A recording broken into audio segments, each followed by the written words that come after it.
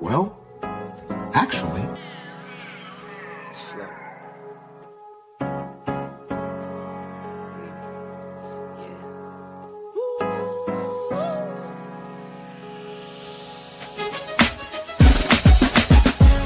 Yeah, I'm watching the rise, and I wouldn't say I'm shocked, cause I'm hardly surprised. This one's for the ride, this one's for who knew I'd make it, just needed some time. This one's for my wife, could've left 1,000 times just to by my side. This one's for the grind, I knew it would happen, just had the strength in my mind. It's the Travel OG, and welcome to the Black Manosphere Conclave 5.0!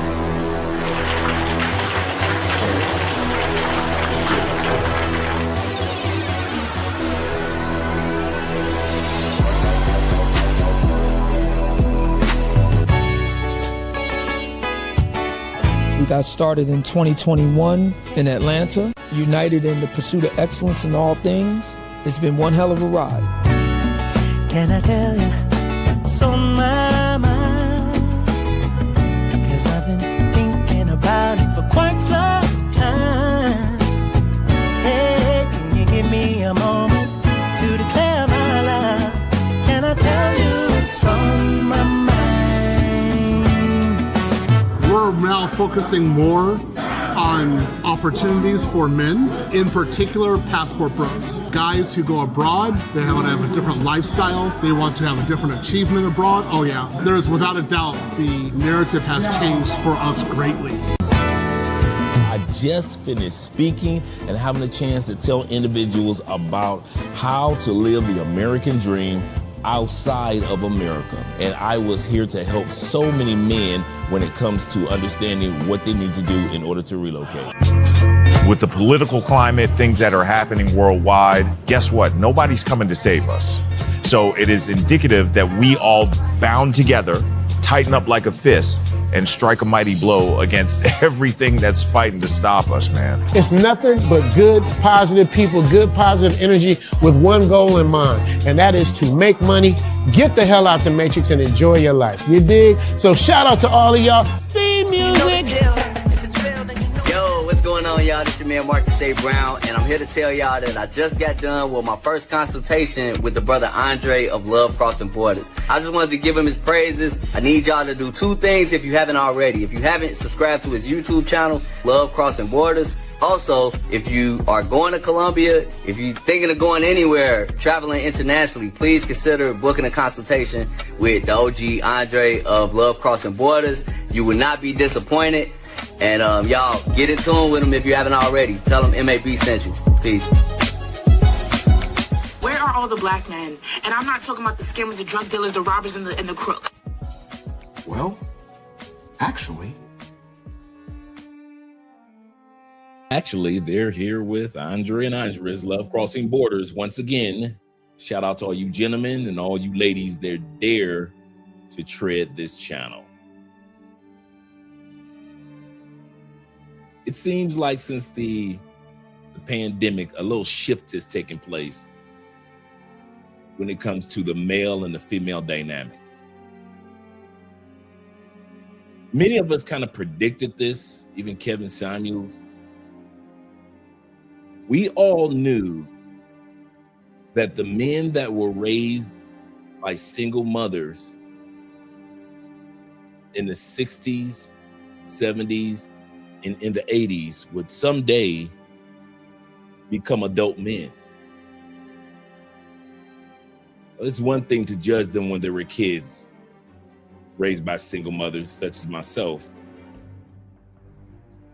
But a lot of people predicted that once the men, the first generation of men, became adults, will we see the outcome and the problems that would take place because of those men being raised by single mothers.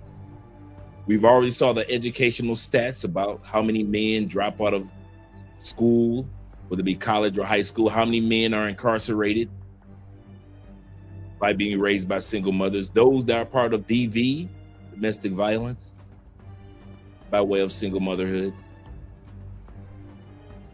But nobody talks about the simps. and how, since these men were the first generation of men who are now in their late 30s, 40s, and early 50s, and they were the first group that were raised in masses by single mothers, is starting to showcase itself in the area of how these men are unstable when it comes to marriages, how these men are unstable when it comes to their careers, how they are unstable in their lifestyles, and also how they see other men. Yes, because many of these men were not raised around men, well, it's a little difficult for them to actually see and understand how the world works and how relationships work through the eyes of fathers, uncles, and husbands, because they were raised by single mothers. This is how you end up with the Derrick Jacksons. This is how you end up with the other panderers for profit out there.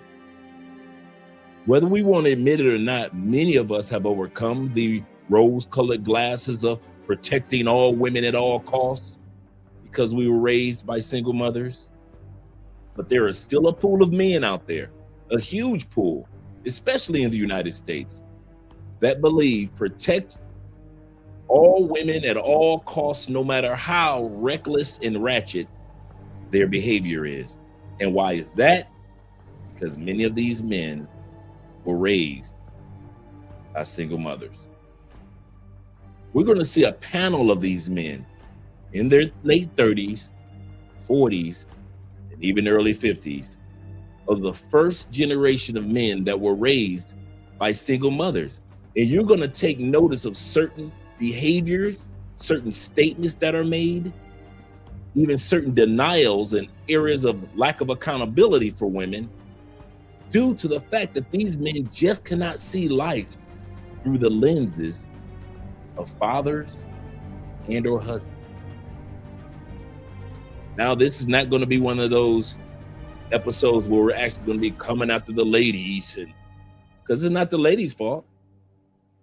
This is where we say that men, yes, adult Black men in masses, are not taking accountability for their behavior, but they're willing to take accountability for the behavior of the women. That's what this whole episode is about, guys. Get your big bowl of popcorn out, because you're going to see a whole panel of Black men do nothing, and I mean nothing, other than blame themselves and blame you for the behavior, for the ratchetness, for the instability, for the childishness, for the attitudes, and the lack of emotional and behavior discipline of the Black woman. And they'll say about us, who dare to expose the truth about Black women, how dare you, and shame on you. So shout out to all you guys that are here right now in regards to this particular episode. For those that aren't here tonight, I don't blame you. I'll say this again. I don't blame you if you're not here on Love Crossing Borders tonight, because there are a lot of men that want to hear this, that men would rather not take accountability for themselves, but would rather take accountability for the behavior of the Black woman. Shout out to Dr. Umar and all you guys that are here tonight. Shout out to all you guys that are here tonight. Oh yeah, we're gonna have some fun. We're gonna have some fun. Shout out to all you guys that are dropping super chats already. Shout out to all you guys. Appreciate you, gentlemen. My brother Zeke says this. Shout out to Zeke being in the building.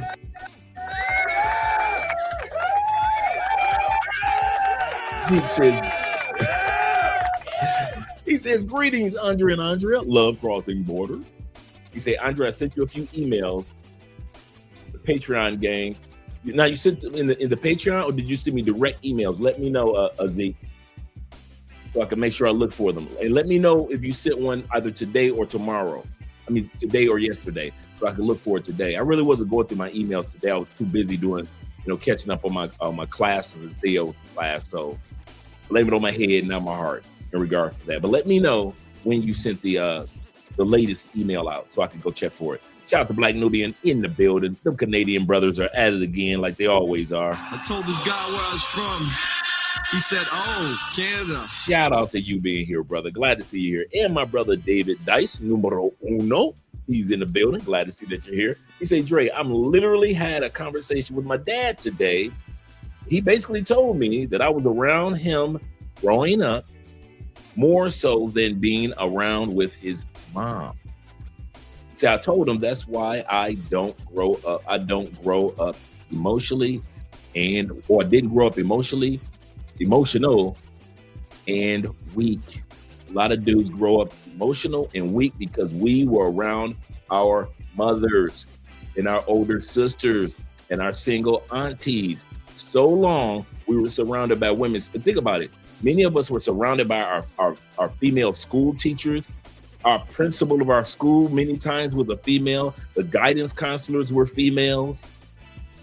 You went to college, the financial aid department were females. Many of the tutors were females.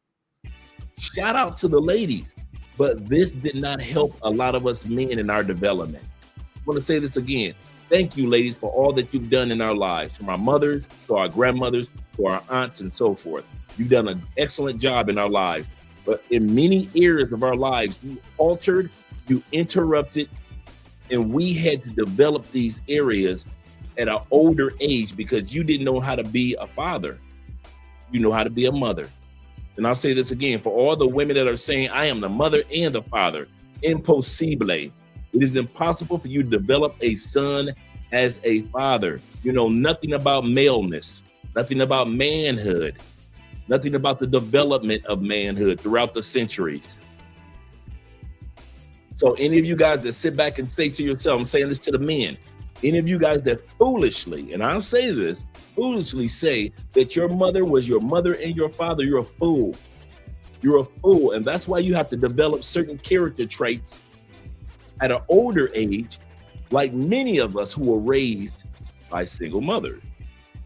It's not your fault, not my fault, but certain traits had to be developed at an older age compared to brothers like David, who are around positive male figures and fathers and uncles throughout his childhood development. Shout out to all you guys.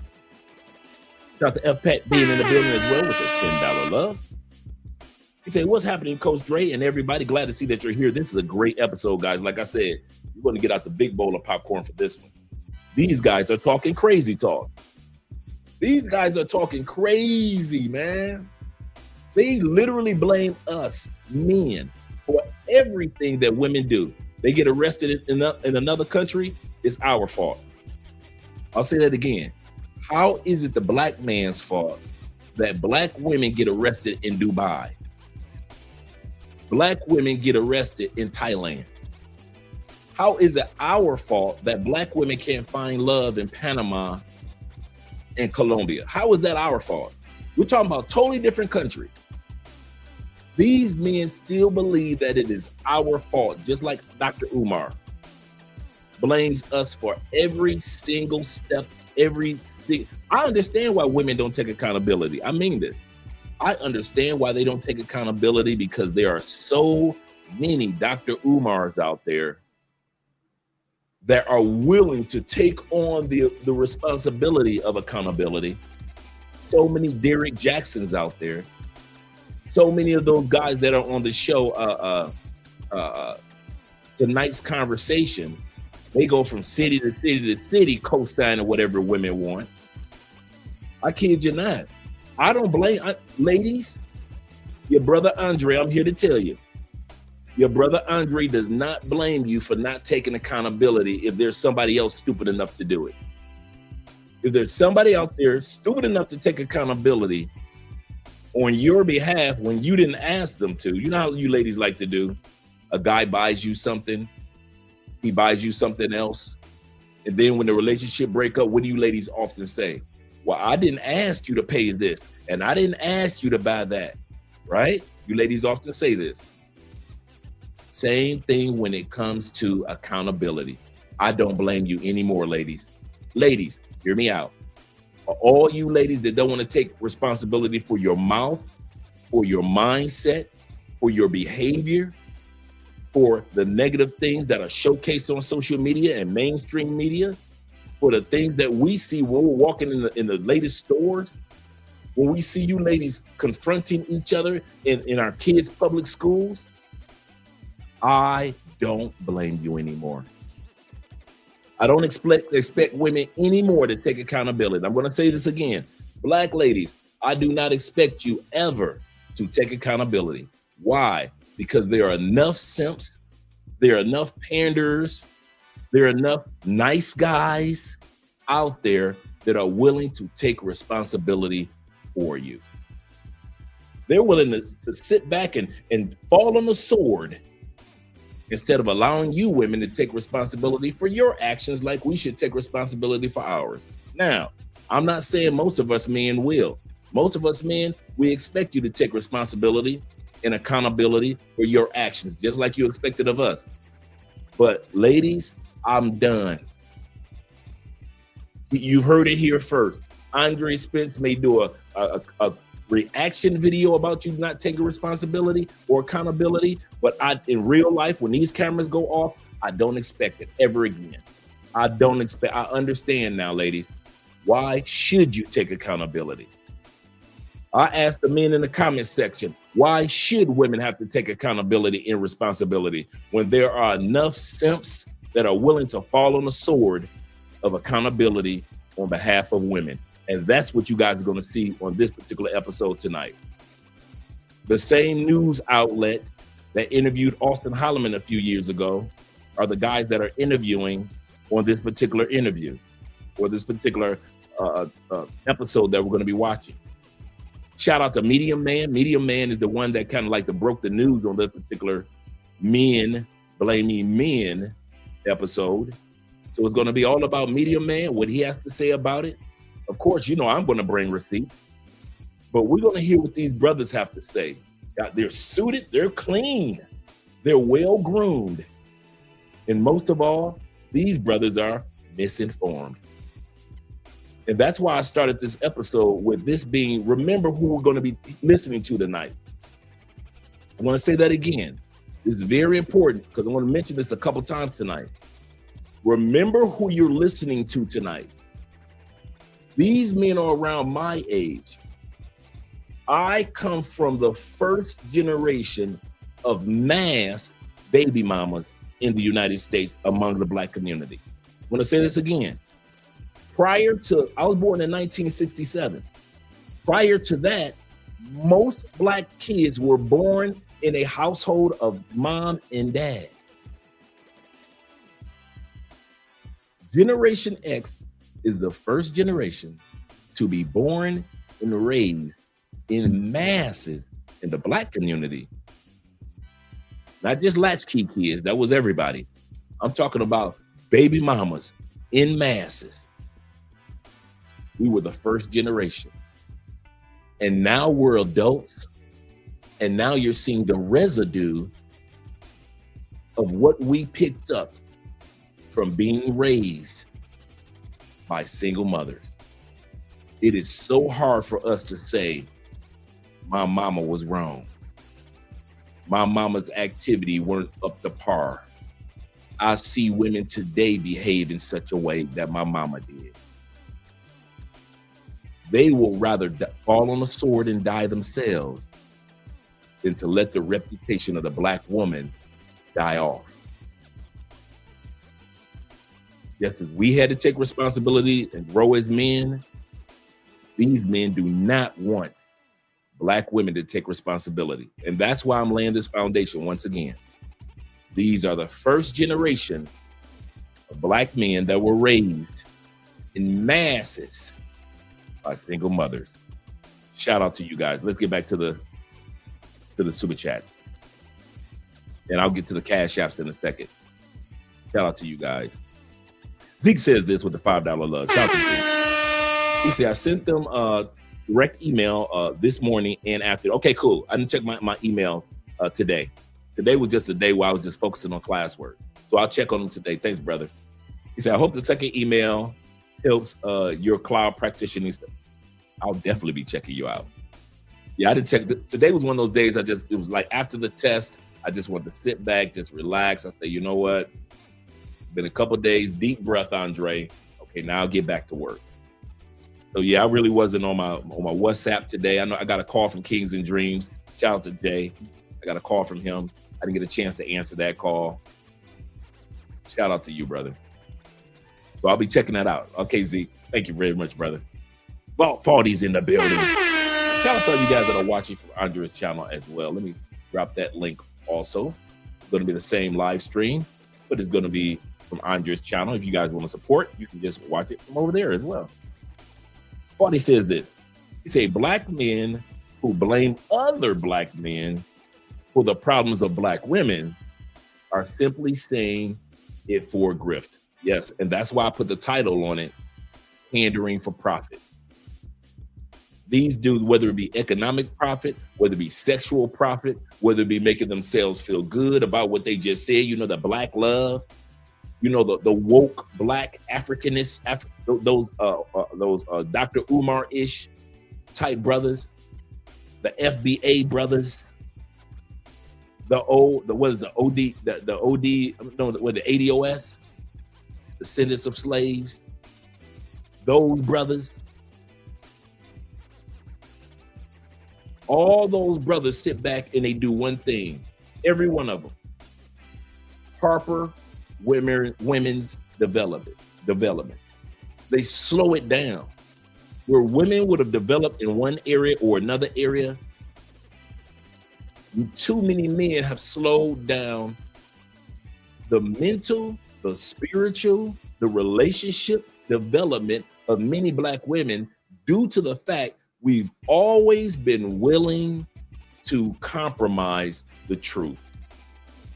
We have.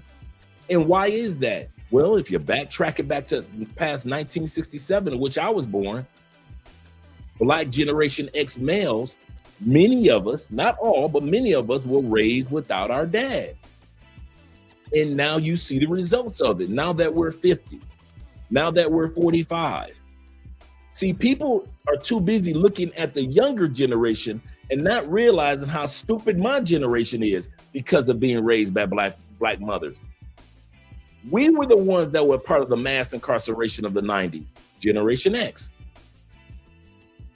That was us locked up in 1989, 1985, 1995. That was us. Not being around dads was one of the reasons. And I often say this, and this hurts a lot of feelings when I say this. I want to come back to your comment, brother. You cannot pick up traits mostly from the absentee parent. I want to change this music real quick because this is very important what I'm saying. I don't care what society tries, the black society, not real society, the black society tries to convince us as men, well, they're fatherless homes. That's what caused the problem. No, the problem was that they were mother-filled homes. I'm gonna say this again. The problem in the black community has never been, it will never be fatherless homes. The problem in the black community has always been mother-filled homes.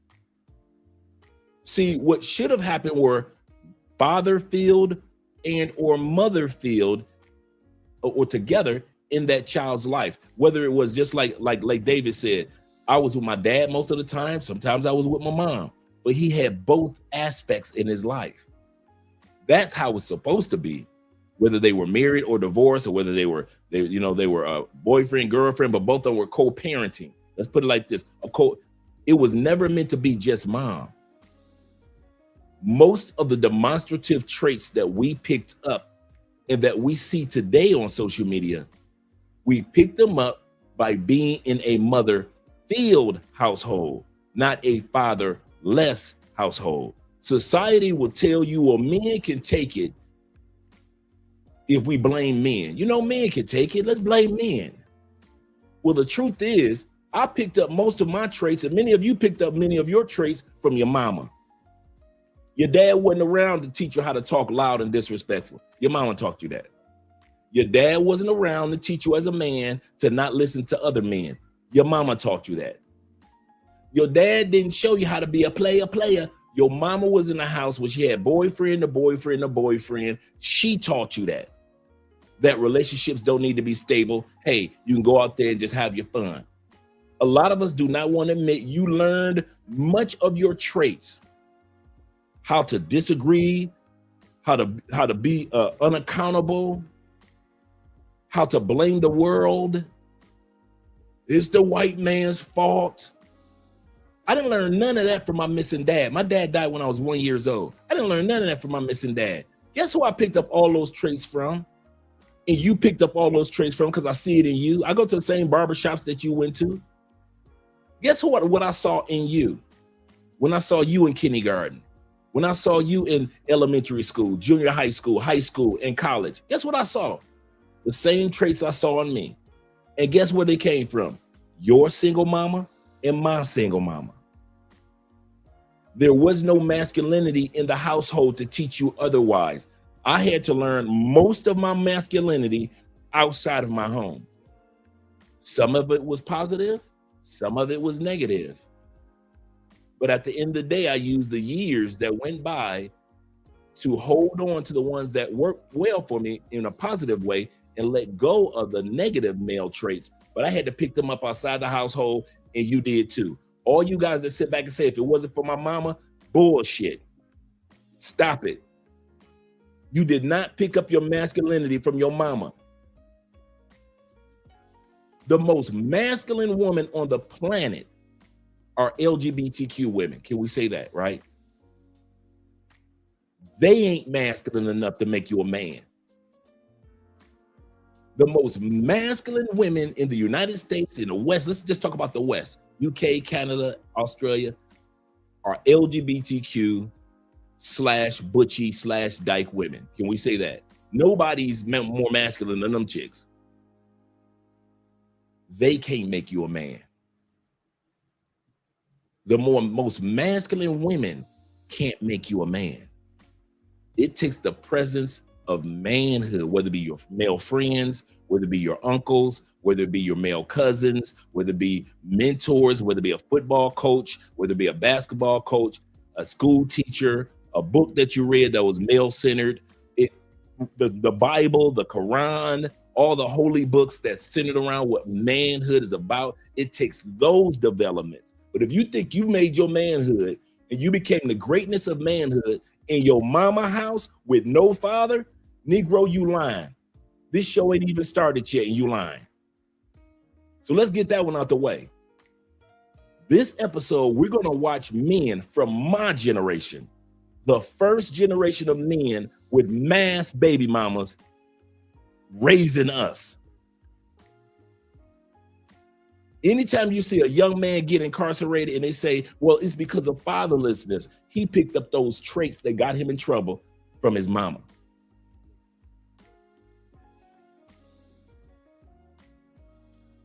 When you see a young man circled by police officers, guns drawn, young black man, and he's still running off at the mouth and can't nobody tell him nothing, did he pick, is that a masculine trait or a feminine trait?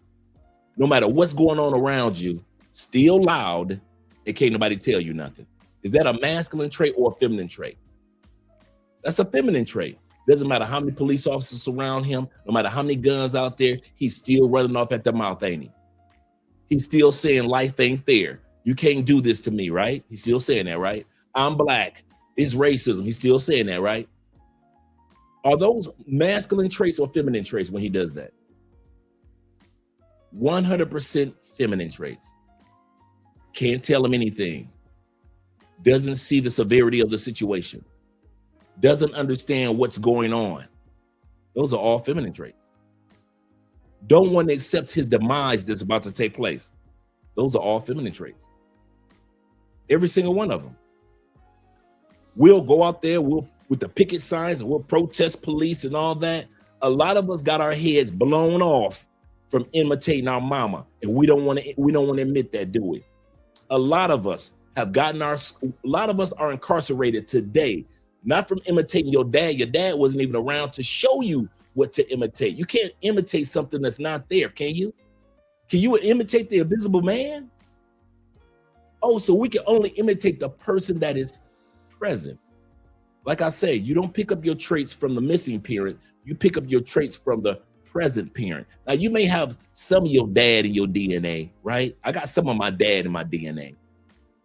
But most of my behavioral traits I picked up in my household under the regime of my single mother. And most of the traits that I had to overcome as an adult male coming from the first generation of mass single mothers, I had to shun and wash off the traits I picked up from my single mother. My single mother told me I was supposed to do this for women, and if you do that for a lady, you're supposed to do this, you're supposed to do that, and it's gonna work out. I did everything that my mother said in regards to relationships, and guess what I ended up with? A damn divorce. But now I'm in a marriage, and I'm following what manhood says that I should do in a marriage, and I'm happy.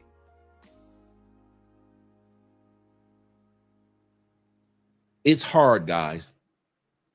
I want to say this again. It's hard to admit that our mothers misled us because she clothed you. She was there for graduation. She was there for your football games. She was there for your basketball games. Hey, she was there when your child was born. She makes a great grandmother. It's hard to admit the character traits that you picked up from your mom are dangerous to society. An emotional man is dangerous to society. An emotional woman is expected in society. A man that doesn't focus on going after financial stability, and many of us men go through ups and downs, so I'm not saying that you have to be stable at all times.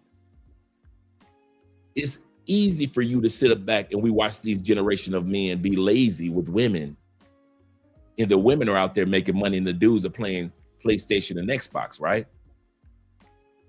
Where'd they get that from? They mother. Mom said that the other person should provide. So you learned when you went out into the world, you got lazy and you let the other person provide. Well, that works for women. That works for women because women are expected to look for a provider. But when men get out here in the world and we're lazy and we sit up under a woman and expect her to provide, it doesn't work, doesn't translate correctly, does it? It's the exact same thing. A lot of you guys, it hurts you, it hurt me. You think it doesn't hurt me to admit that much of the behavior patterns that I saw in my mom and I picked up from my mom doesn't translate to the world through a male?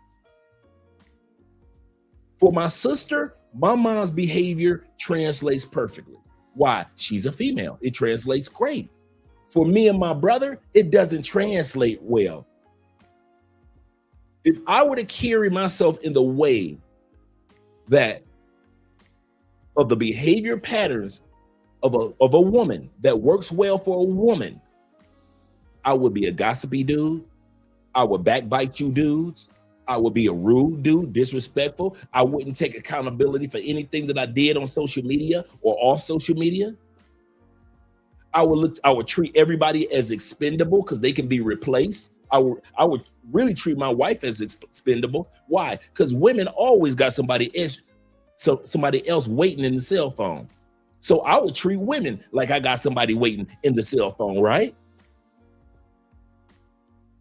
If I carried marriage or any type of relationship, whether it be a friendship, whether it be a business deal, as a man with feminine traits that I picked up from my mama, I'd make a horrible businessman.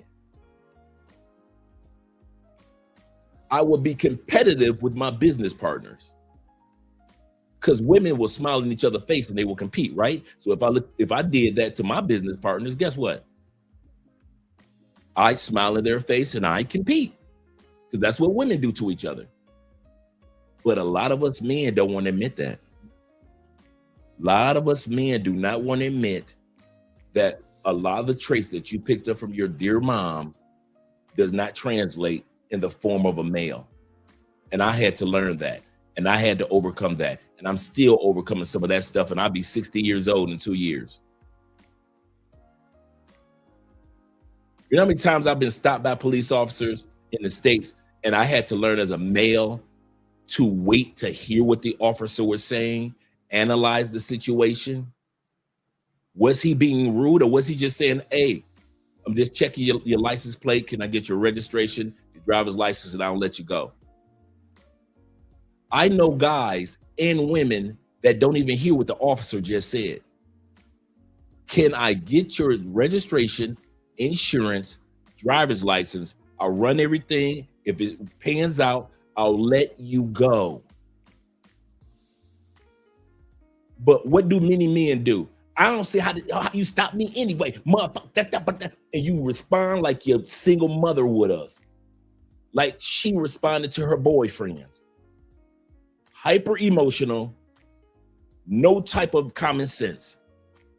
Now you locked up because you got in an argument with this police officer who told you, I'm just doing a check, dude. I'm just doing my job. If you good, you ain't got no backed up lights. No, I ain't talking about nothing. Your back of your lights are messed up. Your license plate seem to be good. I'm just doing my job. I'm just doing a random stop. If your license and registration and your insurance is on par, I said I'm gonna let you go. No, the white man, and then some more the white man. Who taught you that?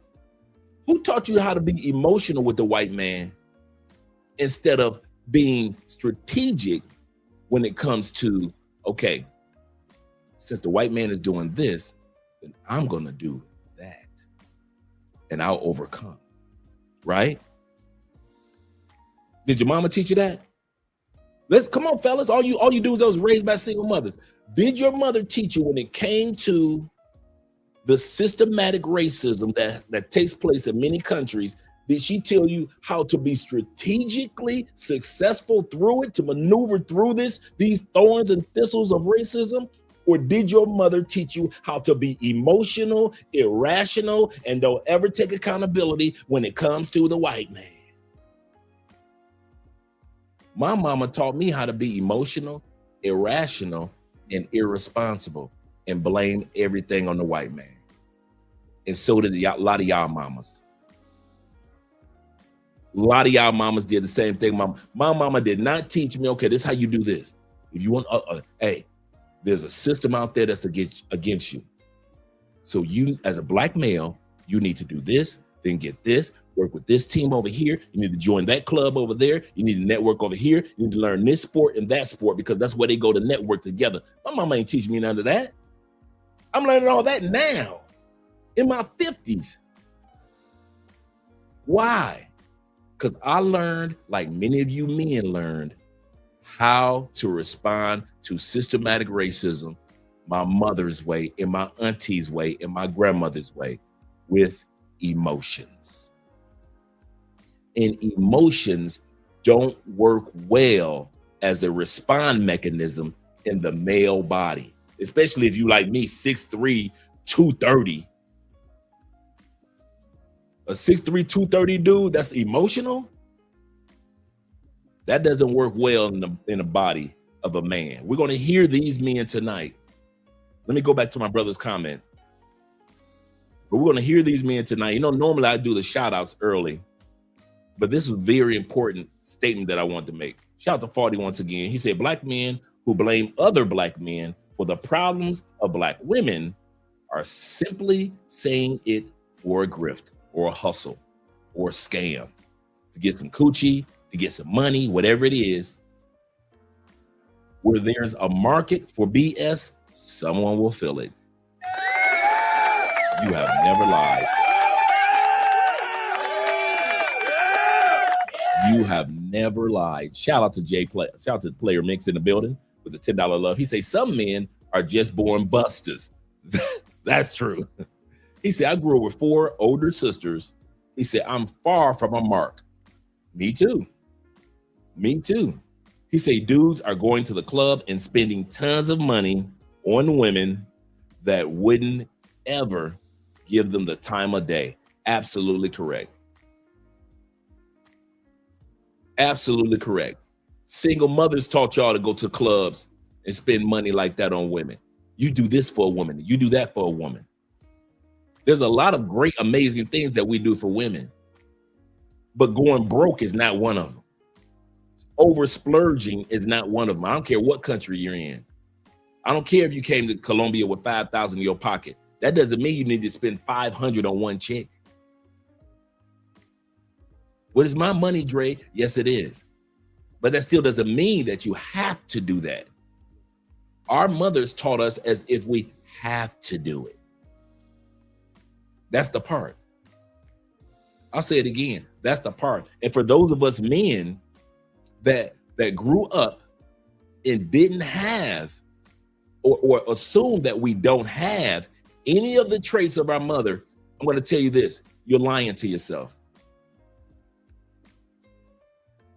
If you grew up in a household and you had 2 parents are the example and one parent is missing to be an example, most of the traits that you're going to pick up derive from that present parent. I don't care what you say.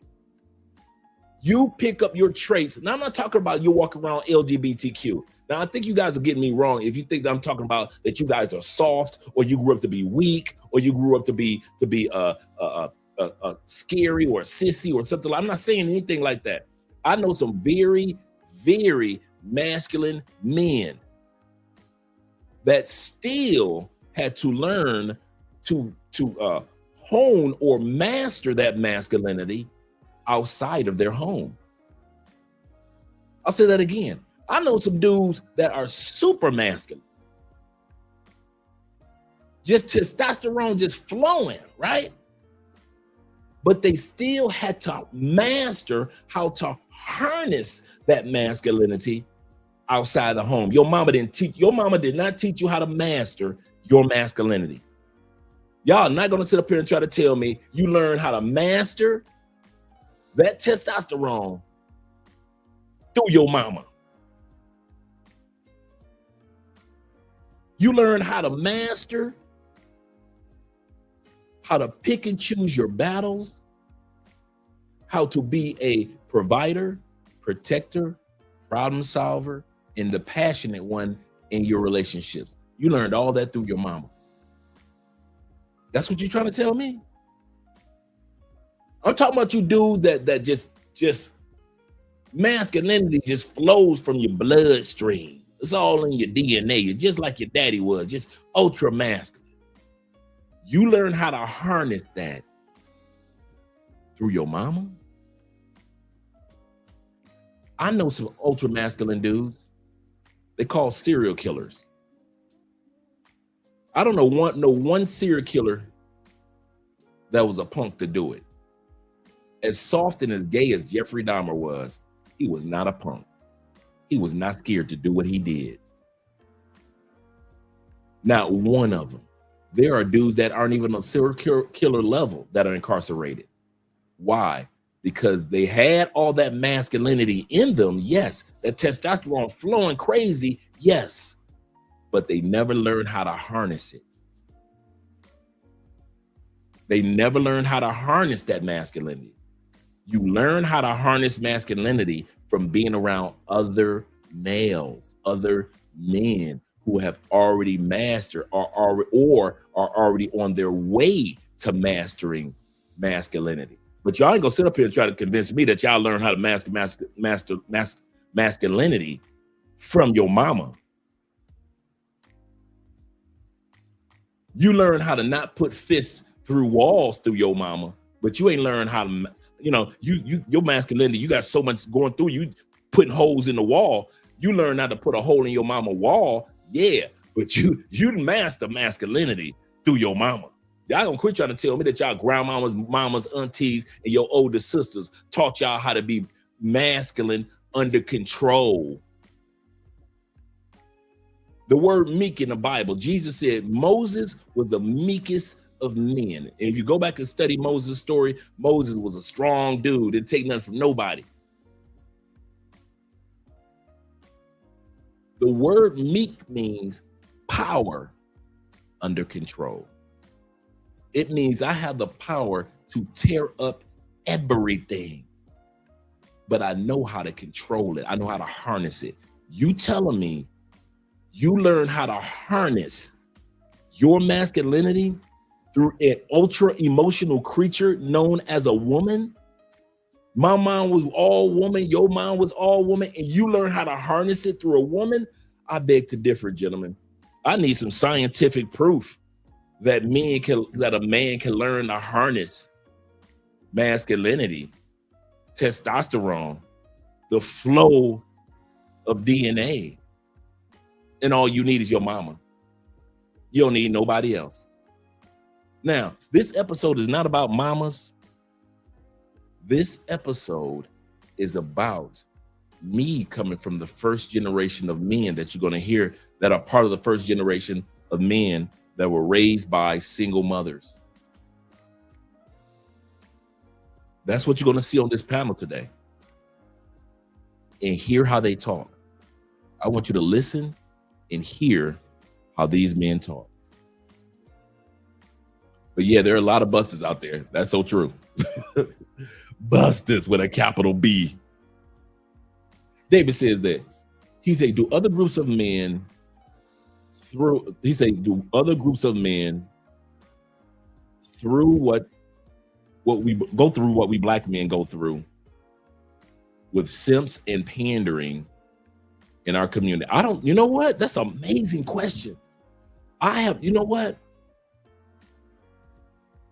If they do, it's not in the masses like we go through in the black community.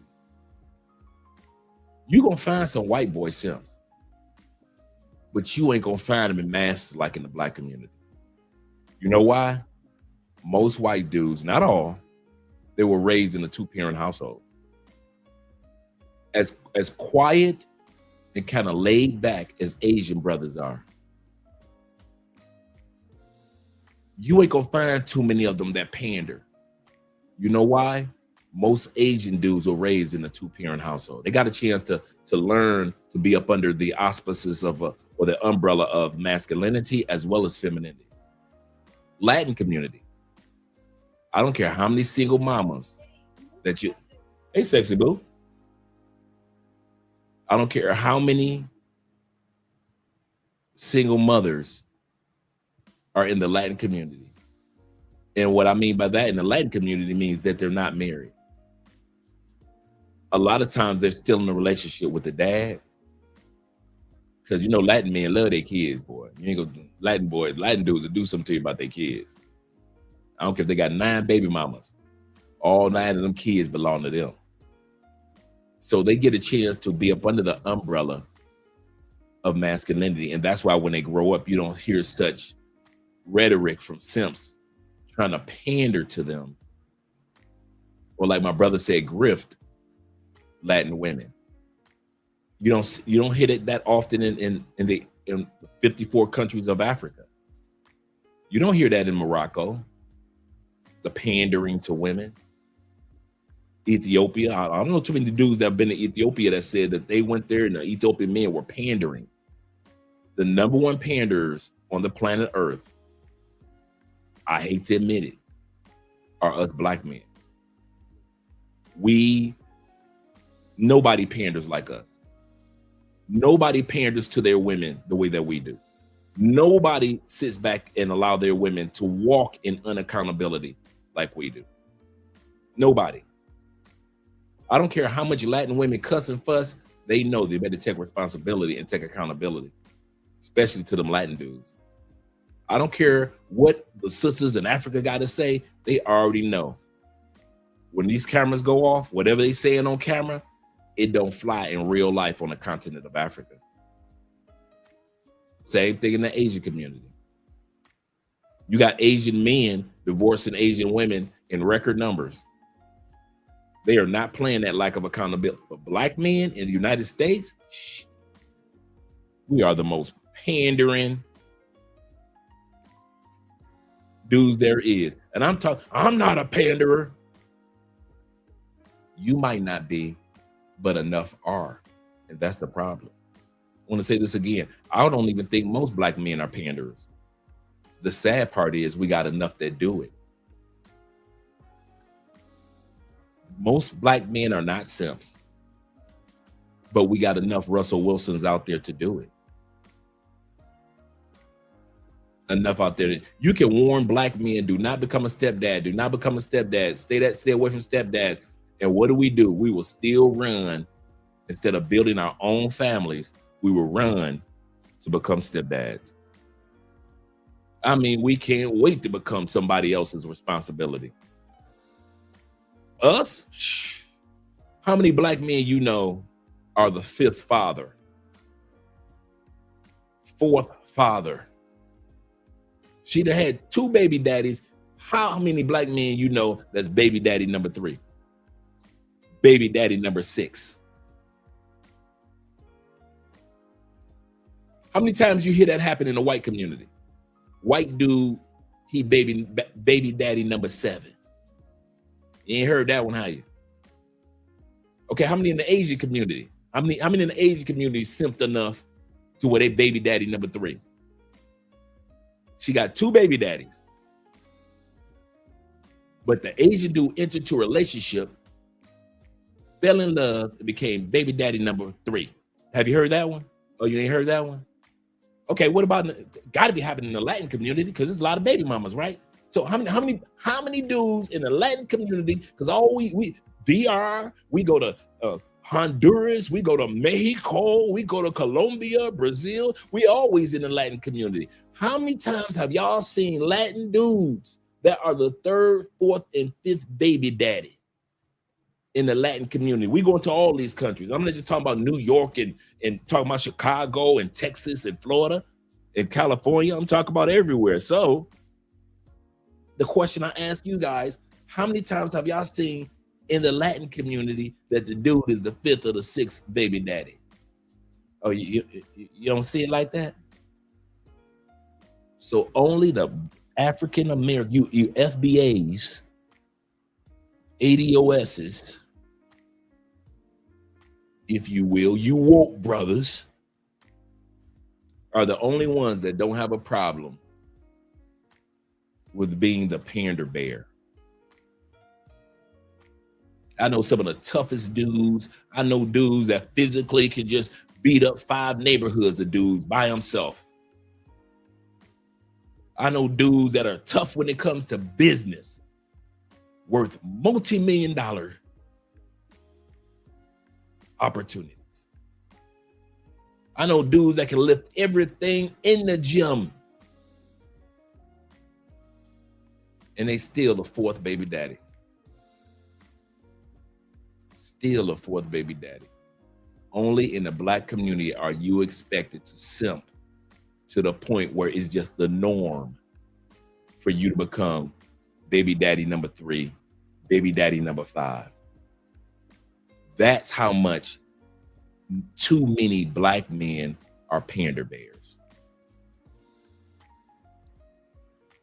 Yes, they do. That was a good statement, Dave.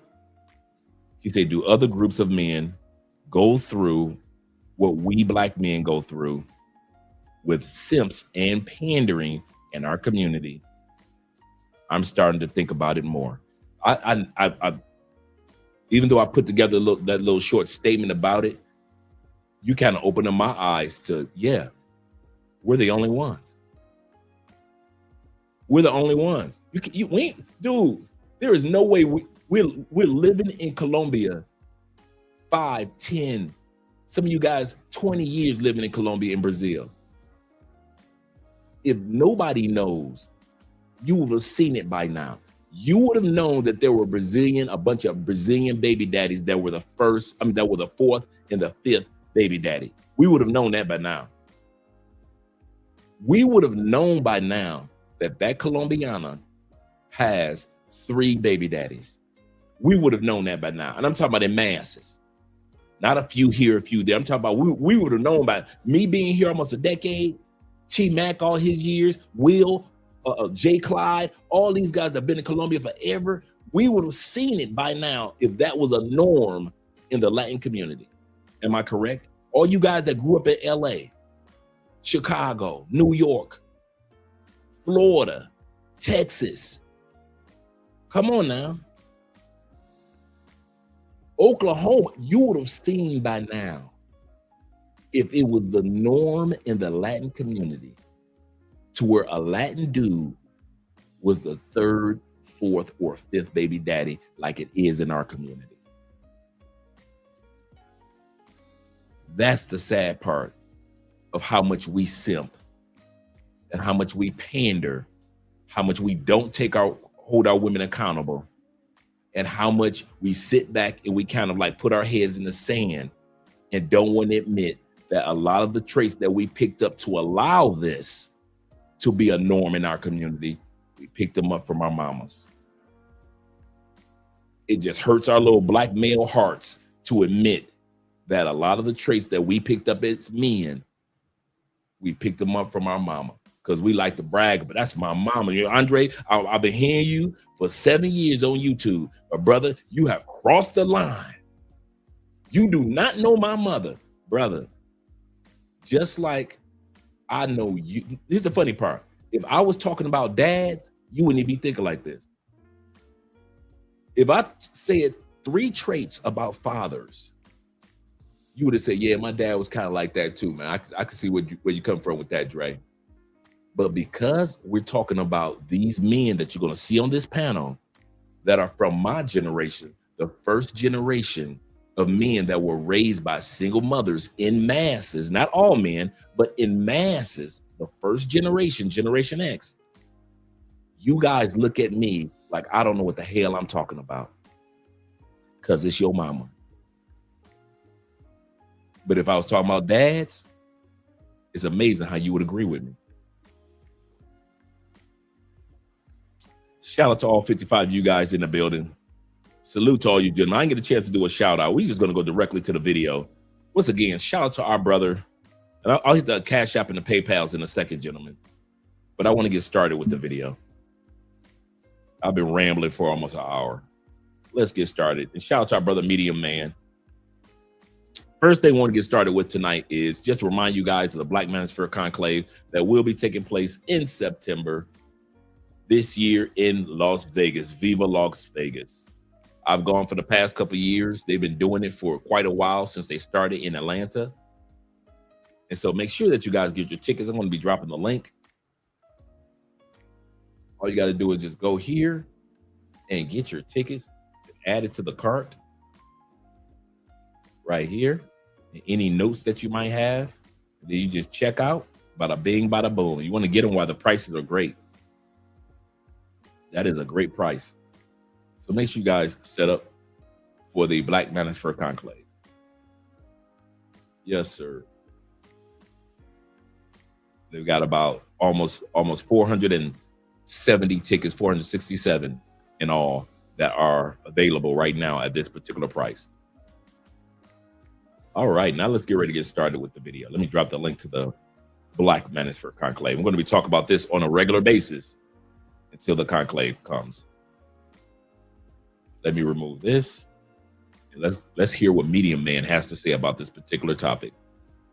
Talk about black men, positive or negative, than to listen to a panel of black men talk about black women. Black women are going to be honest. I know that I'm going to hear how they really feel, the good, the bad, the exaggerated, the anecdotal, the delusion. Now, I'm going to bring this back because I thought I started it from the beginning. He starts off by saying, I would rather listen to a panel of black women than listen to a panel of pandering black men, because this is the norm when black men put together a panel. I'll say that again. This is the norm. Whenever you see a black male panel, and as soon as they start talking about women, black male panels lie their asses off. I see it on TikTok all the time. TikTok at night. If you want to hear black men lying to each other, listen to a panel of black men at night on TikTok. Lying up on lies because they don't want any of the women to feel bad. So they never go on the panel and tell the real truth. And I'm not talking about attacking women. I'm not talking about anything like that. I'm talking about just when it comes to just male discussions, male on male discussions. If they will sit up there and lie, Medium Man is 100% correct. I would rather listen to female panels because at least females, whether it be good or bad, whether they be emotional or whether they're lying to themselves, whether they're not taking accountability, they are straightforward. You get what you get when it comes to female panels. But men panels, you can sit up there and see in their face that they can see that they're lying to each other. And that's why I don't do too many male panels. Because why would I get on a panel full of men that don't want to take accountability for what the ladies in our community are doing if we're going to take accountability for what the men in the community are doing? I'll say this again. Most male panels have no problem when it comes to talking about what men need to do to change the community. But when male panels start talking about what women need to do, here come the lies. Here come the Kentucky Fried Chicken bucket full of lies. And I mean, they're about to bring the best of the best lies that you've ever heard. The craziest thing. I'll bring it back to the beginning and we're going to let our brother talk. I blame everybody for the vilification of black women except black women. Did you hear that? And it goes back to black men also with hip hop, calling women B's and H's. So I blame everybody for the vilification of black women except black women. There it is. I would actually rather listen to a panel full of black women talk about black men, positive or negative, than to listen to a panel of black men talk about black women. Black women are going to be honest. I know that I'm going to hear how they really feel, the good, the bad, the exaggerated, the anecdotal, the delusion, what they believe is true, but is actually false, everything. It is no holds bars when somebody asks black women about black men. They will tell you everything. They don't care about feelings, none of that.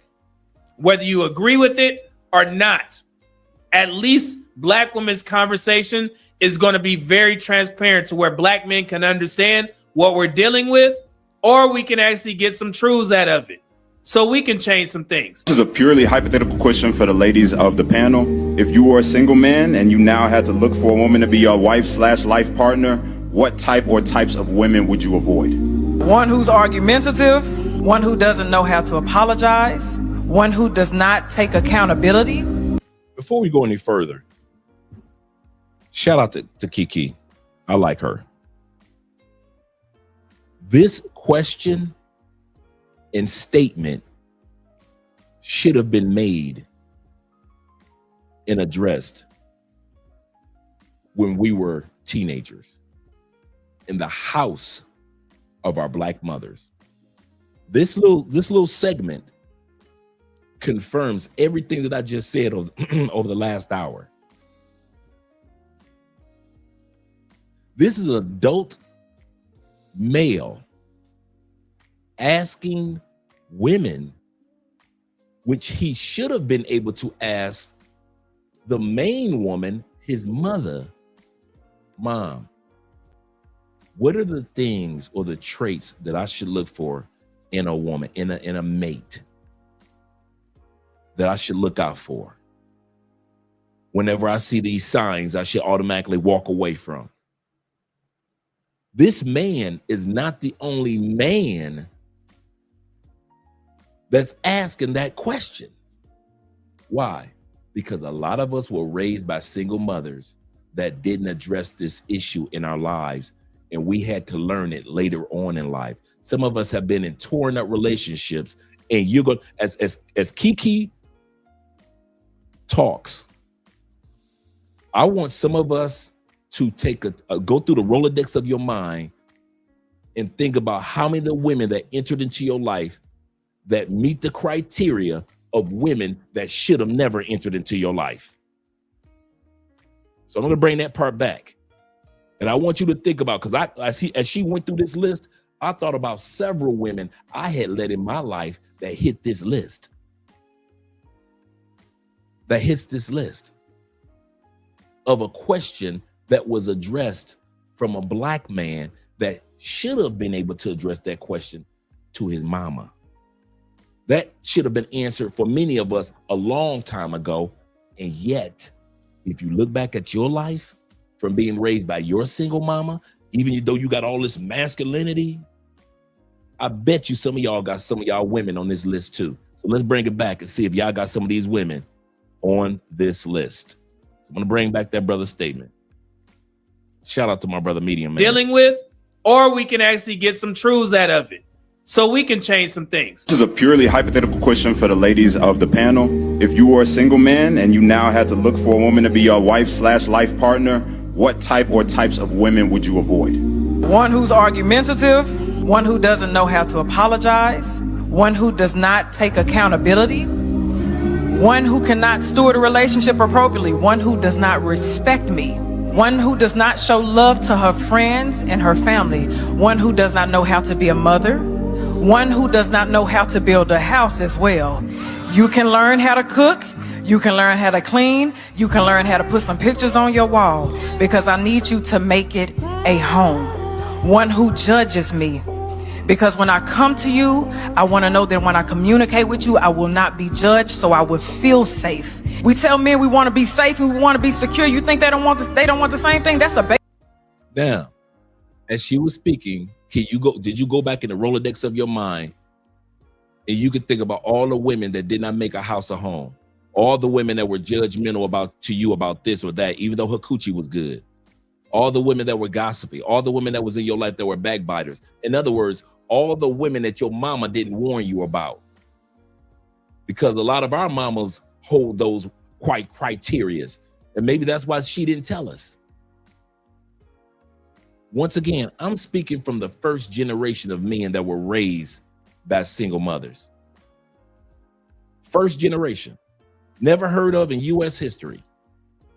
First group of men are my age now. The first group of men are my age now. basic human need. I couldn't imagine being a man coming to a home and a woman's always arguing with me. What? For the way they act, look, behave. I can remember being a teacher in an inner city school, and I'd have one or two mothers 2 or 3 times a week, sometimes every day, coming in 30 minutes late with their bonnets and their pajamas and their footies, bringing their kid in, stopping my class 30 minutes late every day, and then getting copping attitude with me when I would say, you need to bring your child on time. We have a situation where in the Black community, unfortunately, there is a lack of father and parental father, strong figures in the home. Now, these women, these sisters on this panel, this is the only white woman on the panel, former school teacher. Sisters, I might do a episode around this particular panel because these sisters were not trying to hear nothing that white woman was saying. The bonnets, they weren't trying to hear that. Bringing their kids late to class, they weren't trying to hear that. Being disrespectful to the school teacher in front of the other students that were in the class. None of these sisters was trying to hear none of that these white women were saying. My fault, it was more than one white. It was the 2 white women and it was 3 sisters. There's one off camera that you can't see. On this particular, like I said, I might do a particular episode reaction in regards to just this video alone. These white women were saying, like, listen, it's not all Black people, but it's too many Black people that are ratchet and messing it up for all the other Black people. And those sisters wasn't trying to hear none of that. And now you're going to have a panel of men that are reacting and responding the exact same way as black women. They ain't trying to hear none of that. And so you're seeing a lot of behavior because of that outcrop of that. And instead of like blaming whitey or blaming slavery or whatever the things that... You see how uncomfortable the sisters are? I'm going to bring it back for y'all. I want y'all, as she talks, I want you to look at the black women. It's about the black women body language. As she talks, I want you to look at these sisters. Your black queens, FBA, come get your queens. Way they act, look, behave. I can remember being a teacher in an inner city school, and I'd have one or two mothers 2 or 3 times a week, sometimes every day, coming in 30 minutes late with their bonnets and their pajamas and their footies, bringing their kid. Look at the sisters. When they put the camera back on the sisters, listen to the white woman, but look at the sisters. Truth is just burning through their soul. They can't take the truth like that. They can barely sit still. They look like they're ready to punch her in the face right now.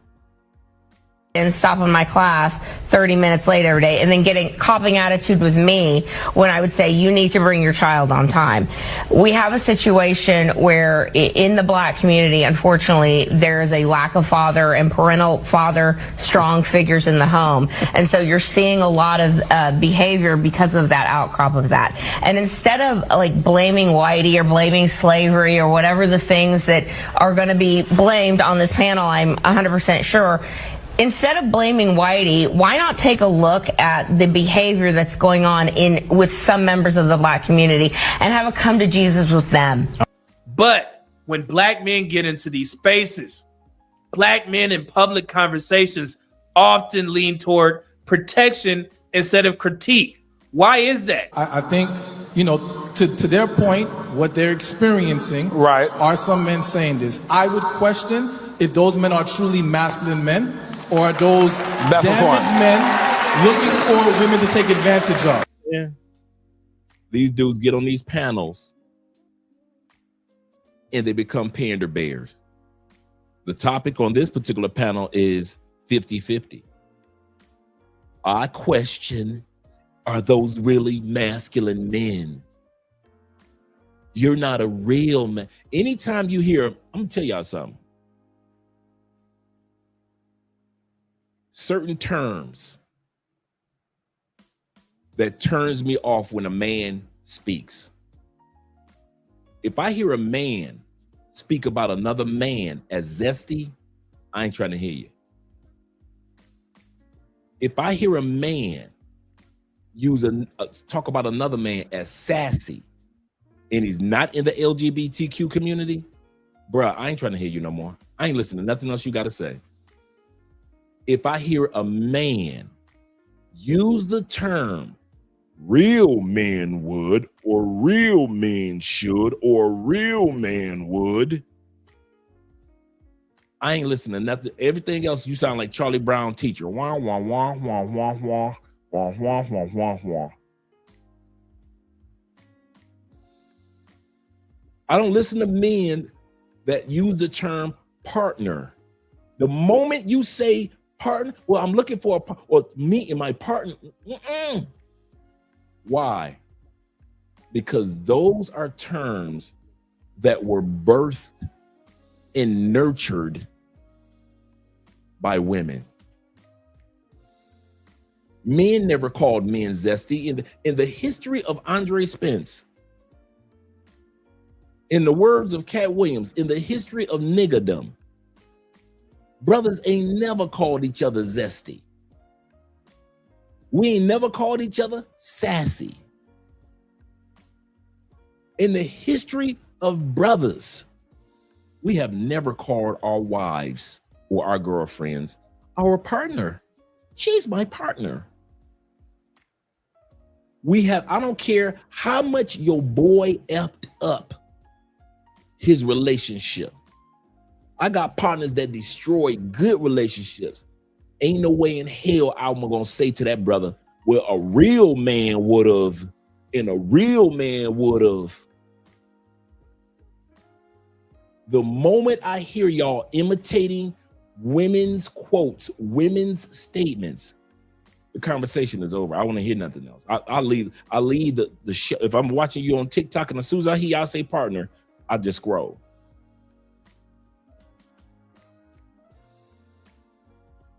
Now, when it comes to dudes, you know, back in the day, we used to use that term in the slang like partner. We know Tupac was famous for using that term all the time, partner this, partner that. We understood what he was saying. He was using the slang term. But no, y'all use it because y'all imitating women. Y'all saying real men would. Y'all using the term real because y'all imitating women. Y'all pandering to women.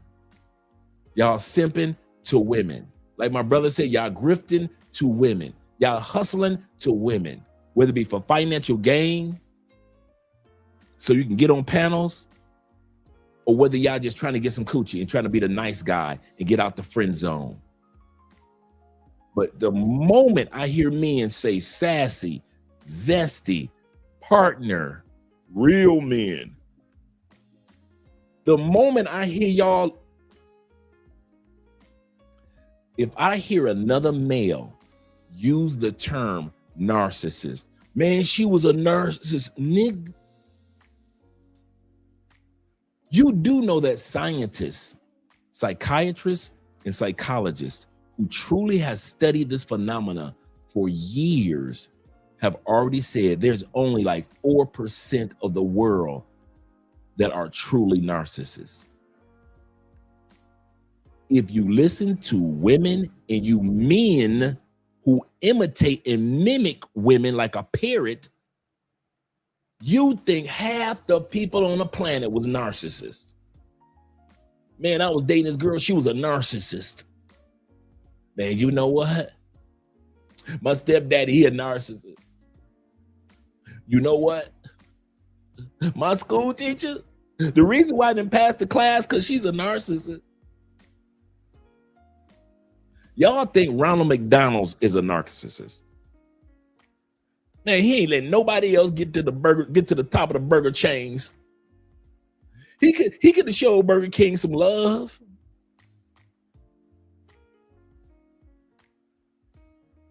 If I hear narcissist one more time from a man's mouth, and you haven't done any research and homework on the mental instability of a person that's truly a narcissist, and you study the percentage of true narcissists on the planet, you would not be using that. You're saying it, men, because you are, once again, we learned to listen to women more than men. Why? You listen to a woman from birth to almost 20 years old, didn't you?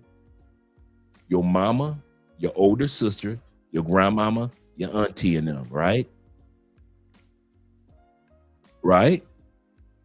Most of my aunties wasn't married, bro. Let's stop pretending like I'm the only one that had aunties, that I didn't have that many males in the family, other than us that was born into it. My grandmother died as a single woman.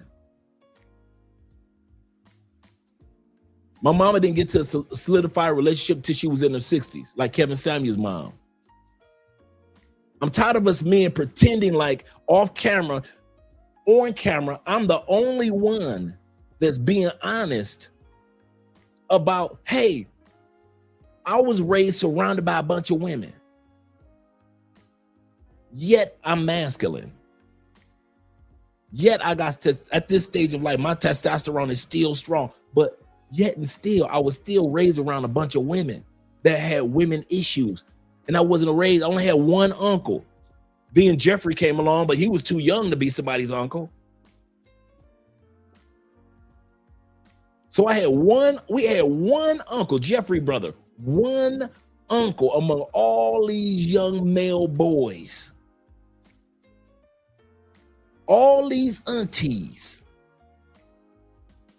can't keep a relationship going.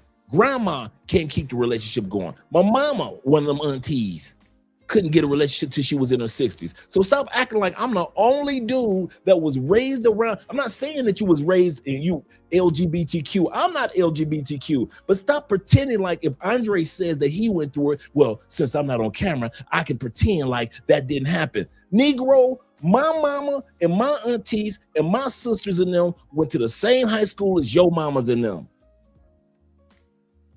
And your grandmama. So y'all can keep the lie going. You can pretend that everything that I've been saying over the last hour plus, it just applies to this one man here. It just applies to this one dude right here. And all y'all just getting, grandma came with the milk and cookies every time you came to her house. She had a tray of milk and cookies for you. And you can sit back and say that your mama had 9 degrees. And at the end of the day, she finally married the boyfriend that she was with. And they lived happily ever after with your stepdad. You can say your sisters are all married and every one of your aunties, all 9 of them, they're married. And you got like 5 uncles that raised you. You can go ahead and lie to yourself. And I know a lot of dudes that were raised in that scenario, but as the first generation of men that were raised by majority single mothers, statistics show that 80% of births in the United States for Black people are single mother homes. That started with my generation. So you could pretend and act like your mama came with milk and cookies every time you came home from school. And she ain't never copped the attitude. And she ain't never used a switch, a belt, a paddle, a shoe, a stenching cord. You can pretend. Hey, your mama ain't never whooped your ass. Go ahead. But when these lights and these cameras go off, only you know the truth. At least I'm man enough to admit that this went on to kind of at least help us other brothers to say, hey, bro, you ain't the only one that went through that. I was raised in that household too. You ain't the only one that Kevin Samuels was talking about. All Black people need therapy. I was part of that. When he said all. What's my point even talking about these topics? I try to prepare men to be mentally at peace before you use your passport to travel to other countries. That's the whole purpose of my part of Love Crossing Borders. Andrea's part might be different, but my part is to prepare men to be mentally prepared to enjoy the life that's coming down the turnpike for you as you travel to other countries. And I don't want to have men have certain emotional baggage that's still there from the United States that's impacting how you interact with women and others in new countries. So we've got to address certain things before you take your next flight. Because I see a lot of men falter when they get to other countries and they're scratching their head like, wait a minute, how come everything's fell apart in this other new country and the women are nothing like the women back home? But why I keep messing up? Certain things have not been addressed yet. That's why I address these topics. Not to come at us men, but to cleanse us men. So when it's time for us to get on that plane, we good. We good. Passport sis, that's on her. But as for me and my brothers, I want us to get on the planes and enjoy life, the life that we deserve. Let's go back to the video. So let's listen to what this brother was saying. I'm going to shut up for a little while. I'm going to shut up.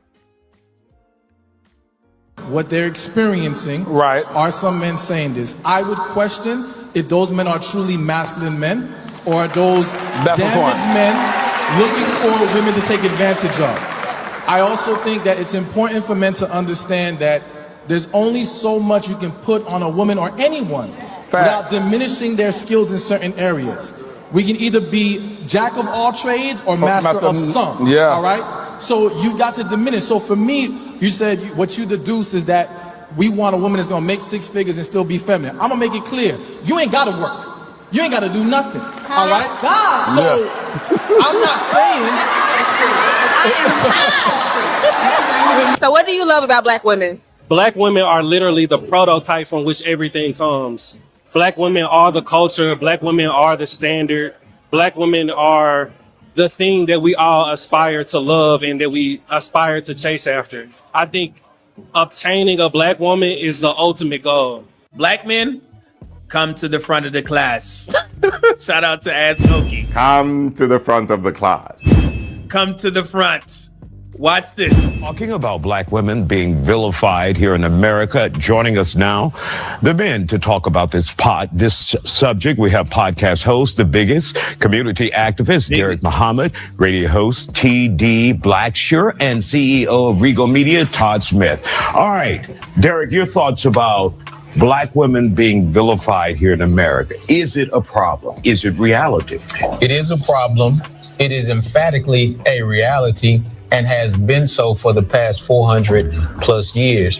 Black women being vilified is not anything new.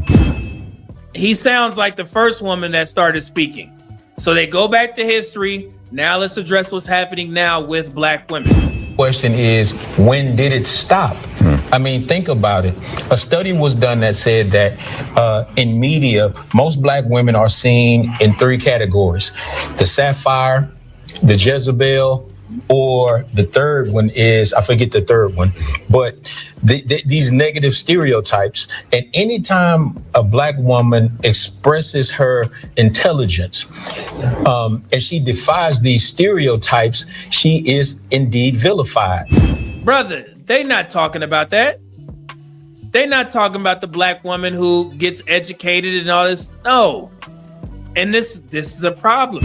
Vilification is just the gateway to devaluation. So as long as black women are devalued in this country, then they could lose 600,000 jobs in 1 year. You see that? Back again. And nobody will bat an eye. I mean, let's look at the historical record. Black women were used as guinea pigs to perform surgery with no anesthesia. Why? Because it went on record that they had a higher tolerance for pain. Now, before Media Man says anything, shout out to you guys that are coming in. Zeta says this. Zeta says, he said, there are white women who care more about black kids than black women. That's a harsh reality for some dudes, isn't it? He didn't say most white women, because I know some guys will take it and run with it and say, he said white women. No. He said there are white women, meaning some, who care more about the black kids in the black community. And I've seen it. Some of the best examples, I kid you not, whether it was art teachers that I've had that were white women, whether it was a white woman who took me on a school trip and introduced me to museums, whether it was my white female school teacher that introduced me to the value of books, whether it was the white female that taught me about relationships from looking at her relationship with her husband. I remember my college professor always talked about her relationship with her husband, and I was like, man, see, that's how I want to do it. And this was an economics class, and I'm sitting like, wow, that's how I want to do it.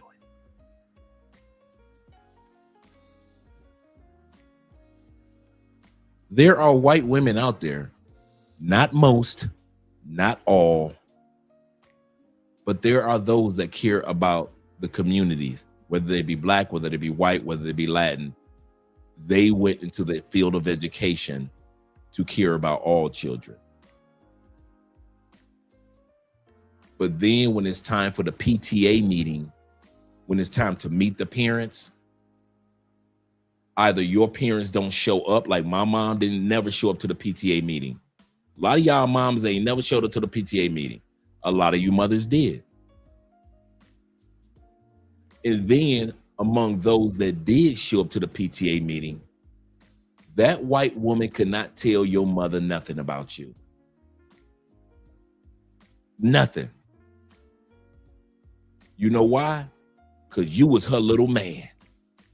And I wish this white woman would talk about my little man getting D's in her class. Well, it is her responsibility to teach my little man better. She is doing something wrong. It can't be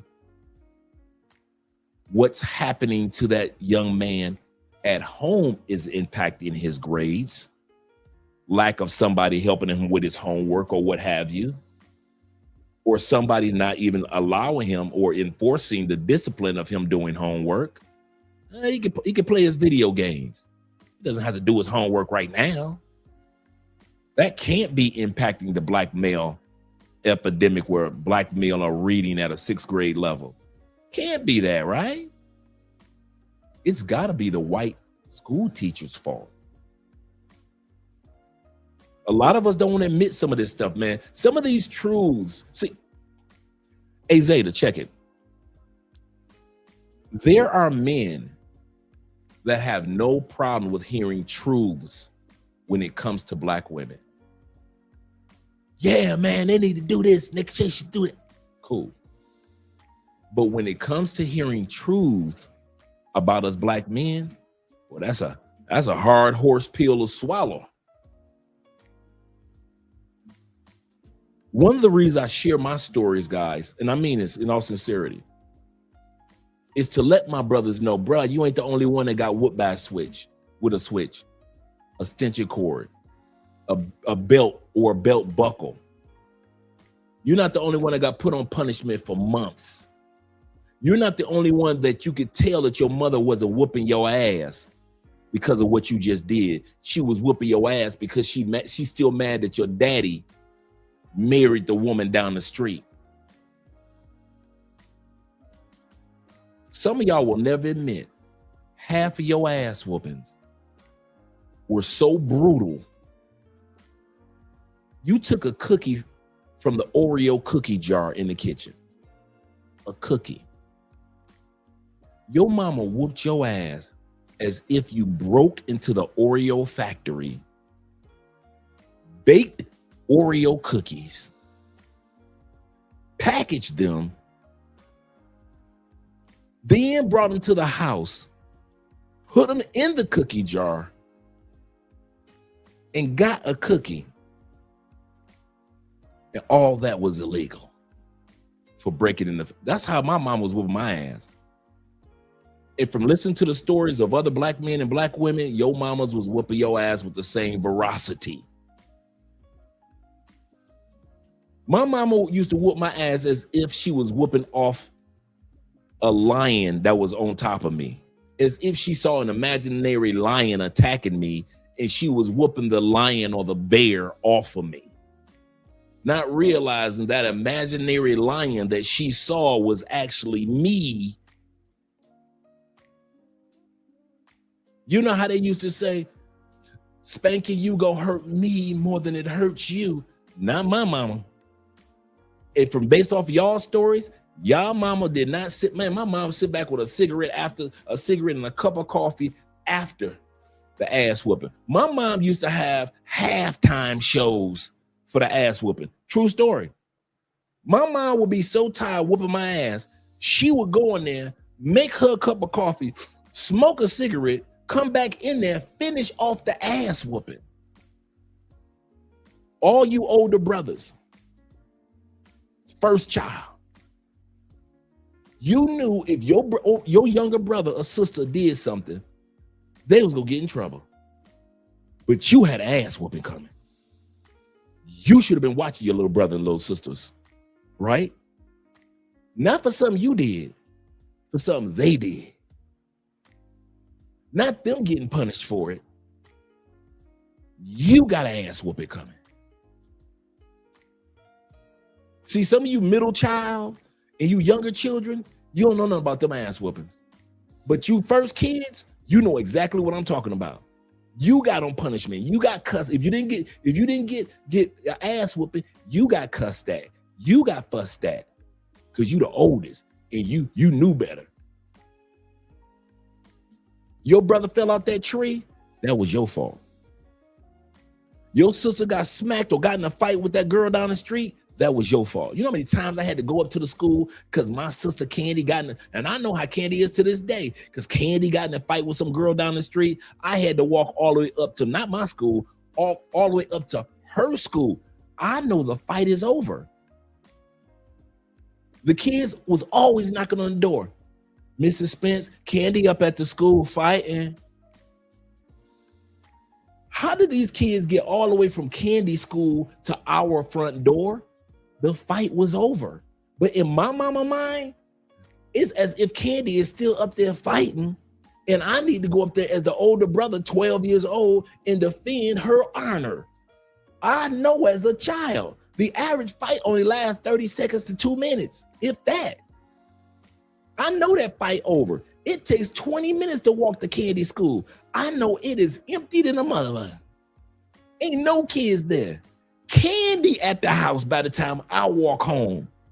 But since I'm the oldest child, I either tell my mom I ain't going and get my mouth popped, or walk my ass that 20 minutes to an empty school. And I've done it over and over and over as the oldest child. And some of you older men, you know exactly what I'm talking about when you're the firstborn.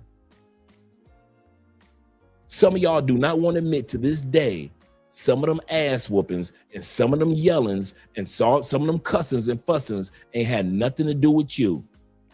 It didn't. I'm gonna tell you guys, it had nothing to do with you. It was more or less the anger that your mama was going through at that moment because of something that was going on with or without your dad. And don't let you be a boy that look too much like your daddy. Don't let you be a boy that you the spitting image of your father and your father ain't around. Boy, your life gonna be hell on feet. Your life gonna be hell on feet. Real talk. Shout you, brother. Oh, hit the wrong button. I'm from Detroit, Michigan. Don't play with me. I am from Detroit, Michigan, but Kofa is not. Shout out to Kofa being in the building. He said, I went to my daughter's school, open house, a predominantly black school in the A. Shout out to Atlanta. He said, me and another dad were the only parents to show up for all the 10th grade. He said the other dad was Mexican.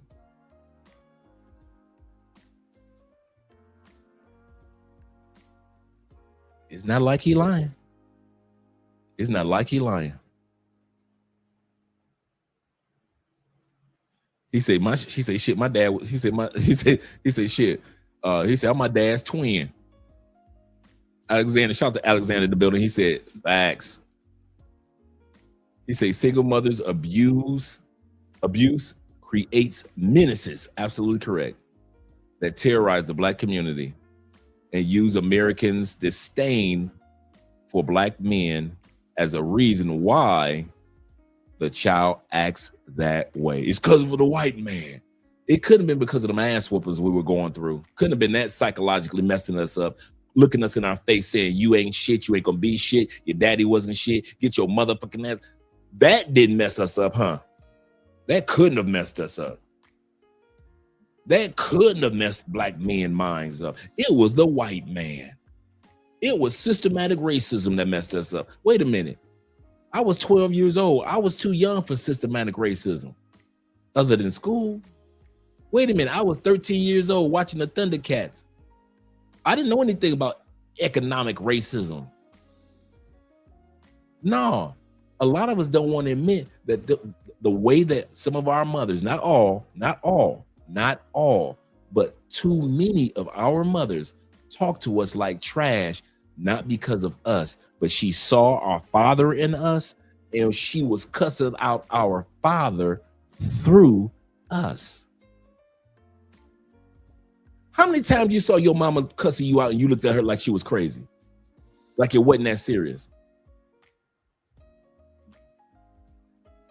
Part of it was fear, but a part of it was like, it was, and you know you can't say, Mom, it ain't that serious. But you knew it ain't that serious. She flipping out like Mom just coming out flipping out. And you knew it wasn't really that serious. The way she acted and responded, it wasn't that serious. And even to this day, you know that it wasn't that serious. And you ain't never said nothing to your mama because you know you older and time has gone by. But every once in a while, when you think about your childhood, and you think about some of them disciplined moments, you got to admit, some of them things that mom said, mom did, it wasn't that serious. Not like she was acting. Now, I'm the only one that's willing to admit that. You won't have to. You're not on camera, so you ain't got to admit that. You could still walk the earth and act like your mama ain't never made no mistakes. She was Cheetara in the Thundercats, and she was the white Power Ranger, and she just, or whatever Power Ranger the females were, the yellow Power Ranger, the pink Power Ranger. Your mama was all that, right? She was keeping the house clean like Wilma Flintstone. I'm talking about your mom ain't made no mistakes. So I'm not talking to you dudes, but as for me,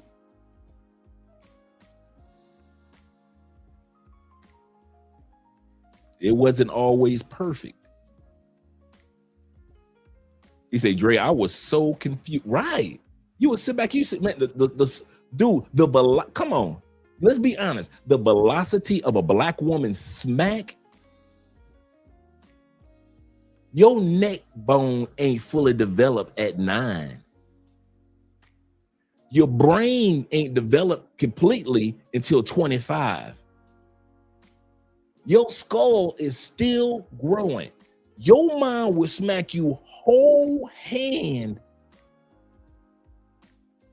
What she say? Boy, don't make me smack the black off. Don't make me smack the black off of you.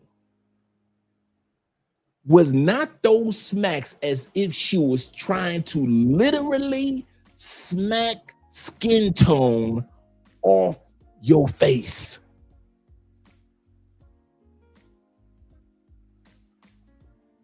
Okay. Let's be honest. If those level of ass whoopings would have happened in a white household, would have had flown? Would it been allowed? Would not a school teacher had called the people downtown to investigate your mama if that happened in a white household? I'm talking about your average black ass whooping. I'm not talking about nothing spectacular. I'm just talking about all of us. When I sit back and I say switch, I don't have to tell you what a switch is. You motherfuckers know what a damn switch is. When I tell you about extension cord, I don't got to describe an extension cord ass whooping. You know exactly what I'm talking about. When I'm talking about it with a paddle, you know what a paddle is. When I tell you with the belt or the belt buckle, you know exactly what it's like to get your ass with that belt or that belt buckle. You know what it's like when your mama say, take all them goddamn clothes off but your underwear. You know exactly what I'm talking about. You know when a woman says she gonna smack the black off you, you know when your mama smacked you is as if black left your body for a few seconds. So don't pretend like you don't. Everything I'm describing is you don't know what I'm talking about. So even if it didn't happen to you, you know somebody in the black community that happened to. If this had happened in the white community on a regular basis, would have flown under the radar like it did in the black community.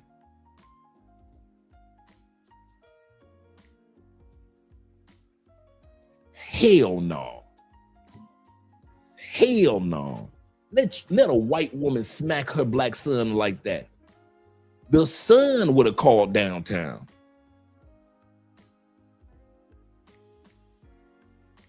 It's one thing to spank your children. You know, white people, they will spank. Now, all of a sudden, you deserve a spanking for this.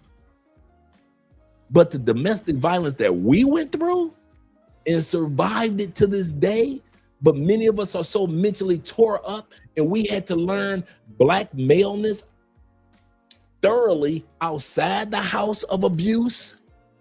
And some of y'all don't want to admit that. But if I say switch, you know what the hell I'm talking about. That's the funny part. If I say that belt, you know exactly what I'm talking about. Some of y'all imagination go think about like several belts, how thick one was, how thin another one was. Some of y'all know about that damn belt buckle.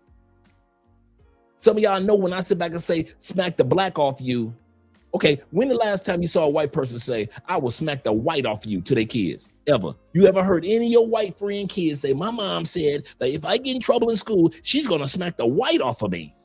You ever heard that? Never. What about the Latin community?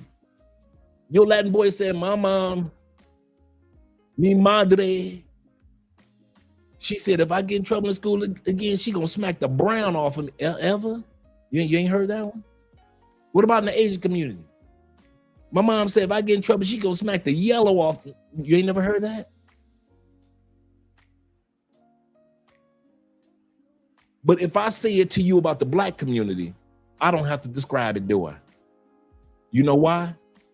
Because that's how common and prevalent and under investigated it was in our community. How many of y'all got left in a hot ass car while your mama was in there grocery shopping? Or she stopped somewhere to take care of a bill or something. It's summertime in Detroit. It's summertime in New York. It's summertime Chicago. It's summertime LA. It's summertime Kansas City. It's summertime Oklahoma. And you and your little brothers and them, your mom leave a car locked. It is 102 outside in Oklahoma, and your mama left that damn car locked or told y'all, you better not get your ass out this car.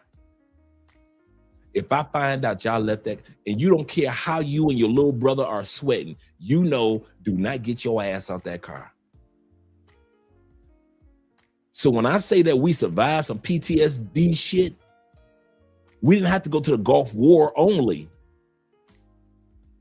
Shout out to our military brothers, but I'm telling you, we went through our own level of plights, and it wasn't the white man. Some of y'all don't want to admit the reason why some sisters and brothers can't keep a job, it ain't got nothing to do with the white man. It's because your mama saw your daddy in you and she was whooping the daddy out of you. Every time she looked at you, this motherfucker looking like his goddamn raggedy ass daddy. His daddy ain't shit. She either went over there and married that other woman, but he ain't married me. And we over here with 3 kids together. Fuck him. And every time she got a chance to take your father out through you, whip your father's ass through you, abuse your father through you, cuss out your father through you, put your father on punishment through you, look down on your father through you, she did it. I know very few black women that didn't do it. To this day, there are black women that's taking out ass. There's a black boy getting his ass whooped right now with the same velocity and anger that we did back in the 70s, 80s. Not because that boy did anything wrong. He went and got a goddamn Oreo off the goddamn cookie, off the shelf in the cookie jar, and she whooping his ass as if that boy robbed a bank. Why? Because he looked like his motherfucking daddy, and I can't stand that motherfucker. How many ass whoopings I took because I look like my father? How many ass whoopings you took? You to this day, some of y'all think you really did something to deserve that ass whooping, don't you? Some of y'all justify your mamas thinking that, man, my mama, if it wasn't for the ass whooping, she made me the man that I am. Bruh, half of them ass whoopings you took did not make you the man that you are. Your mama was whooping your ass because she saw the man of your father in you a lot of times. That's why that ass whooping was, hey, ain't had shit to do with discipline. Okay. Everybody talk about, see, that's why you need to bring back ass whoopings, because these kids done got out of control. When I was a teenager, they still had gangs. Even though they was whooping asses, they still had gangs, didn't they? Teenagers were still going to jail, wasn't they? Even okay. Girls were getting pregnant, weren't they? Okay, all right. So even though back in the day, everybody was getting their ass whooped, girls were still getting pregnant. Boys were still running in gangs. We were still stealing candy from the store. We were still out there hustling. We still brought in the dope game. So even our era had its crazy moment. Now, I'm not saying we as bad as these kids, but what I'm saying is We had all the ass whoopings and punishments, and we were still out there doing dastardly shit. So for all y'all that's talking about they need to bring back ass whoopings. Why? We still was out there acting a damn fool. And we was getting all our ass whoopings. There's a balance for everything. There's a balance for everything. That's serious, man. I don't know how this topic got so serious tonight, man. He said I used to hate those butter cookie metal containers. No cookie inside them. Only sewing supplies. I know exactly which ones you're talking about. Shout out to Bronx in the building. And shout out to my Detroit brother, my brother Sean in the building. Make sure you subscribe to his channel. Drop the link to your channel, Sean. This could get ugly. He said, my barber just told me the funniest thing today. He said, single mothers be sending their kids to get a cut to look like the very nigga that they hate. Bars. Barber bars. Barber bars. Single mothers send their kids to get a cut to look like the very nigga they hate. Shout out to Corporal ST over there on Andre's channel. He say, Dre, you are clairvoyant tonight because one of my worst ass whoopings was because of Oreos. My mom thought that I ate up the day after she had brought them home from the store, but my father ate them.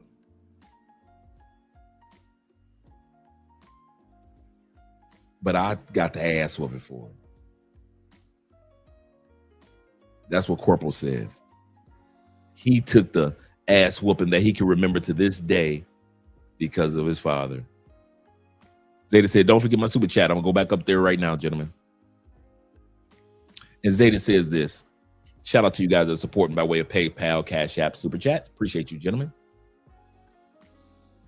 You see those PTA meetings that those white moms don't play about, they kids educated. He said, I've seen them more than black mothers, white teachers try to get black mothers to come.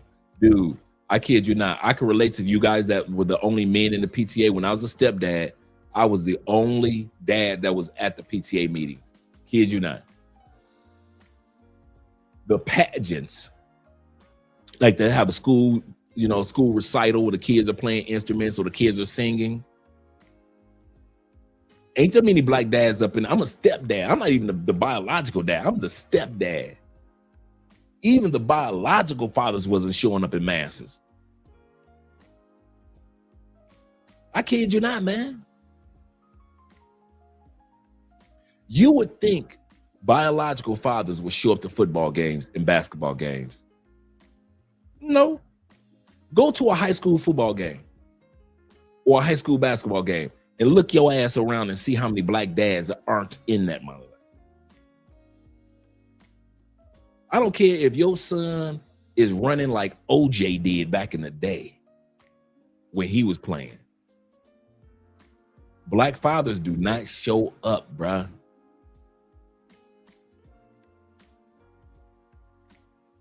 Once again, this is not a anti-us men rant.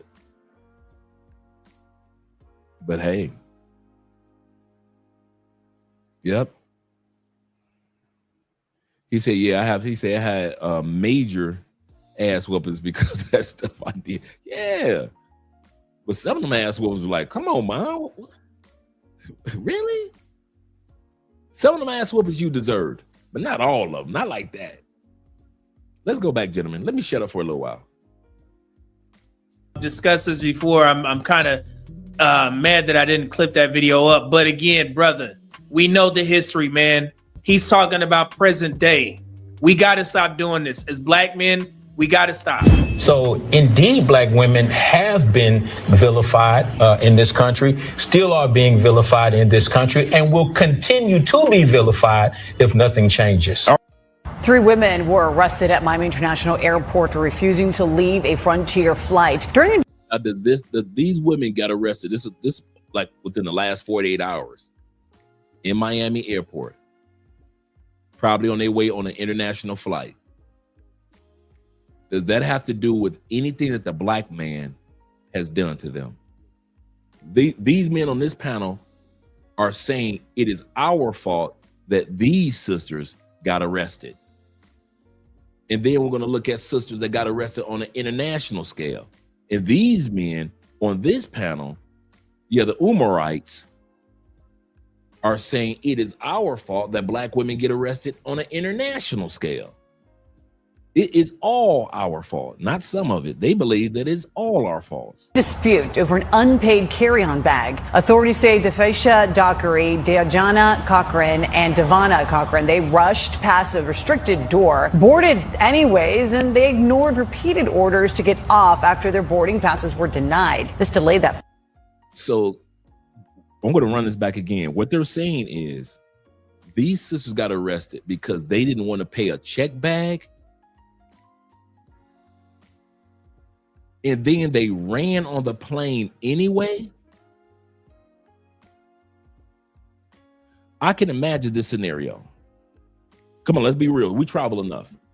We know that it wasn't on the outside. You know, when you're walking down the ramp, it's at the booth. You know, here's the scenario. I bet you 9 times out of 10 it happened. These ladies got their bags. One of the bags is too heavy. It should have been checked in at the front desk, but it wasn't. So these ladies got their tickets, beep, scanned, beep, beep. They walk down the ramp. The plane is starting to get full. There's no room for an extra heavy bag like what these ladies have. The airline stewardess at the end of the ramp says, excuse me, ladies, you're going to have to check this bag in. Well, I'm not paying for a motherfucking check. I'm sorry, ladies, this was too big. It should have been checked in at the front. Well, I'm not. You know how sisters do. The sisters got on the plane anyway with the bag. Walked right past the stewardess, walked right past the flight captain and everybody, and got to their seats. So now the stewardesses are telling the captain, listen, we told these women that they can't come in here because of that bag. They told us, F us, we da da da da da da da. They went and got the police.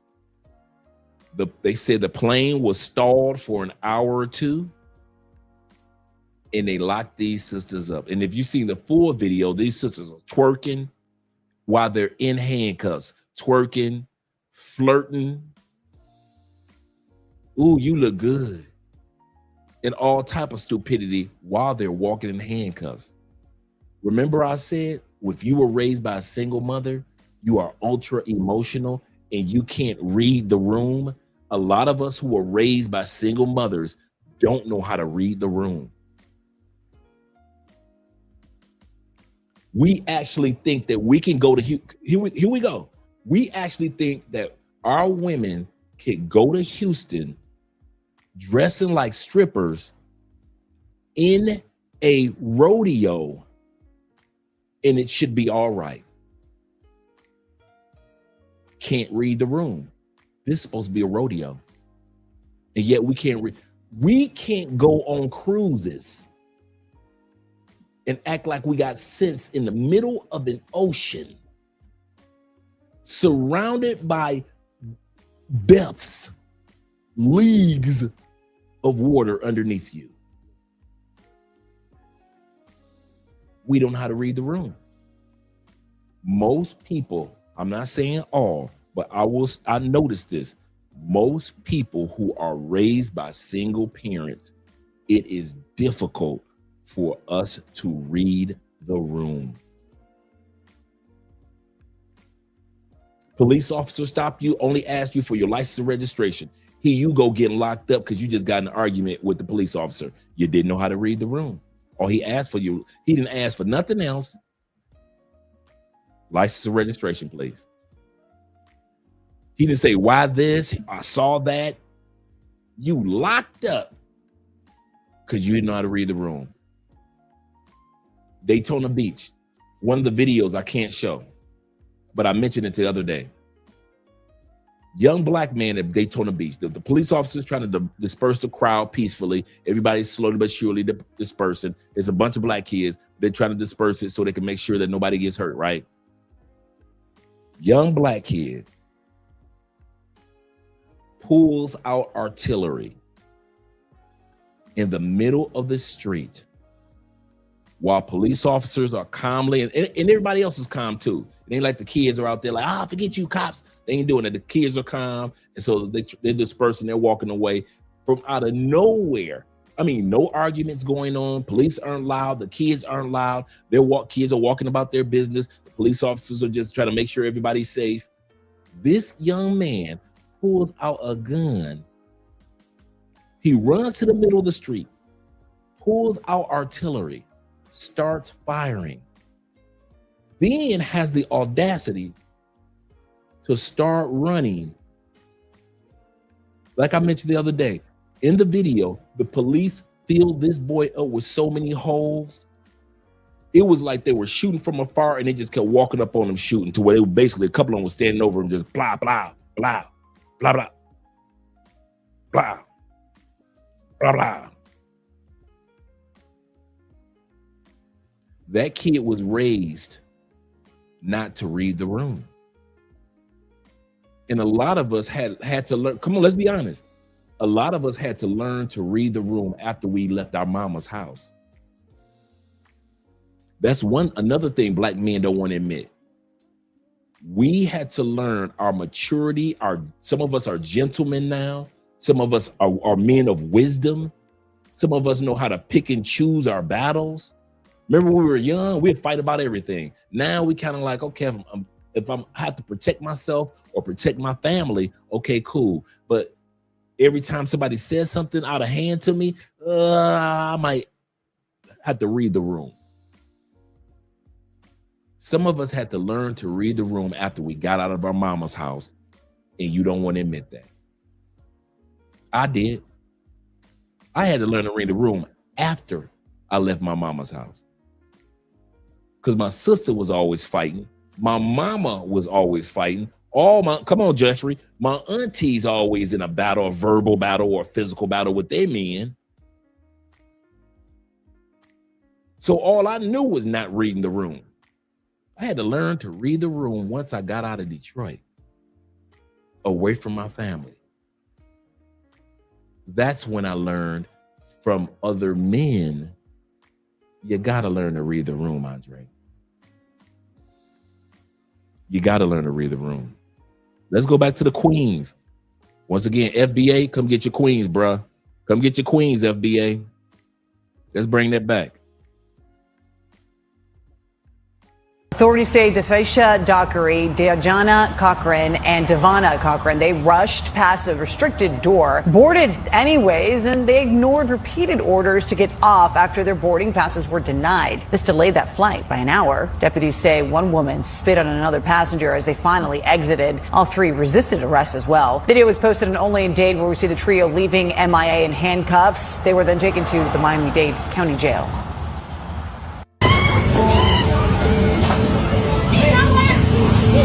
This in Thailand. This is Sisters versus Lady Boys, Thailand edition. I know the names. I know once I heard those names, I was like, yeah, I could see that. I could see that. Shout out to my uncle Jeffrey. Jeffrey was talking about his sisters. My uncle talking about his sisters always were fighting. Always. In a relationship with somebody, whether they're using words or whether they're using physical, they were always fighting.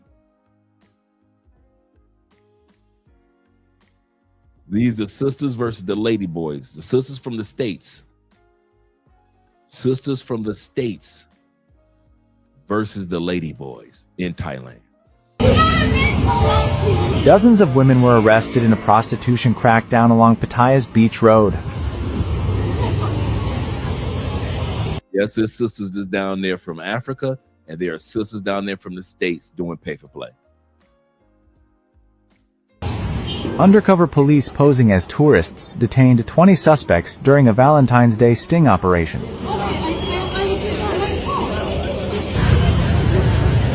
Authorities said condoms and lubricants were seized, while all of the women denied the allegations. Officials insist further legal action will follow if sufficient evidence of offenses is found. What you mean if nothing changes? Whose responsibility is that? That's black women's responsibility to change that. Brother, we know that very well. Richie Mack latest video, make sure you guys check out Zoom to Thailand. His latest video is basically that title, Sisters versus Lady Boys. Black men, we know the game. Black men couldn't even wear black in the 90s because we was all associated with NWA and criminals and crooks. Gangs was rampant, all this type of stuff. We know this territory very well. And for you to say that and just leave it at that if nothing changes, okay, how do we make things change? Who needs to be at the forefront? Black women. It's right there. I mean, a lot of our value stems from how much money we can make, how strong we can be, and how much impact we can have. But nobody ever tells the black woman, okay, what do you like to do? What fulfills you that's not financial, you know? So I want to know what fills you ladies up, what fills your tank up, that has nothing to do with hustle culture. PD, let's hear from you. Your thoughts about I don't believe that's the reality in the whole corporately. I believe that the segment or a particular. And this is a big brother, man. This is not a great representation. I thought the same. I was thinking the same thing. I was like, is it just me, or could y'all just find the most unhealthiest brother to put on camera? Come on, let's be real with it. I know white dudes ain't always a symbol of divine healthiness when they on camera, right? But you ain't gonna see too many gigantor white dudes put on camera for an interview, especially on a panel. This is supposed to be a black show out of Houston. Hey, do me a favor, T-Mac, if you get a chance, or any of you guys get a chance, drop the link to Richie's latest video on this particular topic about the sisters in Thailand. But they picked the biggest brother. I mean, that chair is crying. He can't even sit comfortably in that chair. He hoping the back of the chair don't break. This is not a slight to Big Brothers. I'm gonna say this again. This is not a slight to Big Brothers. But this is a slight to America in the sense that we got to get it together when it comes to our health, people. We really do. This is, ugh. Okay. I'll see if I can drop it. I wish I had the ability to make a lot more of you guys the moderators. I really do. I wish I had that. I could do it over on Andrea's channel, but I can't do it over on Love Crossing Borders anymore. Crazy, right? Yeah, I'll put it in there. Or if you guys who are already mods, if you got a wrench, if you're here tonight, drop the Richie Mack video if you don't mind. I mean, it may be an educated man, but brother, you got to get your health in order. Particular people, such as a Jasmine or a Kamala, who vilifies with the potty mouth type ideology, where they are speaking not as the intelligent women that we are accustomed to generally in our community, who are literally sound women who goes about their business of doing things that we have brought up through our lives. We know that they are the most sought after or the most educated part. Now, he was right. He said the most educated part of our community. And then he said sought after.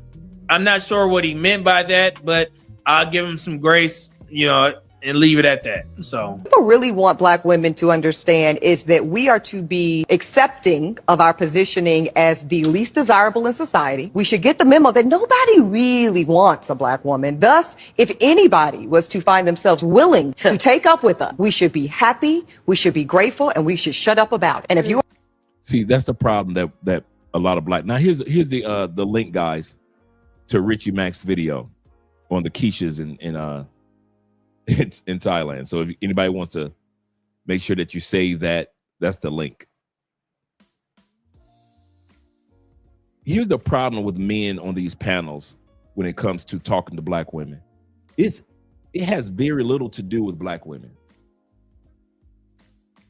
Black women are the most beautiful and just most beautiful women in the world. Nobody can deny that part, because they come in so many different cultures, colors, hairstyles. If you don't like this type of Black woman, you can go with that type of Black woman. If you don't like this country of Black women, you go to that countries of Black women. You can get with the Blasian women, the Blasian Black women. There's so much, the attitudes. Black women, and especially Black men in the United States and UK, don't want to admit what was putting them at the bottom of the barrel is the attitudes, their behavior. You just had Black women on the national news being arrested in Miami. What white man wants to run to a culture where he sees that? What Latin man wants to run to a culture in masses that sees that? And what Black men are going to sit back and stay proud when he sees that? Now, mind you, there are a lot of things to be proud of when it comes to Black women, but their claim to fame is not being proud of their behavior. That's what Black women, they try to victimize themselves by saying nobody wants Black women. No, nobody wants Black women's behavior. And then Black women will sit back and say, well, if a white girl did it, you call it sexy. If a Latin girl did it, you call it sassy and beautiful. But when Black women, no, ladies, no. You are loud to the extreme. You are disrespectful to the extreme. You don't smile to the extreme. You are rude. Many of you, not all of you, not even most of you, not even most Black women, but too many of you are disrespectful and don't take accountability to the extreme. So if any woman does that, doesn't matter what color she is, we shun as men that behavior. So stop saying white women do that, not as a mass. Latin women do that, not as a mass. African, not as a mass. Black women in UK, in the United States, you present this behavior as a mass, to where you're known as the angry Black woman and nobody disputes it. No culture of women have ever disputed, why do they call Black women angry? No, white women don't dispute it. Latin women don't dispute. No group of women dispute that. Even certain women in the Black community will tell you, yes, that behavior of anger is prevalent in our community. There are Black women that admit that. Tyler Perry's first movie was what? The Angry Black Woman. Did Black women go to the picket sign, come to Tyler Perry movies with picket signs? No. Did they come to Tyler Perry, a website, and say, you're wrong, take that movie down, change the title? No. What did black women do when they saw Diary of an Angry Black Woman? They made Tyler Perry a billionaire. That's what black women did. They went to go see it when it was a play, and they went to go see it when it was a movie. They know that the world sees them as a mass, not all, not most, but there is such a large pool that you can use the term angry black woman and become a billionaire. And black women did it. Yep. The Diary of a Mad Black Woman. Man started with that one movie. And now he's a billionaire off the backs of black women with that Medea franchise.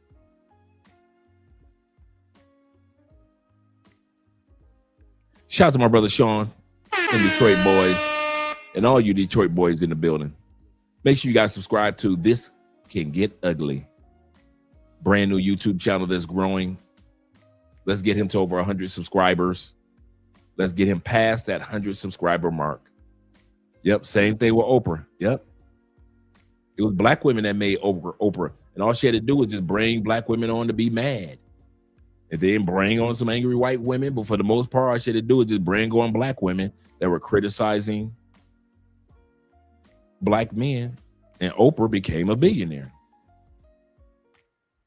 Yep, they embraced it. They didn't shun it. They didn't protest his movies. We're not mad like that. We're not angry like that. We're not rude like that. They didn't argue it. They went and supported it to the point of $1 billion. Once again, subscribe to our brother. Get him to 100 subscribers. We got 75 people in the building. Let's get our brother to 100 men supporting men on this channel. Let's go back to the video. For a black woman that dares to push back. First of all, let's be clear.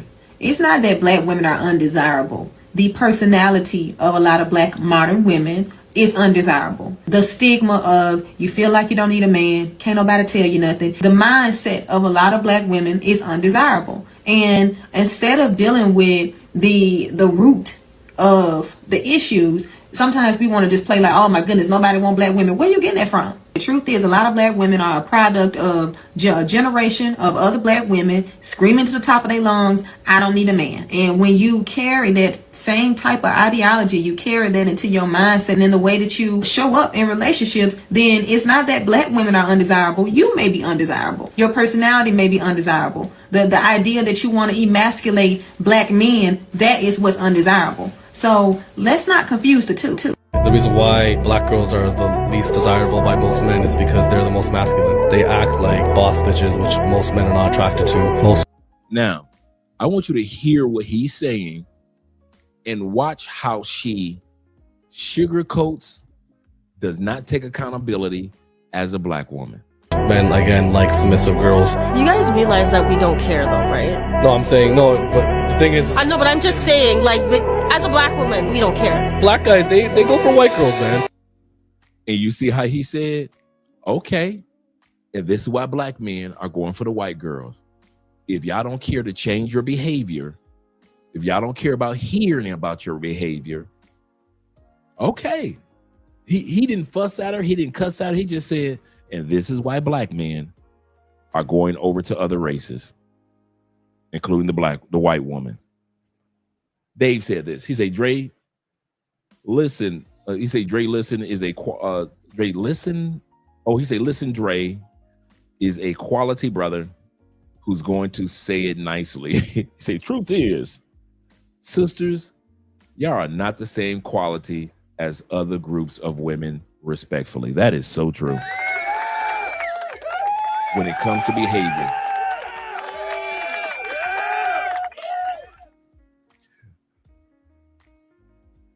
Let me use it as a metaphor.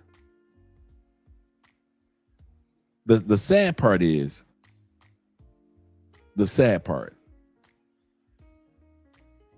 And shout out to you, Devin. Thanks for the heads up about what's going on in Pattaya. He said I live in Pattaya, and they have been picking up African sisters off the Pattaya beaches for strolling for the past several months. I don't blame him.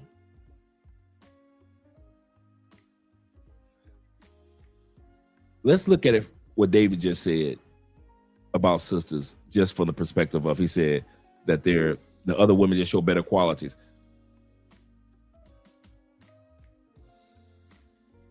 Black women, in many cases, not all, but in many cases, are like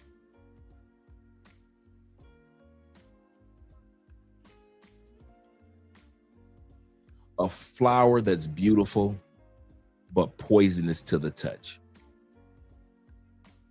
You can look at it, you can admire it, but you better not dare touch that particular flower. That's how a lot of women have become. So beautiful. More beautiful than all the flowers in the garden. But if you touch that flower, there will be hell to pay. Some of us have seen guys have to break up with some of the most gorgeous.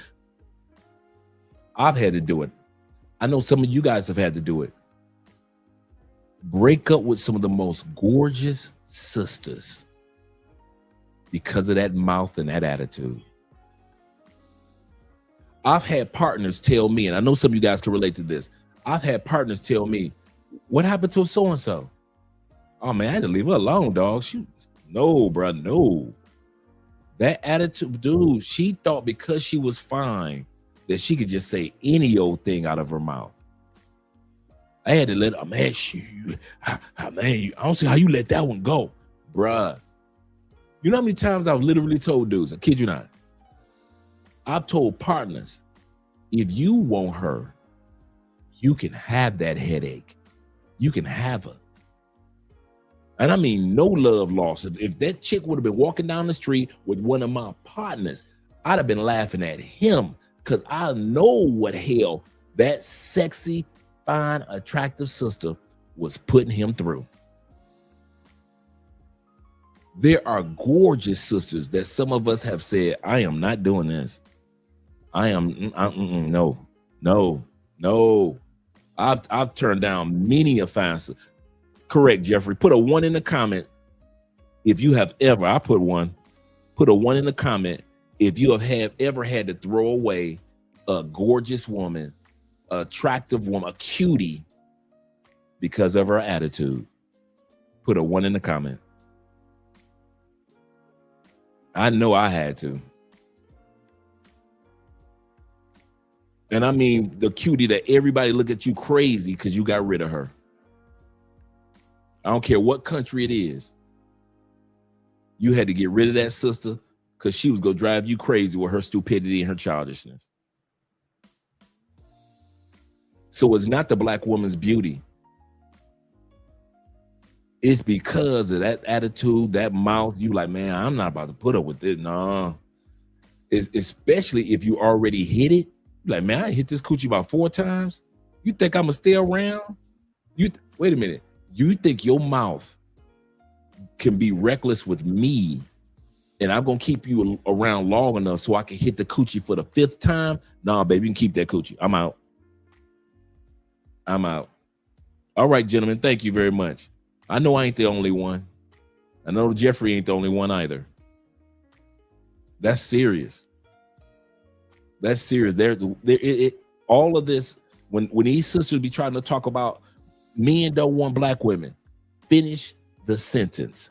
Men don't want black woman's mouth and attitude. Yep, he said, I don't want that crazy coochie energy. Nope. There are brothers that do. There are brothers out there that love it. They think that the woman loves them if she ain't dangerous. As long as she's dangerous, he thinks that she's in love. Most of us don't move like that. There are a few brothers that move like that, but most of us are like, man, okay, how fine you are, I'll let you go, baby. You ain't my first, you won't be my last. Absolutely. I've turned down some baddies I've had to get rid of. Like, man, forget that mouth. They think because they so cute and so pretty, they can talk reckless. You got the wrong one. You just ain't strong enough. No, I'm just not dumb enough to be with you. That's another one they'll try to use. You just not strong enough. If I hear a black man tell another black man, you just not strong enough for black women. When I hear y'all say that, that's another way I cut y'all off. When I hear y'all talk about how strong a black man, you just ain't strong enough to tame or to master the black queen. As soon as I hear that, I ain't hearing nothing else you got to say after that. If I have to tame a woman, like I'm taming a bear at the circus or the zoo, nah, bruh. My brother said this. Well, he said this when he said this. They love to blame the black man for the patriarchy. That's another one that gets me. We ain't never had nothing to do with the patriarchy. For the patriarchy, as if we created it and had control of it. Meanwhile, they benefit from it. Absolutely correct. Benefit from it more than we do. Yet they still cry and complain. It's never enough for them. You are 100% correct. My brother 19 Red Phoenix in the building. Shout out to you, brother. He say that's why they get used and become single moms. That's true. Cause we ain't. Let's be men. We men, ain't we? We gonna hit that coochie at least one time. She that fine. I might, ladies. It ain't fair. I'm gonna tell you something. It's not fair. We will tolerate your mouth and that attitude because you so sexy to hit that coochie maybe twice. I ain't gonna lie to you, ladies. We are not sticking around because you nice. We sticking around just long enough to run up in you a couple times because we know that mouth, you are not wifey. Ladies, you not wifey. No, stop arguing, girl. Serious. You are not wifey. You smashable. You got the beauty. You got that butt. You got that small waist and breasts looking good. They looking young and perky. Nipples pointing to the ceiling. Baby, you got dimples and green eyes. Naturally curly hair. But that attitude, that's what's going to get you fucked twice. That attitude, I'm going to get the coochie, baby. I ain't that dumb. I ain't going to get rid of you before I hit the coochie. But I'm going to run through you about a good 2 or 3 times. But if you think while I'm running through you that I have any plans on staying, we don't. Ladies, it's wrong. It ain't fair.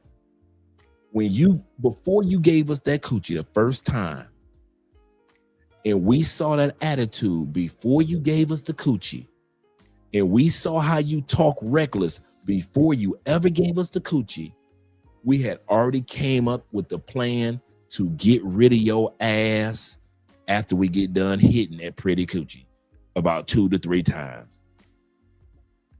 The only dudes that hang around longer are the simps.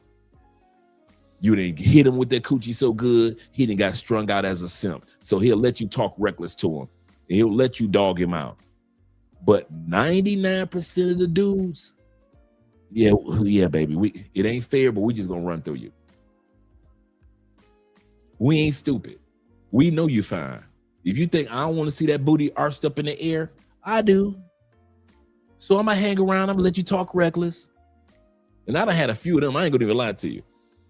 Shout out to you guys still throwing ones up in the air. I've had a few of them, man, that I knew she didn't have a snowball's chance in hell of me being in a relationship with her. Several of them. There was my mind listening to that mouth and that attitude. I had this one Puerto Rican, bro. Green eye, jet black hair going down her back. Body was crazy. That mouth was reckless. I told myself, even before I hit it that one time, I'm going to run through her a couple times. but there is no longevity in my mind that I didn't want to take her on a date. I didn't want to take her, introduce her to my boy, no matter how fine she was. I didn't want to introduce her to my boys. I didn't want to introduce her to Jeff. Bruh, when I hit it, Jeffrey wasn't even at the house. Me and Jeffrey was living as roommates in Tampa, right? At one point in time. In St. Pete, shout out to St. Pete.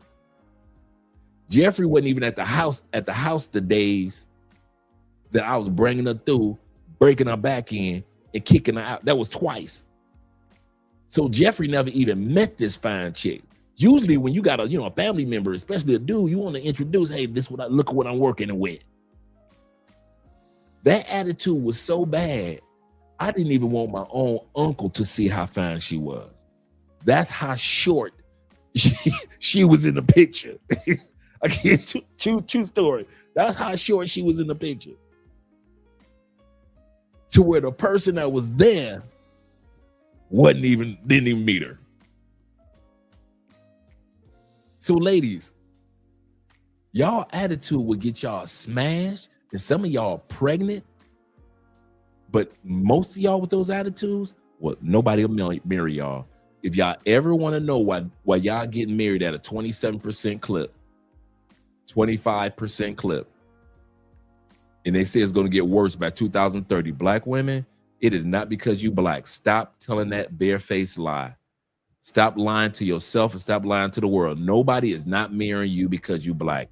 People are not marrying you because of that motherfucking mouth and that mindset. Once you sisters, and I'm not talking about all sisters, because I know how some sisters like to generalize all sisters. I won't even say most sisters are like this. I'll say it again. I don't even think most sisters are like this, but there are too many sisters in the dating pool that mouth and that mindset impacts the dating pool for the rest of the good sisters.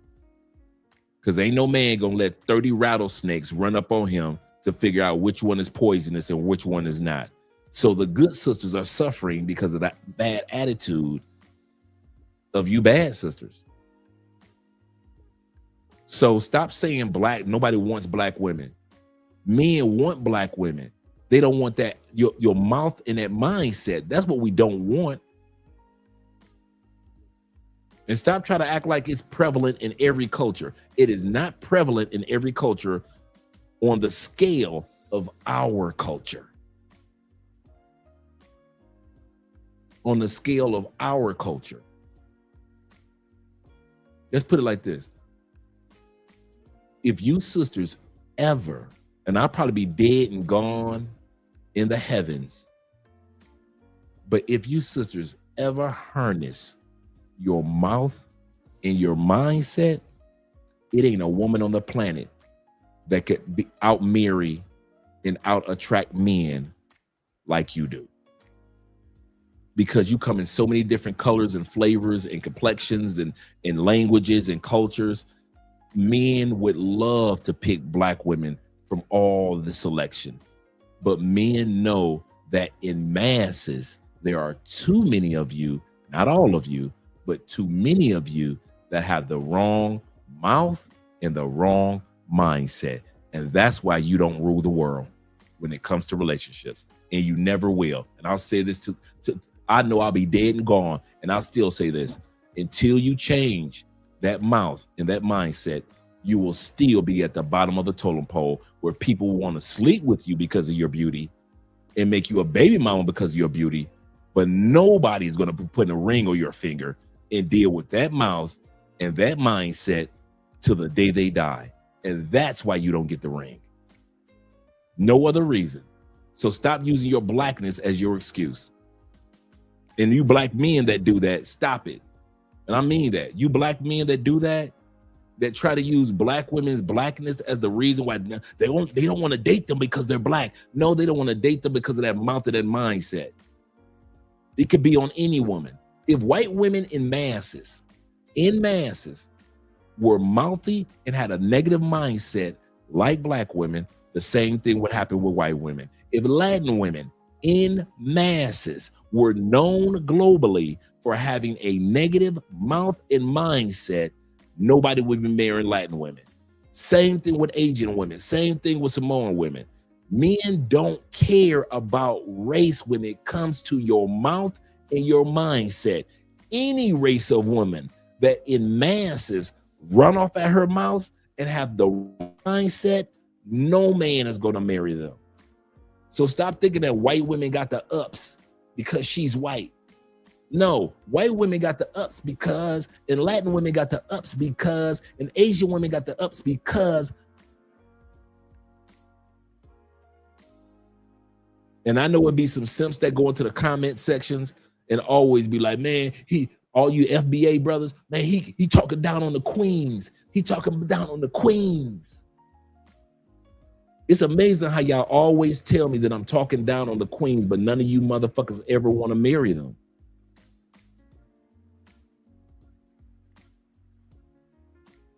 Y'all always try to check me about talking about the queens. But why is the queens only 25% getting married? I'm not talking about the ones that got married and then a divorce. I'm talking about black men getting on one knee only at a 25% clip for these ladies. If I'm so wrong, I'm not talking about the ones that got married and then a divorce happened. 80% of black women filed for divorce. I'm not even talking about them. At least they did get married. I'm talking about the 75% that in life will never have somebody get on one knee. Ever. Ever. 75% of black women will statistics show that nobody's going to get on their knee. Why? Because you black? No, you use that excuse of blackness. The reason why is because of that's why you got 75% of y'all asses. And I'm talking about my sisters, even though my sister's LGBTQ, but I'm talking about my sisters, my cousins, female cousins, my aunties, your mama, my mama if she was still alive. Your female co-workers, my female co-workers from back in the day. I'm talking about all our sisters. Any of them that have that mouth that needs to be mastered, not by a man, but by them, and that mindset that needs to be mastered and tamed, not by a man, but by them, go on, keep smashing them, brothers. I'm gonna say this again. That 75% that ain't getting married, they still fucking. You notice that? Ain't nobody getting on their knee for them. But because of that negative mindset in that mouth, but they still have that black woman's beauty, y'all still getting fucked and still getting pregnant. You ever notice that, ladies? You ever notice that those dudes are not getting on their knees for you, but they will put kids up in you? You ever notice that, ladies? You ever notice that y'all got more baby mamas than y'all got black husbands in the black community? You ever notice that? You know why? Because black men appreciate and enjoy your beauty. But your mouth and your mindset, you are not getting the ring. Hell no. And that's why 75% of y'all that don't get asked to get married, you still getting fucked. Oh, your sexy ass is getting fucked. Oh, don't think we ain't gonna fuck you. Sisters, so hear what your brother's saying. Don't you ever think that we have not come to a conclusion after that first time we took your ass to Cheesecake Factory with that attitude you had over dinner that we gonna keep you. No. We realize you are sexy. You are attractive.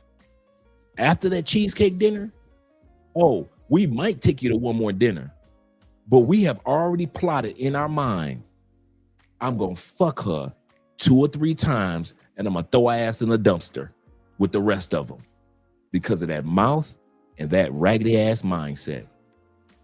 So you 75% that ain't nobody else asking y'all to marry, you ever notice that you still getting fucked? You ever notice that part, sisters?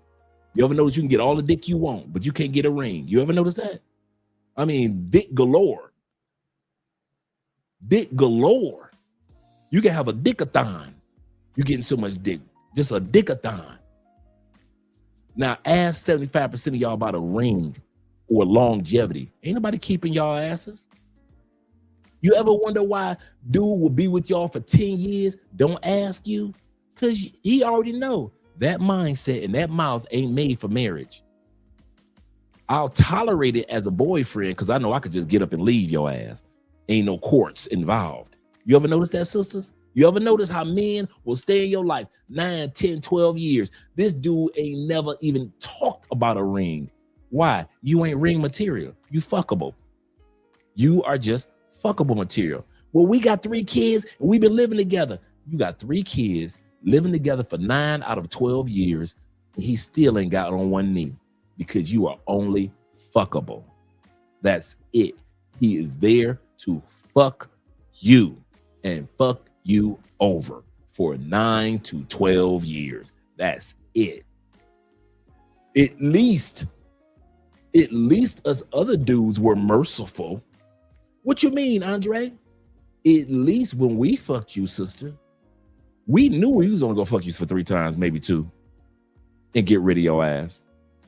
The simp stayed in your life and pretended as a boyfriend and a pseudo husband for 9, 10, 12 years, knowing his ass did not want to marry you with that attitude and that mindset and that mouth. He already knew. I don't know why simps be putting babies up in chicks they know they don't want to be with for a lifetime. You ever notice that, brothers?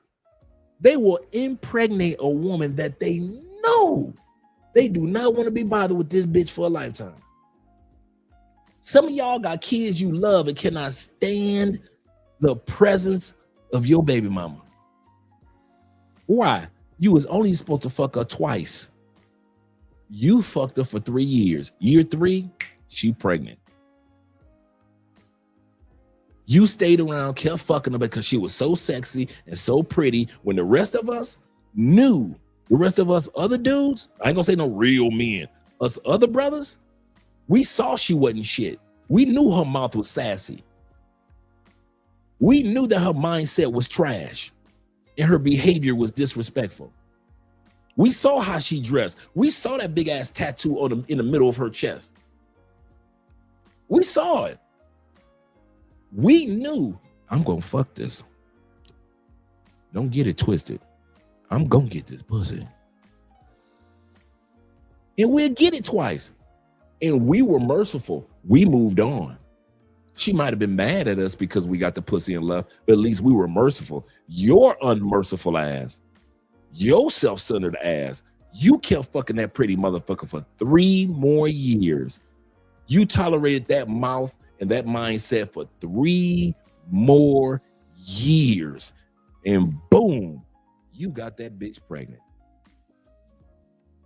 There was nothing about her that says motherhood and marriage. Nothing about her says that. Everything about her said, pretty pussy, come get it, enjoy yourself for a short time, get the hell on. But here y'all go, being up under bitches for eons. Now you got 3 kids by a raggedy. I had a brother, true story. I had a brother hit me up when we first started doing YouTube. I'm living in Colombia. Say this again. I'm living in Colombia.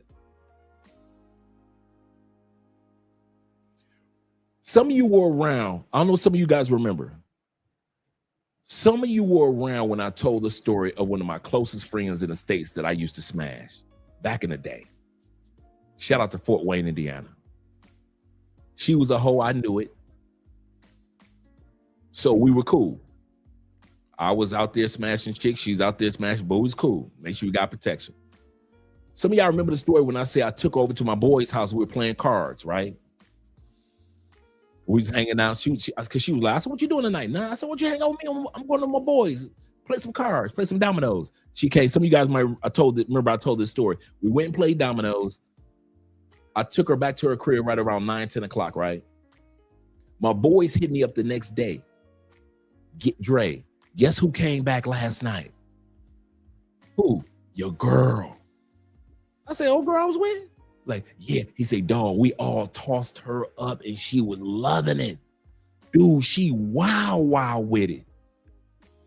Now, most dudes would thought my reaction would be, oh, nigga, y'all, not Dre.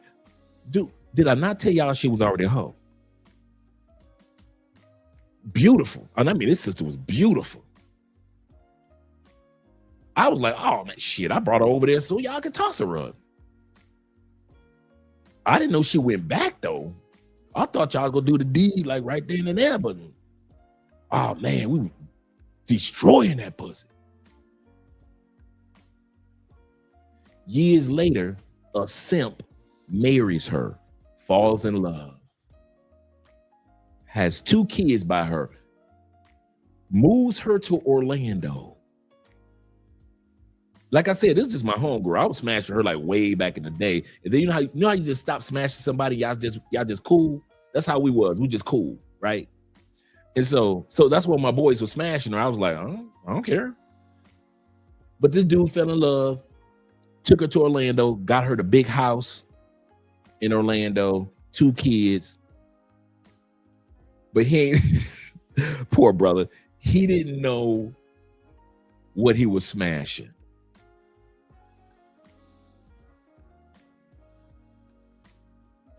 We start YouTube, me and Andrea. I get a message. Like, we start in 2019. It's like maybe late 2019. This brother hits me up in the comments. Hey, Dre, I'm so-and-so's a husband. Could you hit me up? I'm like, okay, cool. We exchange numbers, right? He emails me. We exchange numbers. We talk on the phone. He boo-hooing. Dre, I need to talk to her. Why is she like that?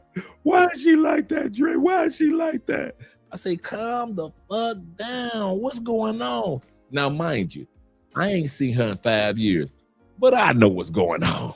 Okay? I know what's going on. I knew she wasn't. He married an ain't shit chick, right? She was fuckable. She was pretty, but that mouth and that attitude, that wasn't no wifey material.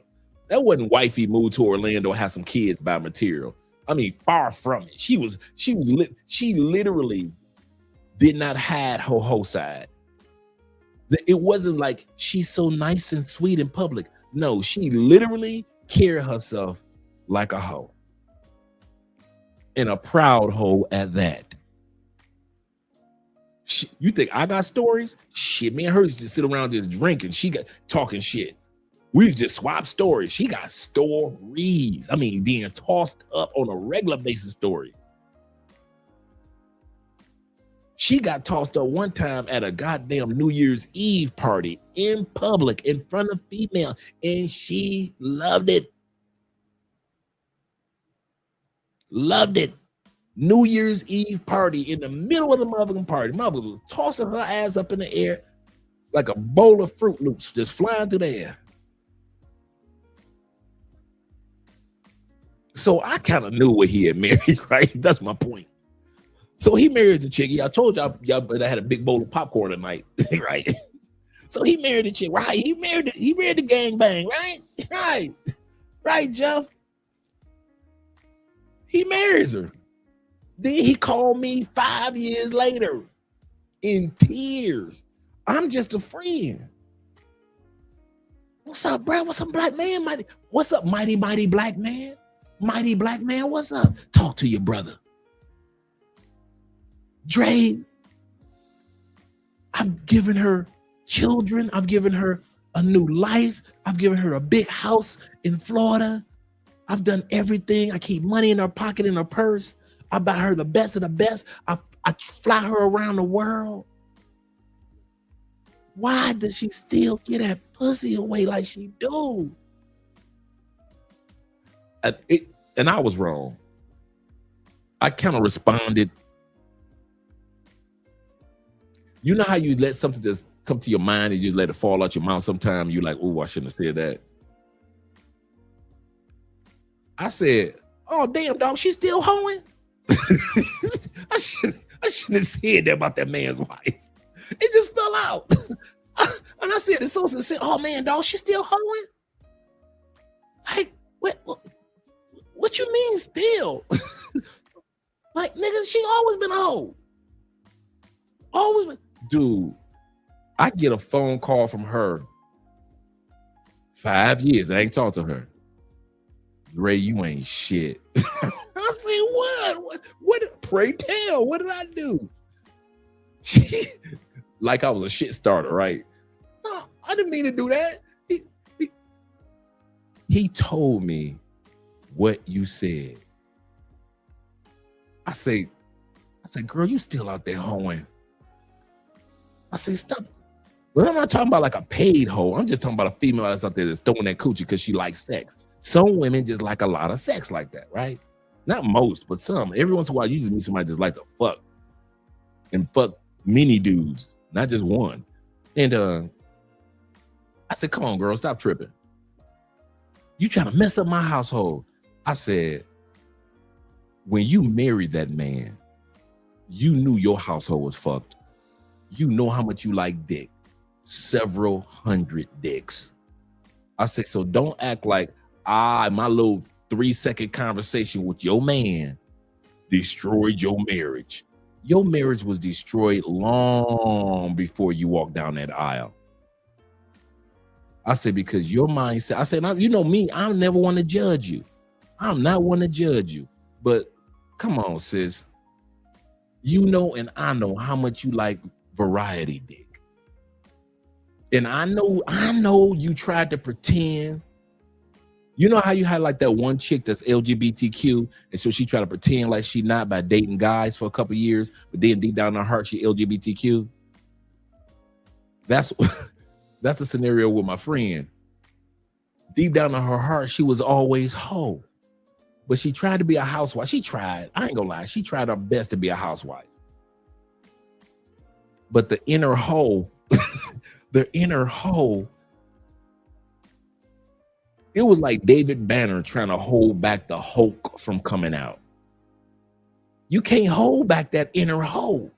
It's gonna come out. That's why I be trying to tell you dudes that be trying to fall in love with pay-for-play chicks in other countries and seeing the money talking about something. If you stop hoeing, I'll marry you. Dude, stop doing that in other countries. Y'all be coming to these other countries. There are women that love several dicks. Y'all be coming to Colombia, always want to fall in love with the pay-for-play chick and then want to pay her. Don't sell your pussy no more. It ain't had nothing to do with the selling part. The selling was a benefit, but they love variety. And so she tried to hold it off for like 5 years, and it just came out, and she just was all over Orlando, sucking and fucking. She's sucking Mickey Mouse, Goofy. She was fucking Pluto. She all in Universal Studio, fucking the Hulk, fucking Spider-Man, Captain America, any Marvel hero she could find. She just running through Orlando and shit, right? Pussy in hand.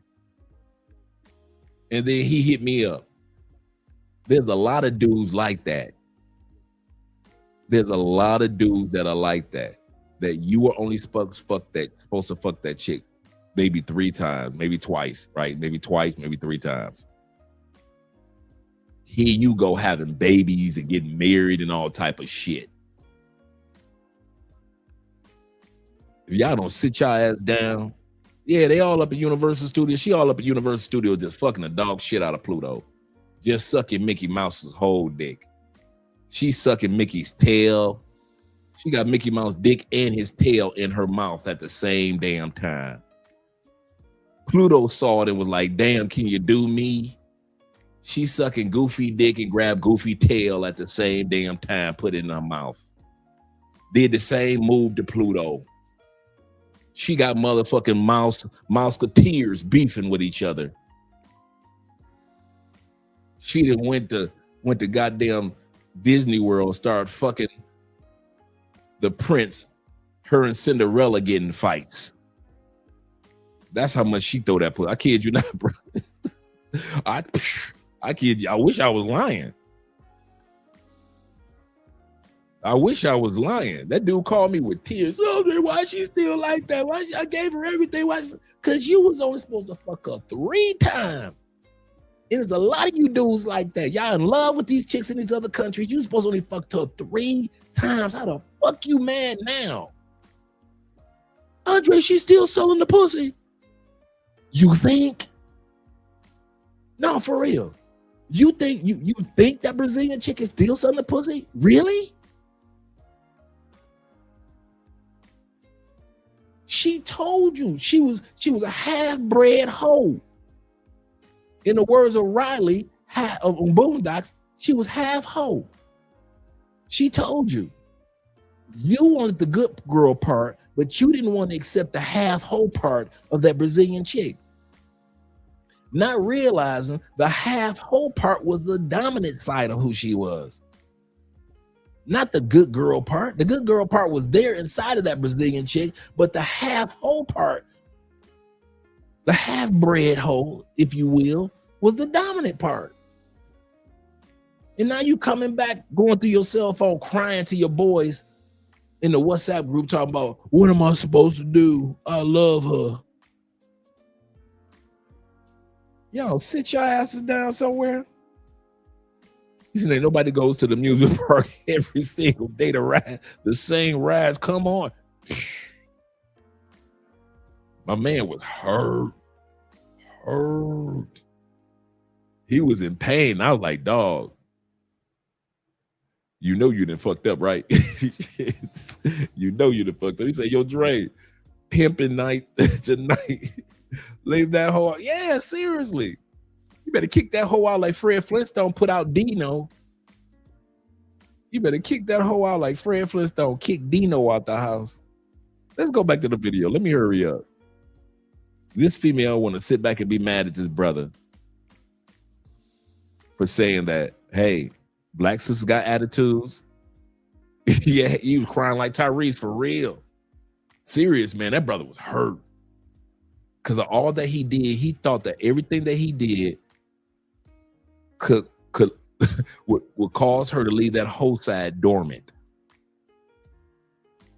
I say, man, she from small ass Fort Wayne, Indiana. You moved her to Florida with all the magical with all the magical dicks that she can get, right?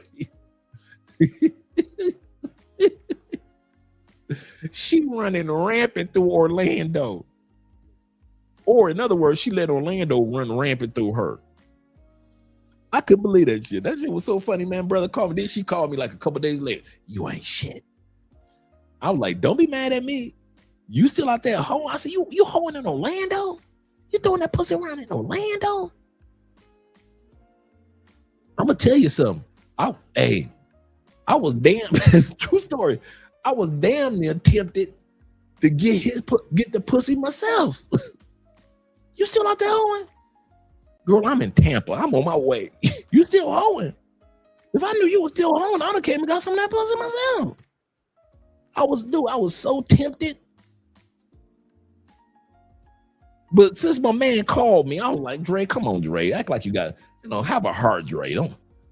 But when she called me, I was like, shit, girl, you still giving it out like that? Since you on a fucking spree,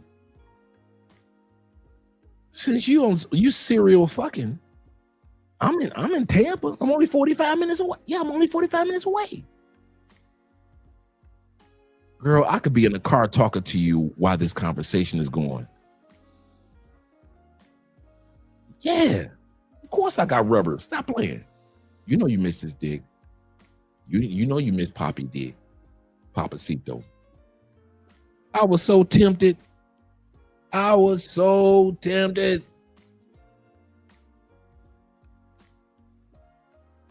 Oh, did I miss one? Let me make sure I didn't miss everybody. My brother said pumped. he said I pumped and I pumped and then I let them dump me. Yep, absolutely correct. It ain't you, it's me, baby. It's all my fault. It's all my fault. I blame me. Damn it, I blame me. For real. I mean, dudes be about as lame as that speech that President Trump gave last night. That was a lame ass speech last night, by the way. That was 30 minutes you could have kept in your back pocket. That was 30 minutes you could have left in your back pocket. Let me make sure I got everybody. With the super chats. I got Zeta. Did I miss anybody else, Dirk? Did I miss anybody else? Let me know. And shout out to AMSM in the building with the $2 love. I'll get to the Cash Apps and the PayPal in a second. Let's get back to the video. I wanted to let the video run for a little bit. Why black girls are the least desirable by most men is because they're the most masculine. They act like boss bitches, which most men are not attracted to. Most men, again, like submissive girls. You guys realize that we don't care though, right? No, I'm saying no, but the thing is, I know, but I'm just saying, like, as a black woman, we don't care. black guys, they go for white girls, man. They go for white girls and Latinas for a reason. Oh, you mean the ones that always end up on the news with some type of domestic or murder or those ones? No, not those ones. No, I think those ones. Yeah. Black men, absolutely. Black men still love black women. They ain't never changed. Look at the marriage rates. Even though it's the lowest, black men and women still married at an 82% clip. Just wanted to put that out there. Okay. That's what I mean by sought after. Community, and we expect them to act as such because they are mothers, they are strong women. Because a woman, she can be seen but not heard, and she carry more weight in her beauty and in her essence and how she present herself as a lady in the streets. And the community abroad, the marketplace will bear witness to that fact that she's a virtuous woman. One thing I've been noticing, right? Whenever you call out black women on certain toxic traits and negative behavior, a bunch of them will run to the comment section talking about not all black women are like that. But if you're praising black women, calling them queens and goddesses, they're silent. You don't hear them say not all black women are queens and goddesses.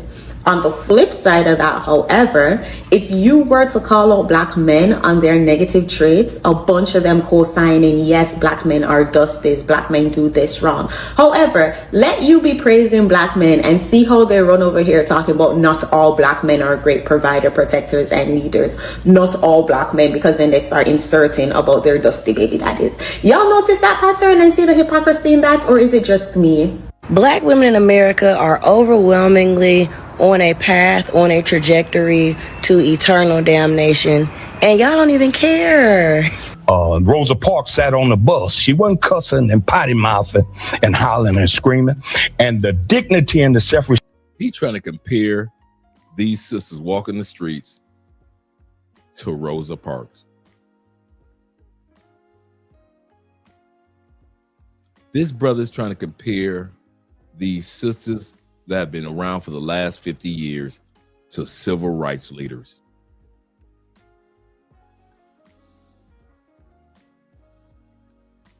Boy, this panel here.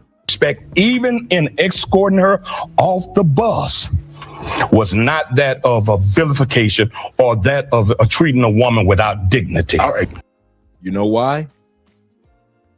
You know why they respectfully escorted Rosa Parks off the bus? Because at that time period,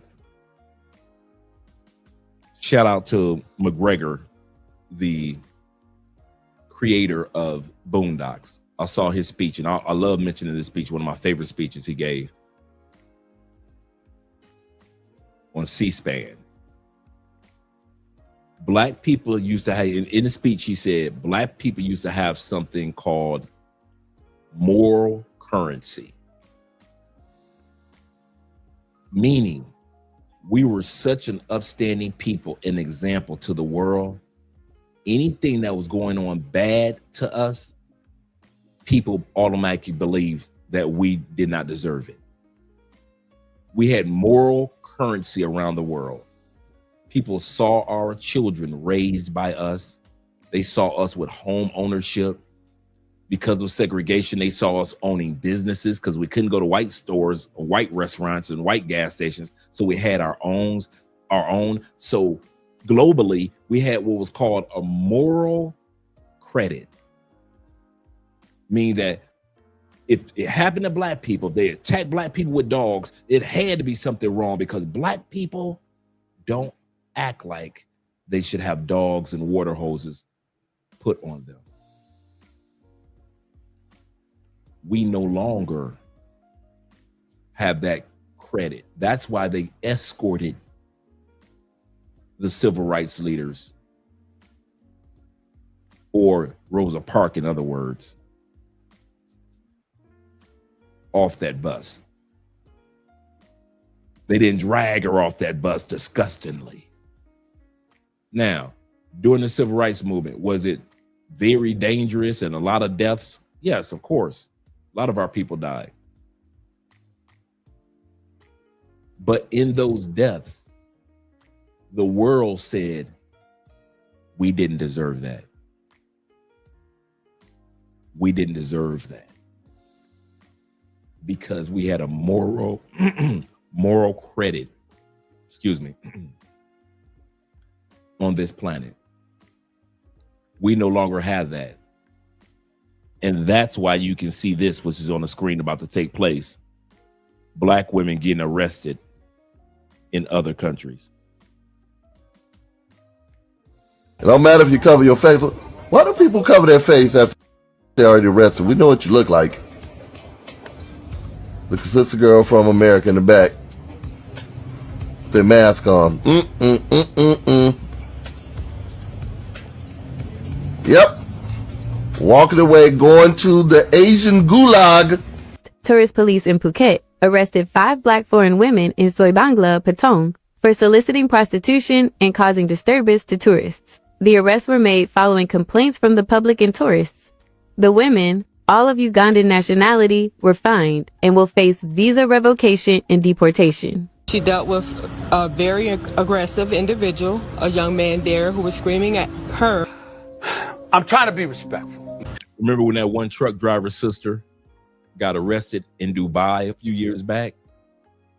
This is what they're talking about.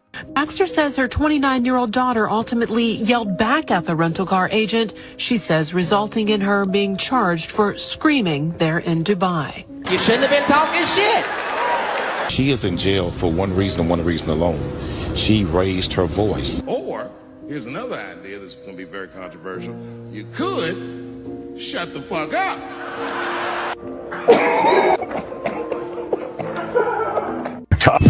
Y'all see at the bottom, the title of the show, Are Black Women Vilified in America? Did that have anything to do with the topic at hand? Think about it. Anything.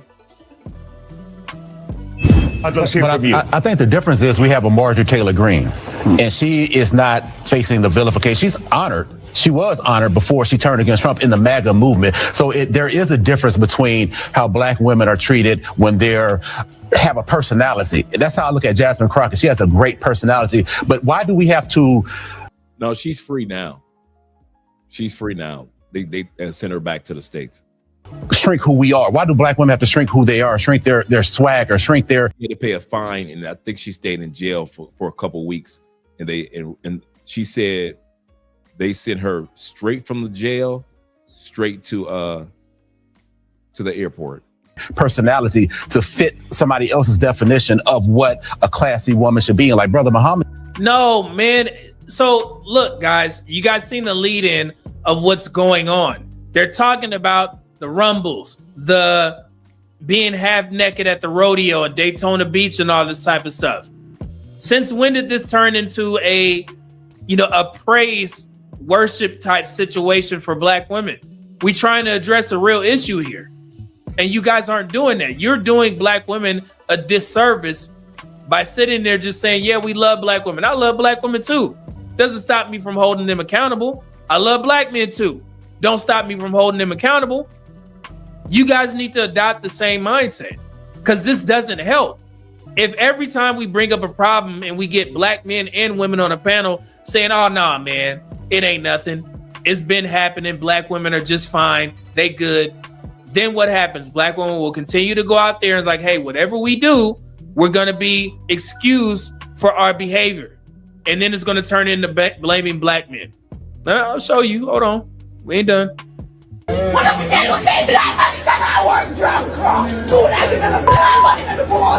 We got the Jamaican woman going off in Kentucky Fried Chicken.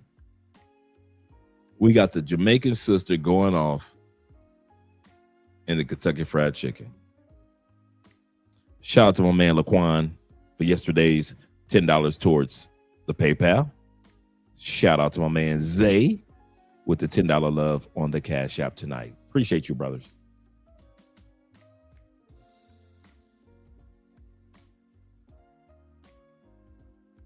Okay. Kind of froze right there. Okay, what I'm going to do is take it down, like I normally do, remove it. And then I'll bring it back up. Let's see if that helps.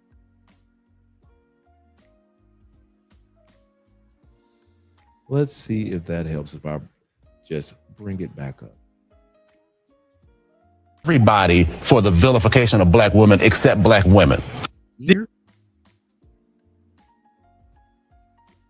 Fast food, and the crazy part is back. Don't hand me no attitude. And yeah, we love black women. I love black women too. Doesn't stop me from holding them accountable. I love black men too. Don't stop me from holding them accountable. You guys need to adopt the same mindset, because this doesn't help. If every time we bring up a problem and we get black men and women on a panel saying, oh, nah, man, it ain't nothing. It's been happening. Black women are just fine. They good. Then what happens? Black women will continue to go out there and like, hey, whatever we do, we're going to be excused for our behavior. And then it's going to turn into blaming black men. I'll show you. Hold on. We ain't done. What if they don't say black man is I work drunk crop? Do that in the black man in the board, yeah. Hey, when I run the board, quick. Quick. I'm in there, come out of this book. I don't know if the class time I come to the crop. You KFC and you all out no suck out to the clap, mother. See the chicken and near me a blood, near me a mama. And the blood coleslaw, and I'm like, don't hand me no attitude. Look at this. It's supposed to be hot. It's ice cold. I just pulled off from y'all drive-through 2 minutes ago. Ma'am, I'm sorry about that. I can get you a fresh. No, you gonna fix it now. I'm pregnant, I'm hungry, and this all the way cold. Bun soggy, cheese stuck to the paper. What I'm supposed to do with that? Alright, I'm sorry, but that whole situation at Wendy's was beyond embarrassing. You mean to tell me a group of grown women really turned a drive-thru into a food fight? Throwing drinks, sauce, messing with the machines all over fast food. And the crazy part is, y'all weren't even trying to actually fight. It was just chaos for no reason. It started 400 years ago with the vilification of black women, how black men couldn't even speak up for their woman when they were raped by the slave master, when they were sold off. And it goes back to black. But when they bring this point up, and the victim Olympics type, and you're trying to see who was done wrong the worst in slavery. I've seen black women go on TikTok saying that, yeah, black women had it harder in slavery than black men. Why are you comparing? Y'all trying to win that too? What you mean? Black men was getting deleted when they couldn't speak up. We was all enslaved. Why are we competing with slavery in the black community? What y'all say? The CIA did its job. My God. Lord. Men also with hip hop, calling women B's and H's. So, hold on. See, like I said, blaming black men, calling black women B's and H's, and I knew that was gonna come up. I blame the rappers. How can you blame the rappers when black women are the first ones on the dance floor shaking it and baking it?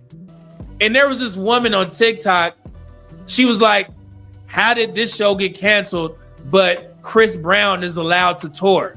I'm like, lady, women are the ones who primarily support Chris Brown's concerts.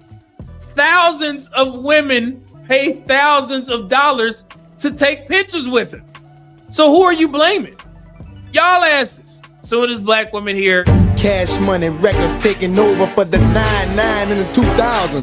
Who the first ones galloping to the dance floor? This video was captured by a Richmond Heights police officer sitting in his vehicle back in June. This video is from a police. These women literally are twerking on top of a police car that was just sitting there. Minding his business, ain't bothered nobody. These sisters decide.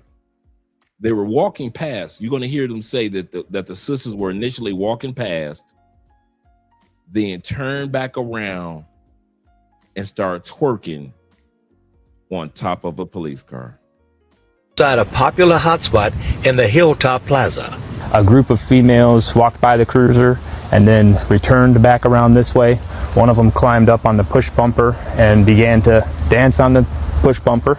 And then another 2 females came walking around the other way as well, climbed up on the side of the car. One was standing about right here, standing on and dancing on the hood. And then another one then climbed up on the wheel and then onto the hood of the cruiser as well. There's a small dent and a little crease here. You can see that we didn't decide to fix that at this point in time. And then there was a pretty significant scratch that was about probably from here to here. You were able to somehow identify at least 1 or 2 of the people who were doing this. How'd you do that? Correct. With the help of the Northeast Ohio Regional Fusion Center, they were able to identify the women using facial recognition software. The one that got up there for a split second was the one that got caught. You can't make this ish up. The one that jumped on top of the car for a split second, I'll bring that back, is the one that got caught. We didn't decide to fix that at this point in time. And then there was a pretty significant scratch that was about probably from here to here. You were able to somehow identify at least 1 or 2 of the people who were doing this. How'd you do that? Correct. With the help of the Northeast Ohio Regional Fusion Center, they were able to identify the women using facial recognition software called Clearview AI. Like, come on, man, we can't use that argument. I blame everybody for the vilification of black women except black women. Did you hear that?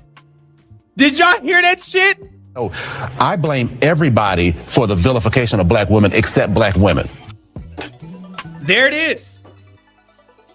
Ain't that crazy? So recently I put this out because I was listening to the Breakfast Club interview with the most recent Breakfast Club interview with Dr. Umar, right? And of course he pushed back the school opening to 2027 August, I believe. But what I noticed is that, and I'm gonna read what I wrote, verbatim. In Dr. Umar's attempt to hold black women accountable for the behavior of black women, Dr. Umar often frames black women as if they're acting without guidance, implying they lack judgment or accountability, while simultaneously placing the responsibility on black men to correct or govern that behavior. Okay? Rather than directly criticizing black women, he redirects the blame onto black men, positioning them as responsible for how black women conduct themselves in society. And I'm telling you, black men are responsible for her being masculine because we have not helped her raise them children. I am and not. when I say help them raise them children, I don't mean you as the stepdad. No, I mean you as an active member in the community. She got masculine because she had to become masculine in order to deal with the rape, the abuse, the domestic violence, the disappointments that men had in her life, and also raising those kids and having to take care of herself all at the same time. The black woman has been the be all in all in our community for half of a century, and now we want to turn around and say because she didn't do it perfectly enough or remain feminine enough when she had to absorb our responsibilities plus her own, that's insensitive and disingenuous. A lot of that garbage they put in their bodies is cancer causing. But guess who I blame for it? I'm not blaming my little sisters for getting a BBL. I'm not blaming my little sister for getting that collagen in their lips. I'm not blaming my little sisters for getting them breast implants. I'm not blaming my little sisters for getting those car windshield wiper eyelashes. Propaganda? Social media? I'm blaming us. Who? Black men? Yes, sir. Why? Because we have sexually objectified the black woman. Wait a minute. That's another argument that they love to use. Black women have been sexually objectified. To that I say yes. We do look at you like you sexy. We do look at you like you're attractive. We look at you like you're beautiful. We look at the white woman the same way. She ain't out there putting on no Spider-Man eyelashes. We look at the age. Yes, we look at the Asian woman like she's sexy. We want a little something from her too. She ain't throwing no weaves in her hair. She ain't getting masses of BBLs. Yes, we look at the Latina like that too. She ain't sitting around getting Botox in her eyes, Botox in her cheeks. And sit up there with, when the last time you saw a Latina with fake baby hairs? So yes, ladies, we do objectify you. We do look at you like you sexy, like you're attractive, like you're beautiful, like we want you. But that does not mean that you need to go into a hotel room and put hot wax in your booty and in your breast and think ain't nobody gonna notice. That ain't got nothing to do with us. That has nothing to do with you putting Elmer's glue in your booty. That's you. That is all you.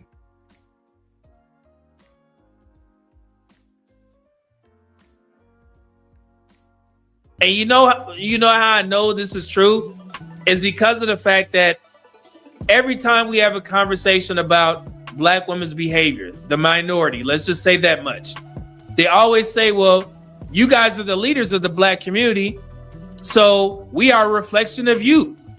And then you get brothers like that man who just said, I blame everybody else except for Black women. So what's going to happen? It's like, oh, well, shit, we could do whatever we want. And then we could just fall back on, well, y'all the leaders, right? Y'all supposed to be responsible for our behavior. So whatever we doing, we mirror you guys. So it's your fault. So we're just going to continue wilding out. And Black men like this and Dr. Umar will continue blaming Black men because we're supposed to be the leaders, right? You see how that works? So if I was a Black woman that was wilding out, I'd take advantage of that shit too. Like, damn, I could do whatever the hell I want. All I got to do is say Black men, the leaders of the community. So, and that's going to be my saving grace. Hell, why wouldn't they? They use it all the time. What about the men? What about the men? What about the men? You don't get tired of saying that? Every time we talk about us as women, you're always screaming, what about the men? What about the men? What about you? I know a lot of people don't want to hear it, but I'm going to say it anyway. Modern women are an issue for this world. I saw this live stream yesterday of this woman speaking on how men are the reason why their daughters go out and sell themselves and end up on the pole, right?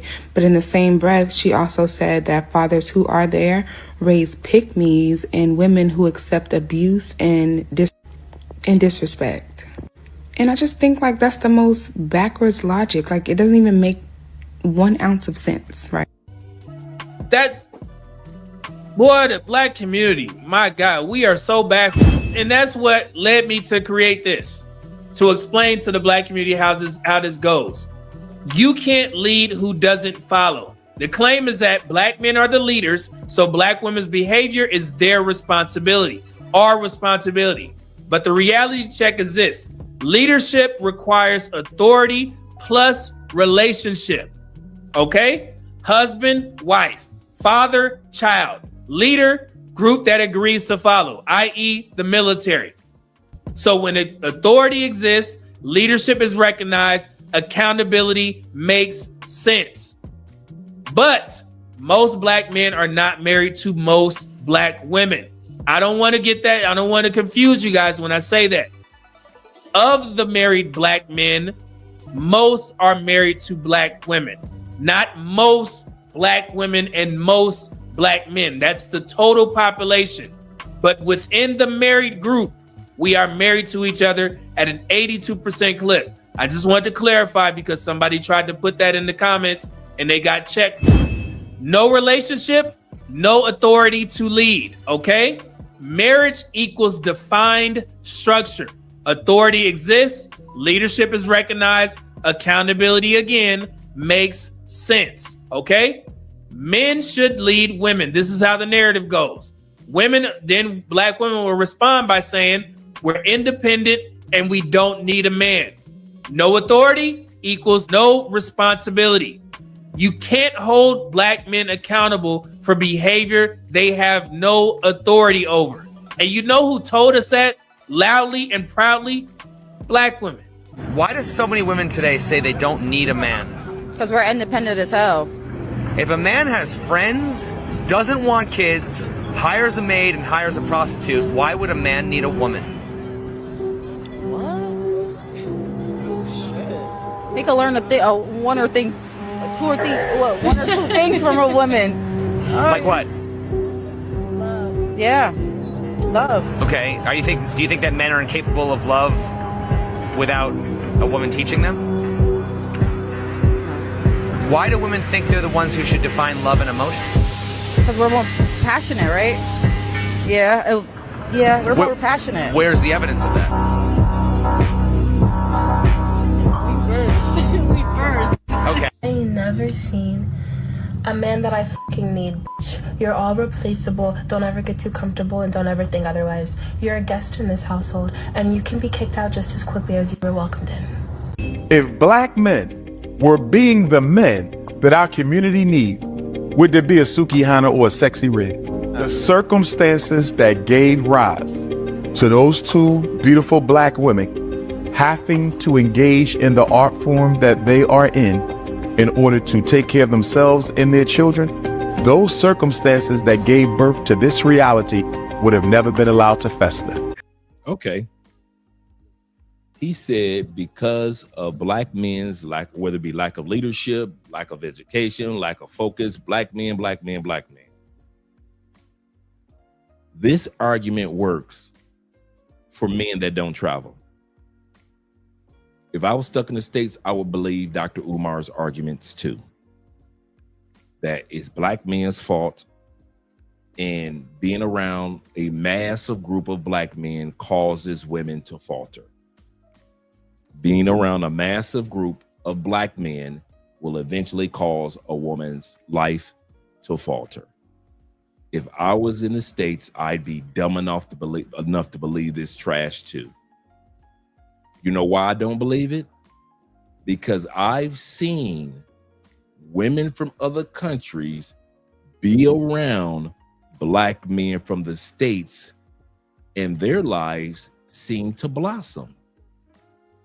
I've seen women's lives blossom in the Philippines. I've seen women's lives blossom in Europe. I've seen women's lives blossom in Mexico from being around. And I'm not talking about the passport Pookies and Ray Rays. I'm talking about us decent dudes. I've seen women's lives and joy blossom in Colombia. I've seen women's lives blossom in Peru as well as Brazil. It's amazing how is it just the African American sister whose life can't blossom around us? Because it seems to be that everybody else that's around us, their life seems to be doing pretty good. Whether it be a husband, whether you got a girlfriend, whether you got somebody that you just kicking it with in another country, it doesn't seem like they all of a sudden start twerking because they're around us. It doesn't seem like all of a sudden they're cooking unhealthy foods because they're around us. It doesn't seem like they can't control their mouth and they can control their mindset because they're around us black men. You see how funny that works? It's funny how when we go to all these other countries, these women are living great lives. And I'm not talking about this myth that's going on of when we go to other countries, we're naive enough to marry or only date impoverished women, not realizing that many women in many countries are extremely educated and ladylike. So that myth of women in other countries are impoverished and poor and we're getting them out of the jungles or the woods is just that, a myth. So these quality women are meeting us quality men. Their lives are prosperous. Our lives are prosperous. Their lives are better. Our lives are better. It's amazing how that dynamic works outside the United States. But then suddenly when you go back to the United States, Umar, FBA, ADOS, it's the black man's fault that the woman is not flourishing. So you're telling me that these other women in other countries' lives can flourish and our lives can flourish, but the only women whose lives that we can't cause to flourish are black women in the United States or the UK? Is that what you're saying, Umarites? You FBAers, ADOS, Hebrew Israelites. Talk to me, brethren. I'm your brother. Talk to me. We are a blessing in the lives of these women across the world. They are a blessing in our lives. These women are insightful and delightful. They are not impoverished. We are not going to the woods or the jungles to get our wives. And at the end of the or girlfriends, and at the end of the day, how is it that it's the black man's fault back in America that black women don't know how to prosper? Make it make sense. Oh, it doesn't. It doesn't make any sense.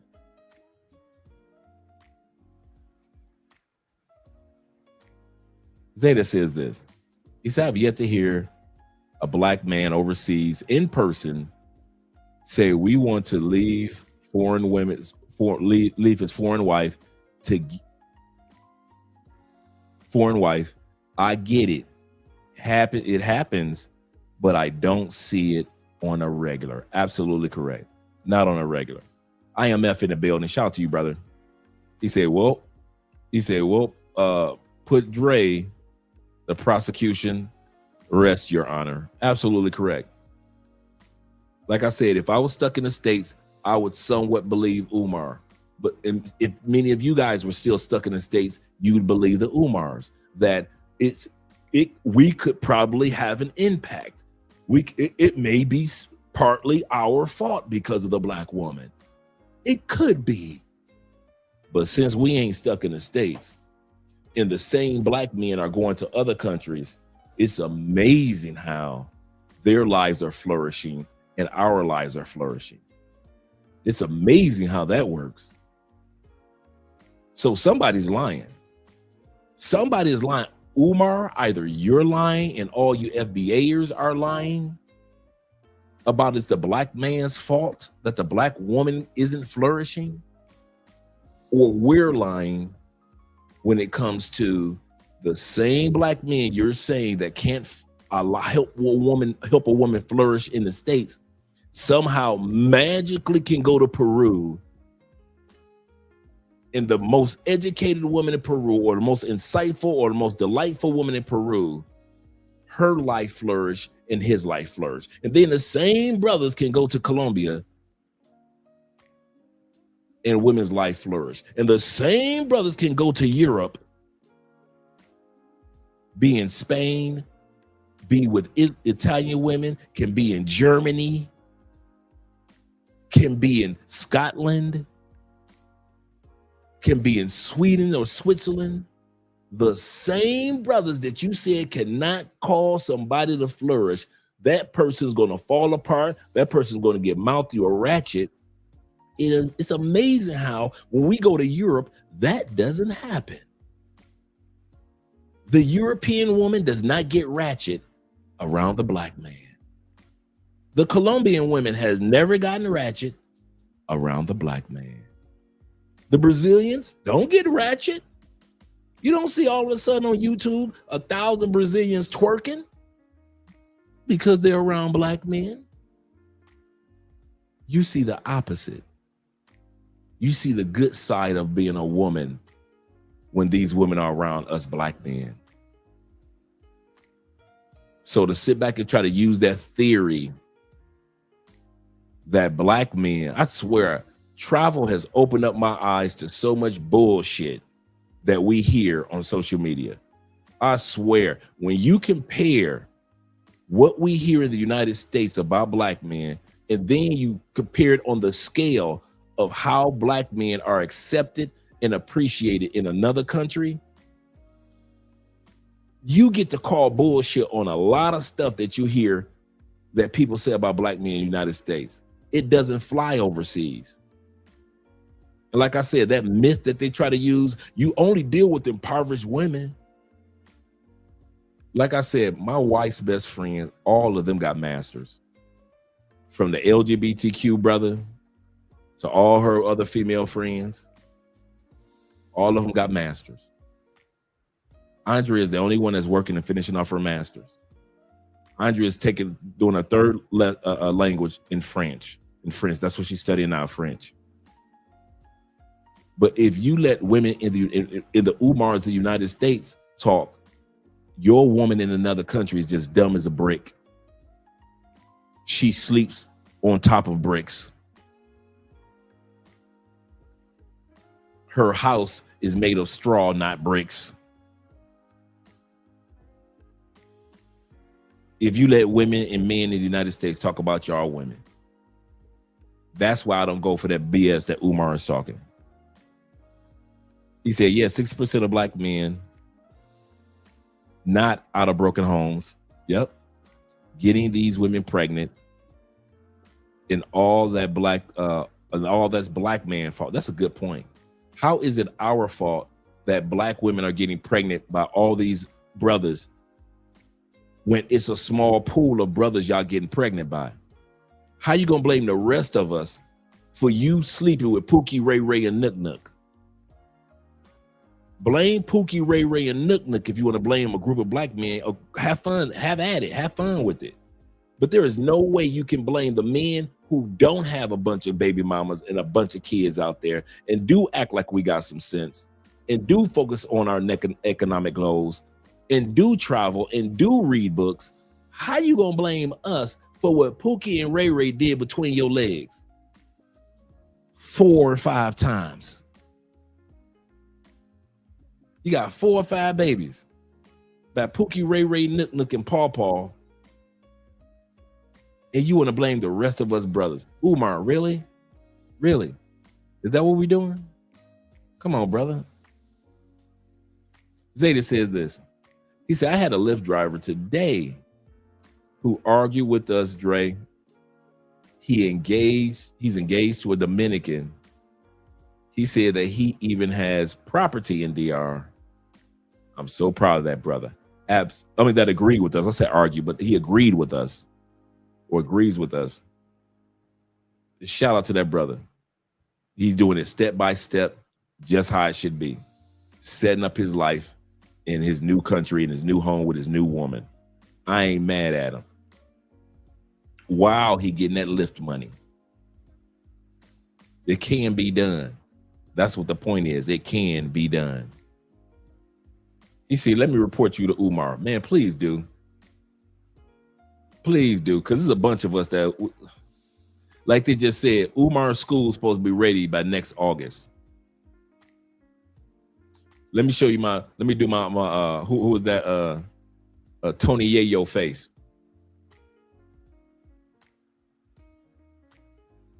We know that school is not going to be built by next August. That's the same Dr. Umar that was asking sisters to pay $500 for a date a few months ago. Did I miss one?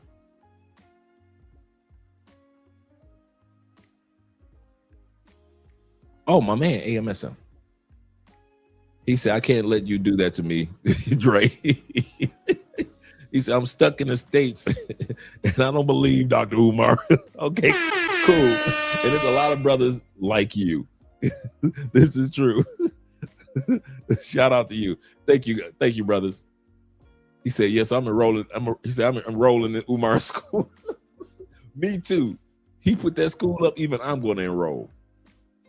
That's serious, man. That dude is too funny. Let's get back to the video. Shout out to you guys here. And it's all Jermaine's fault. It's always Jermaine's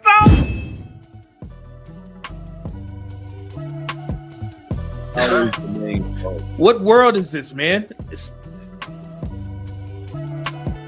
worse, man. We got some internal issues. Boy.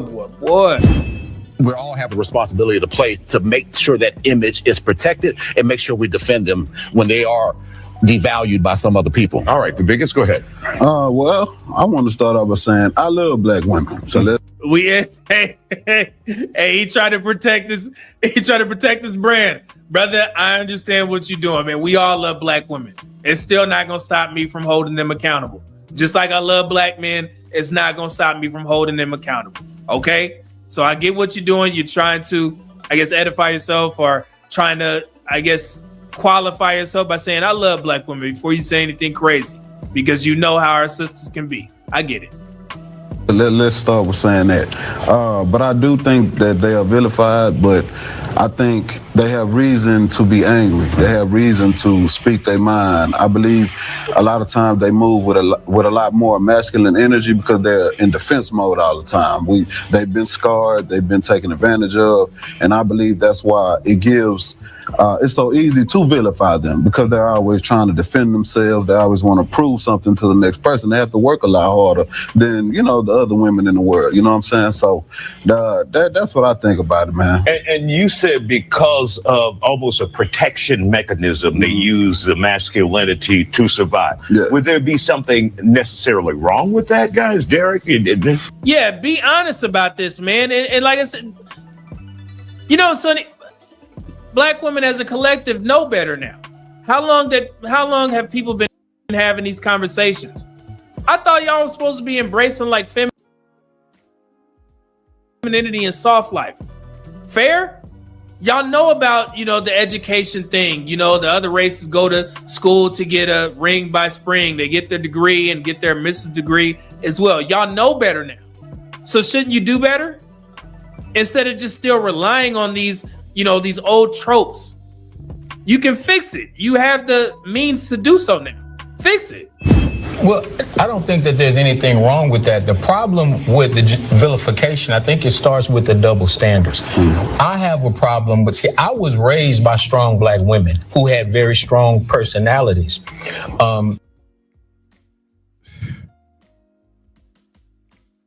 Why don't we just tell the truth? What is strong personalities translated as? He grew up just like I grew up, with black women with bad attitudes and big mouths. Why can't we just call a spade a spade? He grew up with black women with bad attitudes and big mouths. We always want to sugarcoat and say they had strong demeanors. They were strong. That's what they were strong. Anytime you hear the word strong and black woman in one sentence, nobody thinks about how she's overcome. No, as soon as you hear the word strong, you think about that mouth and that mindset. I don't know why we always want to sugarcoat stuff, man. Man, we simp everything, bro. This new I can't even blame the new generation. These dudes are my generation. I was raised by single mothers and women. Of course you were. I can recognize it. So was I. Zay says this. He said the Colombiana that I'm serious with is far from ratchet. Absolutely. Absolutely. She's educated, working at a prestigious clinic for over 6 years, and I have learned these Afro-Latinas are differente. Absolutely correct. I don't know if differente is a word. I just made that up. Different. Absolutely. When sisters try to stereotype women in other countries, man, I've never heard sisters do a stereotype of women in other countries that was true. Ever. Not one time have I heard sisters from the States stereotype sisters in other countries or any women in other countries, and it was a true stereotype. It's always been a lie. Shout out to Afro-Latinas out there. Yes, sir. Let's continue on. This did not make them angry black women. The problem is when you see a white woman act out of character, her behavior is not generalized and attributed to all white women. Yeah. Brother, you are a black man. You know how this shit go. You know that we are vilified. Black women are the same way. So how do you correct that? You can take control of your ethnic image. Start speaking out. Start speaking out against the loud minority. That's all you had to say.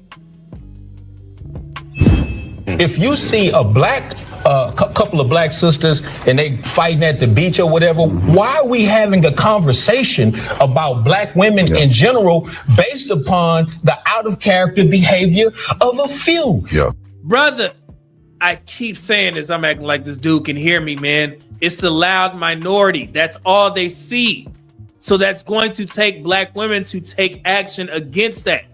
Instead of being silent, instead of championing them and say, hey, if you like it, I love it, you know, cheering them on and shit like that, you got to speak out against it. We know this very well as black men. Okay? Just say that. And that is where the double standard comes in. And that is why we have to stand up and defend black women as a whole. And we have to separate the exception from the rule. How do we do that? Black women that we saw on the panel that preceded ours, these were highly intelligent black women. If you follow them around throughout their day, you think they fussing and fighting and being cantankerous all day long, they would not have been able to accomplish what they've accomplished. But catch them on the day when they're tired. Catch them on the day when they feel as if though they're human beings. They can't break through. Wait a minute. So black women can be cantankerous when they're tired. Well, they claim they always tired.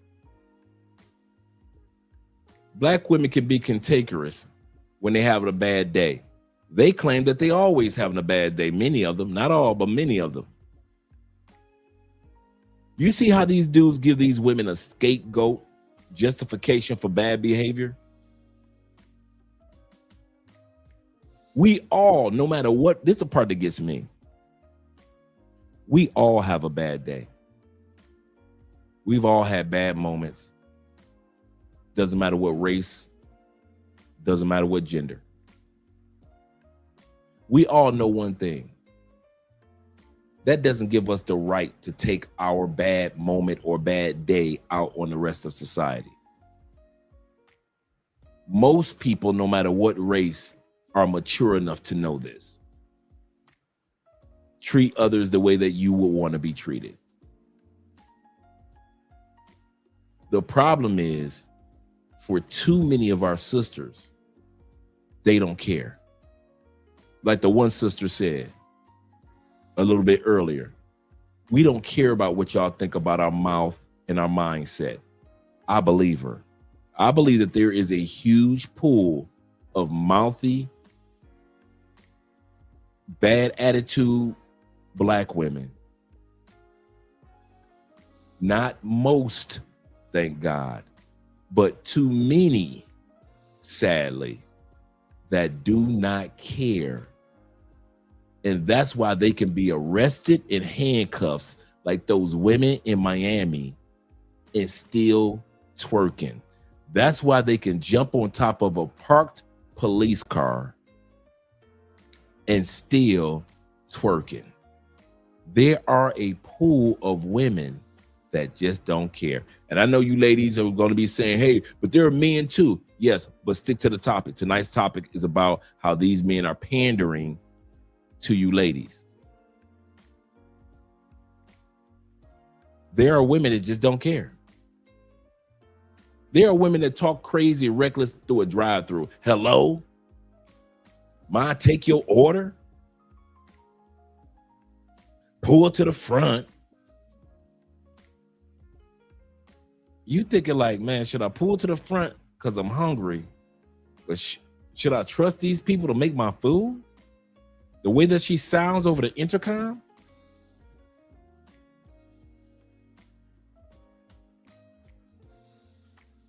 When was the last time you heard a Latin woman with an attitude over the intercom in the drive-thru because she was having a bad day? When was the last time you heard an Asian woman, you ordered your food, she was having a bad day, and you can hear it in her tone over the intercom before you pulled up to the front and got your food? White women, just like any woman, have a bad day. When the last time you were in the Starbucks drive-thru and you can hear the bad demeanor and attitude of that white woman as you got your latte. Now, how many times have you pulled up to a KFC or a Popeye's chicken and you got that, hello, may I take your order?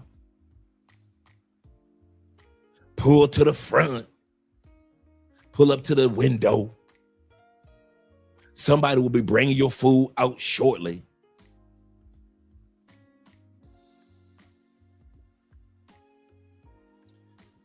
Zeta says, this is why I live in the Latin. I lived in the Latin community in Tampa. He said they actually care and they actually show respect along with family-oriented values and femininity. You ain't never lied. If I didn't live in the Latin community, I wouldn't understand what you're saying. But when I was in Tampa, I lived right off the whole area where the football stadium, where the Bucs Stadium is. That whole area is the Latin community. It ain't like I did it on purpose, so I ain't gonna even lie to you. But I moved over there, and bruh, that whole area, and I mean that whole area, good people. Good people. Yes, sir. You say never, only the sisters. Yep, only the sisters. Yep. Every once in a while, you might hear somebody else that sounds like they got an attitude, but it's always our sisters, sadly. And then when you talk about it, it's always an attack. That's the other thing.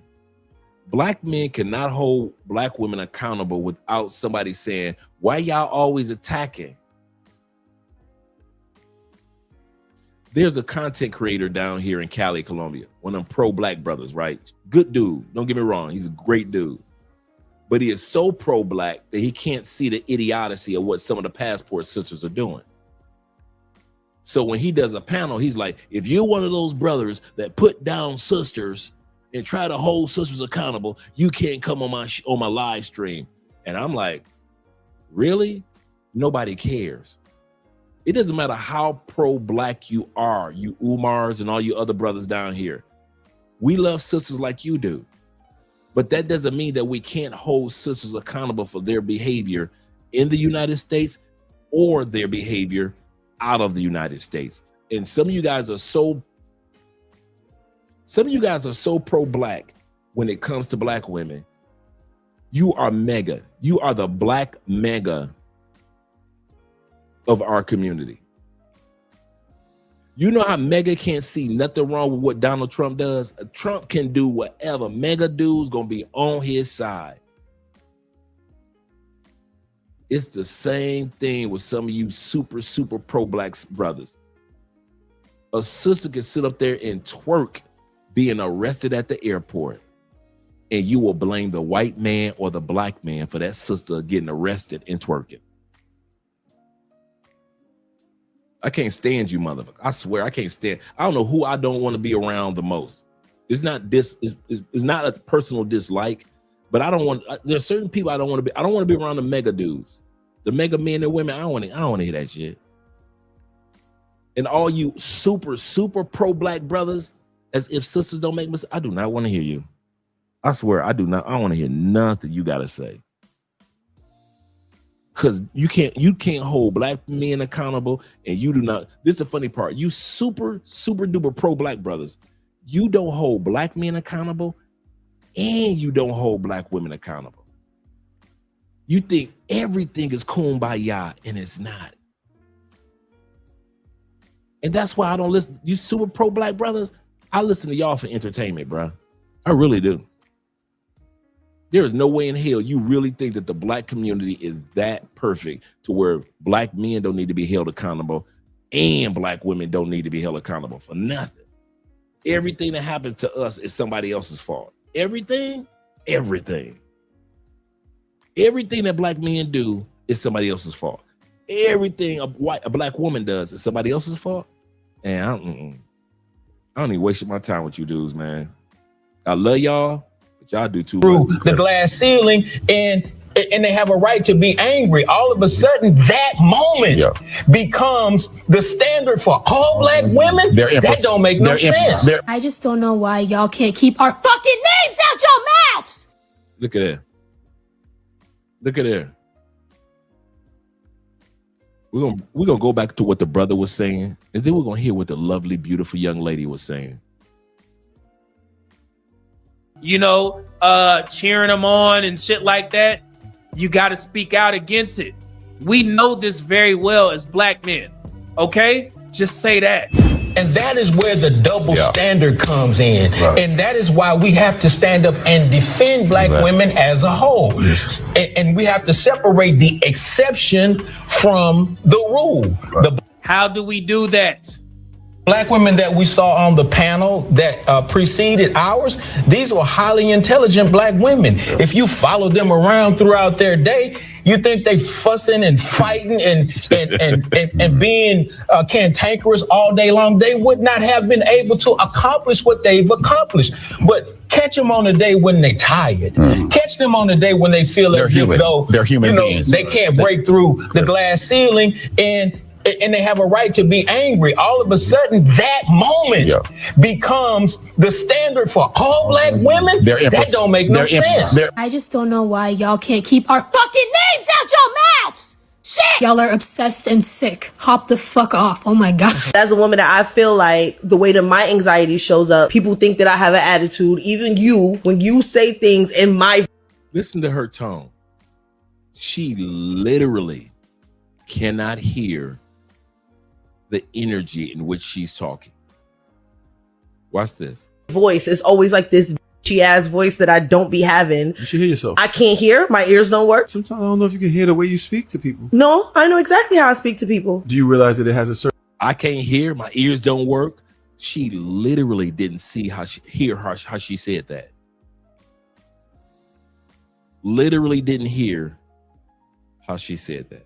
certain phonetic sound, the way that you come off. I think that's more of a you problem than it is a me problem. And that's a black woman thing. No, this is a human being thing. But as black women, we get that trope of being angry on top of our heads. Because the way you deal with that overstimulation, you just said it's a human being. Exactly. Thing. So if everybody goes through it, why not just stand on it? Yes, I'm like that way because I got to be the male and the female in my house. I'm not angry. I could be aggravated. I could be overstimulated. I could be anxious in this moment. We have a myriad of different emotions and feelings like everybody else, but we always get dubbed angry, no matter what it is that we're going through. I could be scared.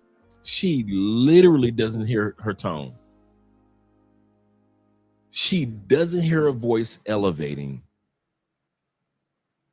Instead of just expressing herself, making her point, she does not hear how her voice is elevated, how her pitch has escalated. She doesn't hear any of that. Can you imagine how many sisters in the States really don't hear it? I think there are a lot more sisters other than this young lady that can't hear her tones. Can't hear her pitches. Can't hear how fast, how rapid her speaking becomes. Right now, I'm angry because I'm not smiling. She doesn't even see her facial expressions. What the a lot of what the fuck? Okay. Black men are starting to shy away from black women. We're angry, we're loud, we're violent. We always demasculize men, and that's exactly how black women are. Tough. So look, man, it doesn't make sense, but it is what it is. Black women have been telling you guys that they are having issues with the way that they are portrayed. So what I do is try and find solutions. And I keep going back to this Hinge report. Black women are complaining. They even went to great lengths to change their race to another race so they can actually see better caliber of men on dating apps. That's a problem. And the reason why that's a problem for them is because a lot of men aren't selecting black women as their preference on the dating apps. At first, black women thought they were being filtered out or discriminated against, but they soon found out that, well, shit, maybe these men aren't putting black women as their preference and they're swiping on women that they actually like. And then that's what led them to change. So they're feeling the effects on the dating market. They see how people view them, but nobody is willing to do anything about it, including black women. It's like, oh man, nah, I ain't got nothing to do with that. And then we get brothers like this, like, man, it's cool. Let's go back to the history. This has been happening. It's everybody else's fault. But nobody is addressing the fact that, well, what do black women need to do to protect their own ethnic image? That's where the conversation needs to be had. And I was praying that the black women would have said something, but they didn't. They kind of brushed it aside and everybody started praising them. And this is typically how these conversations go. It's sad because if nobody is willing to hold black women accountable, then they're going to continue doing the same things. And we're going to have these, circular conversations. We want black women to be perfect. 10 seconds. No. We want black women, and you said about the masculine energy. A lot of times black women had to be masculine. They had to be the father because the slave masters stole the father away. You see that? Even going back to slavery days, they bringing up the father not being in the household.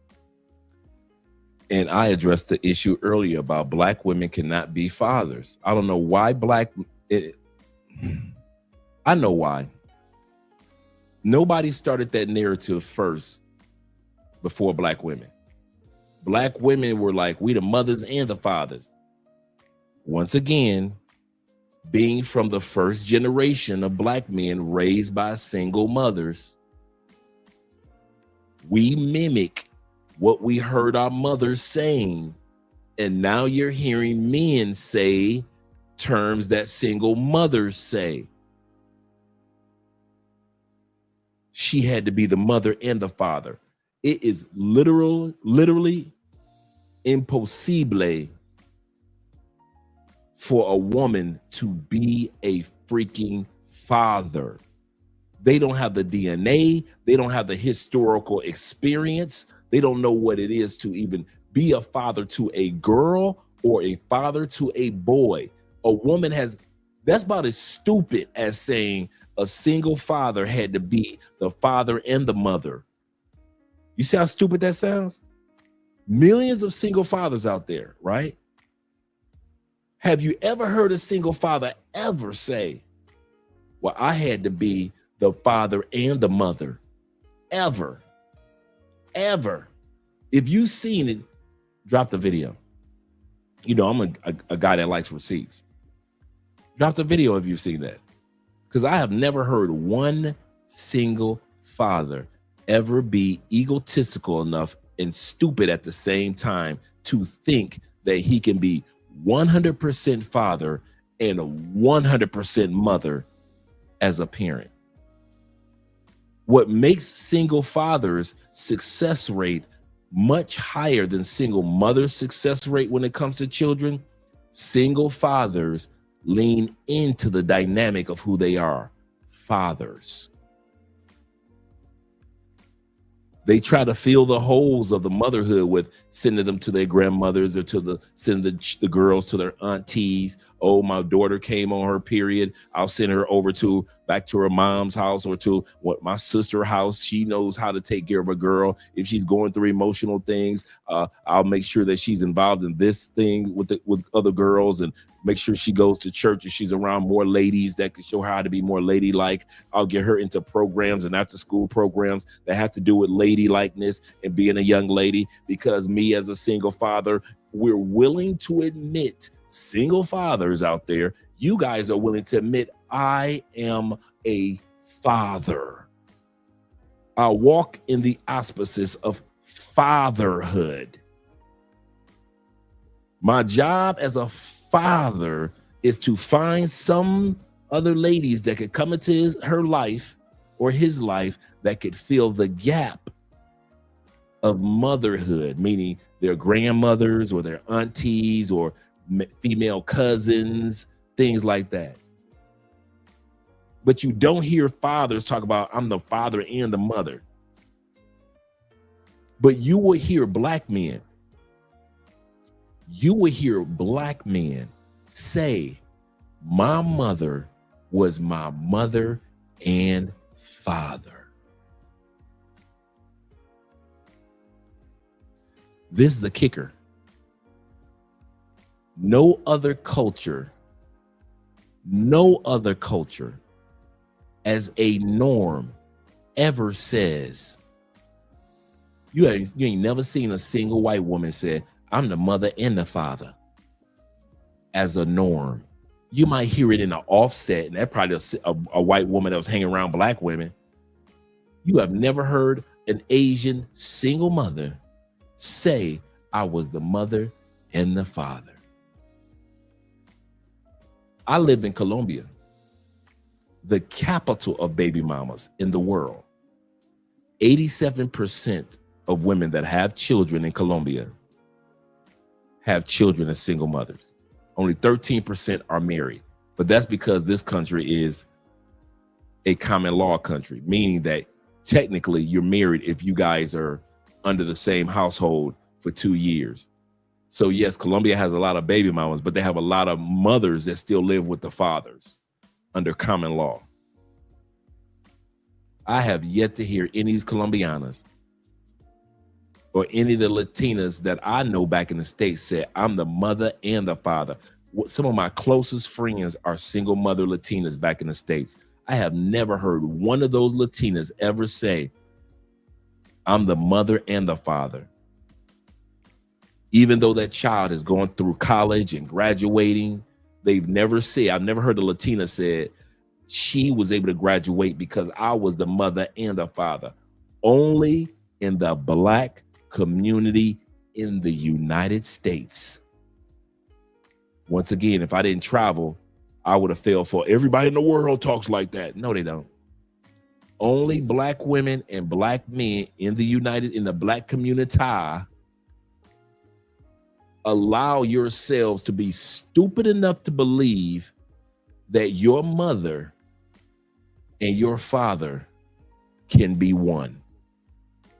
Only us. Only us. And that's globally. That's globally. You can't find black people in Europe talking like that. I don't even think they say that in the UK. I'm not sure. But I'm just going to stick to my country. United States, my country, 'tis of thee. Only you Negroes in my black community will parrot what black women say about being a black mother and a black father. That's how stupid and naive that we are as black people. That's how I say we as black people. That's how stupid and naive we are. Only we say some stupid shit like that and expect the whole planet of people to believe it. That's how stupid we are. We are stupid enough to say something stupid and then think the rest of the planet is dumb enough to believe that. She's right. She was the mother and the father. No, she's a mother. She has no capacity to be a father. And then you brothers are co-signing that. Yes, my mother was my mother and my father. No, she was your mother. There was an absence of father. If absence of fathers, if your mother was such a good father, let me put it like this. If your mother was such a good father, there would not be such an uproar about fatherless homes in our communities. Wouldn't be no need for the men to be around, right? Would nobody be fussing and cussing about the dad's not around? Why? Because the dad is there through mom, right? If this statement was true, that your mother is your mother and your father, then you were never raised in a fatherless home. You were raised with a father. Why? Your mama said she was the father. There was no such thing as a fatherless home. It wouldn't be the plight of of what goes through with mass incarceration by those who live in fatherless homes. It wouldn't be the kids fighting in the streets. It wouldn't be this dropout level of kids that are raised in single mother homes and all this. If the mother was truly a father and truly a mother at the same time.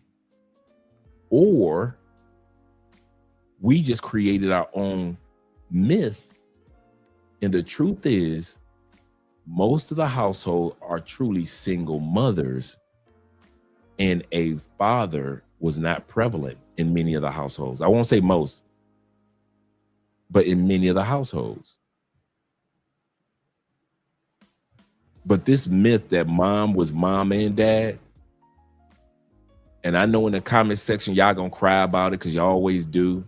Now, my mama was my mama, my daddy, my uncle. She was my cousin. She was my pet dog, Riri. She was my school teacher. My mother was my school principal, my counselor. She was my mighty God. I know a lot of y'all brothers think like that. Can't nobody tell a black man about his mama.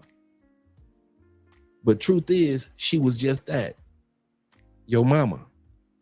I'll say that again. My mama was my mama.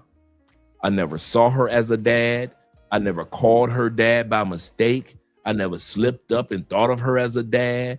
I never glanced at her and I talked to her about an issue as if she was a dad. And mom, I need to talk to you about something. What? Mom, I was beating these coochies up. Beating them up, mom. I mean, I ran through about 5 this weekend.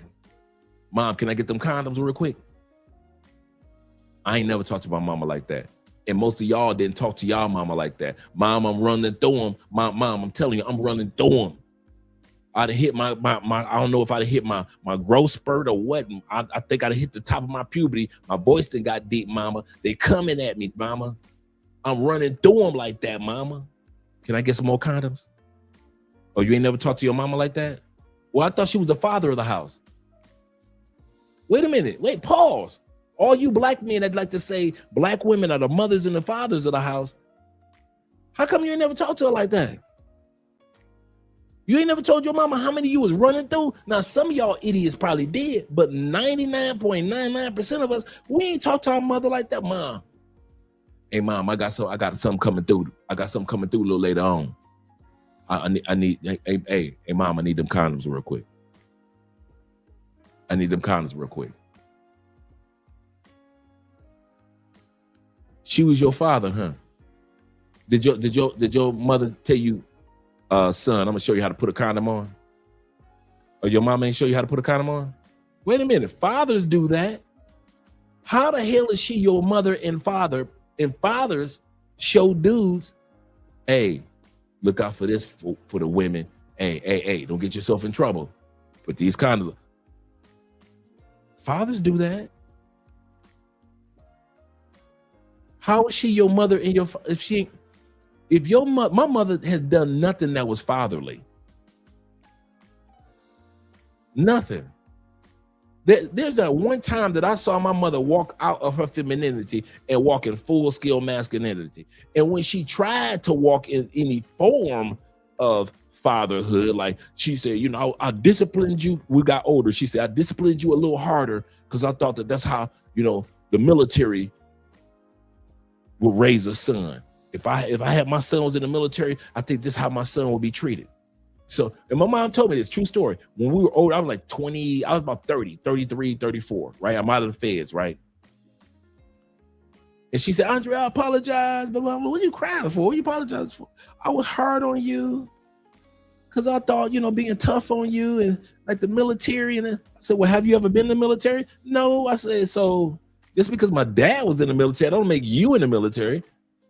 So you don't know anything about the military, huh?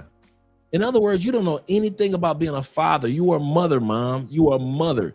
And any step that you tried to make to act like you were a father, you were horrible at it, wasn't you? That being tough on me was horrible, wasn't it? You know why? Because you're a mother. You're not a dad. Any of you guys ever made a mistake and told your single mother, hey, dad, when you came home from school, Did you ever look at your single mother and say, Dad, could you help me with my homework? Ever? You didn't. You know why? You said, Mom, I need your help with my homework. Mom, this, or Mom, that. You know why? Because that's your mama, not your daddy. So all you do is that still, you grown ass men and still walking around talking about my mama was my mama and my daddy. Bullshit. Stop that. Act like you're a grown ass man and acknowledge your mother was a mother and she was nowhere near a father. She didn't have the capacity or the ability or the mindset to think of what a father would do. And that's why you don't hear fathers being stupid enough to say, I was your father and your mother. Because fathers know that they're fathers, not mothers and fathers. Some of y'all learning something brand new tonight. I swear, this should not be new to us men. I mean this from the bottom of my heart. This should not be new to us men. Any of you guys watching this live stream that have ever made that mistake and said that or even glanced at your mama like she was, I love my mama because she was my mother and my father. That was bullshit you told yourself. Stop telling yourself that lie. Your mother was your mother. She did an excellent job as your mother. She did a wonderful job as your mother. Salute her as your mother. But if you think that she got any extra brownie points or she did good and all these myths about giving mothers on Father's Day, giving Mother's Day gifts, what is wrong with you men? What is wrong with you? Giving your mother a gift on Father's Day when she is a horrible father. And here's the kicker. She's supposed to be. She's supposed to be a wonderful mother. Now, I have never met the man that said, my mother walked in fatherhood in a perfect way. She made a wonderful father. Man, if it wasn't for my mother being my father. Have you ever heard anybody say that? Anybody in sports looking at camera after they made a touchdown, do they say, hey, mom, dad? Or do they say, hey, mom? You know why? Because they see that woman as a wonderful mother. And they never see, most of us men never see our mom as a fucking dad. Women think because they provide economics and stability and a roof over our heads, and clothes on our back and food in our stomach, which is mainly a man's task, they think that they're a man. They think that they're a father. And they've convinced you men to think because she put a roof over your head, food in your belly, and clothes on your back, which are masculine traits, your mother was a dad. Your mother was not a dad. She was just a responsible adult. That's all your mother was. That's all my mother was. She was a responsible adult. Good or great mother.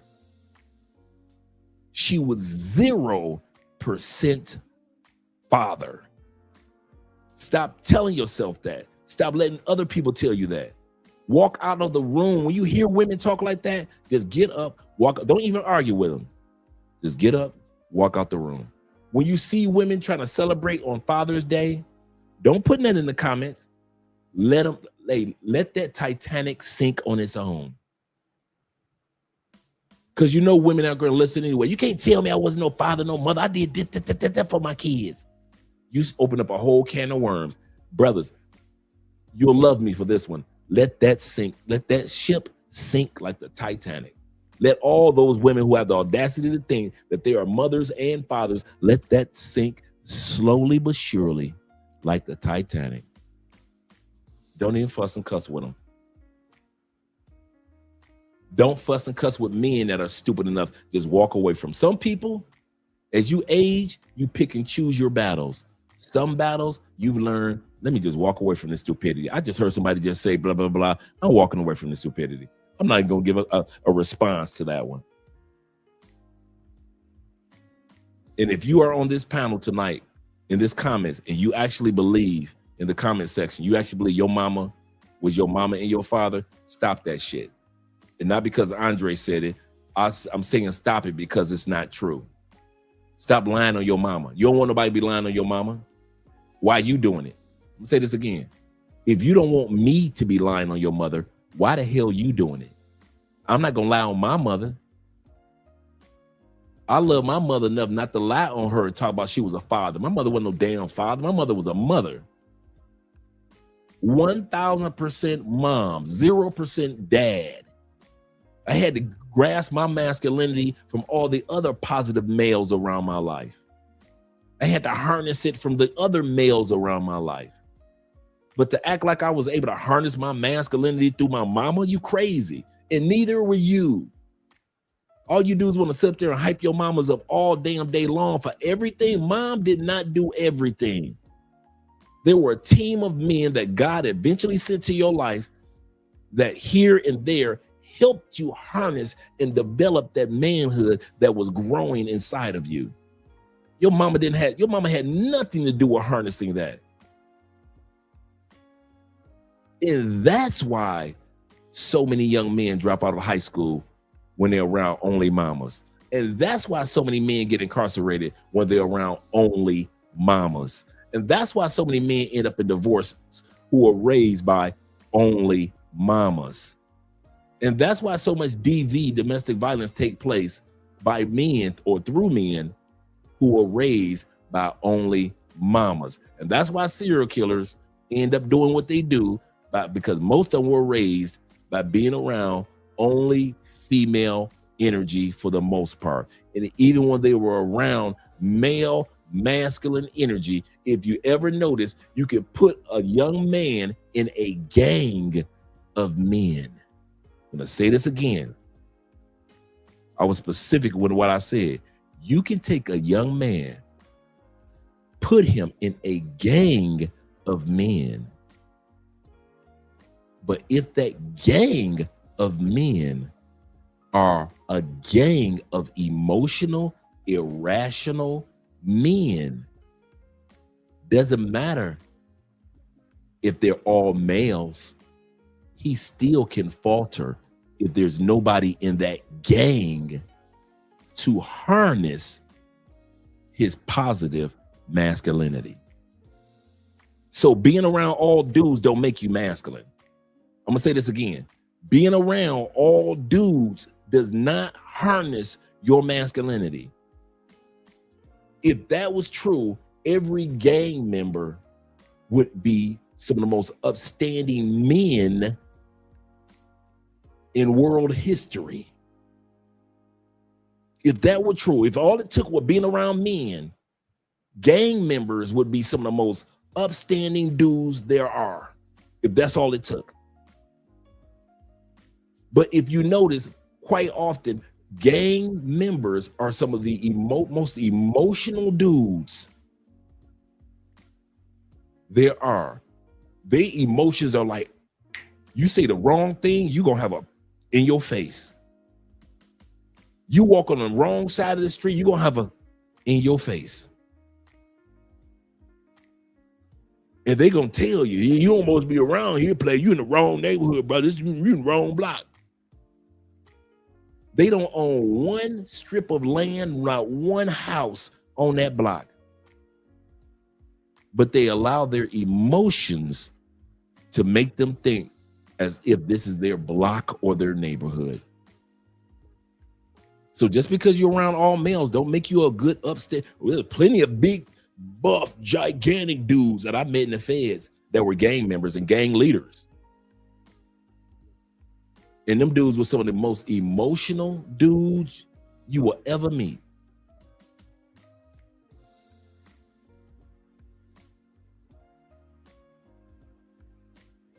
Kid you not. I wish I could put it another way. We're almost done with the video. Black men can't win.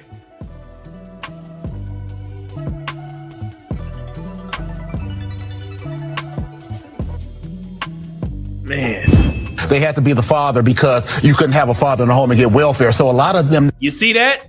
This is where that narrative comes from. That's why I did that video breaking it down specifically, because we still got black men and black women spreading this false lie that the majority of black men were out of the household.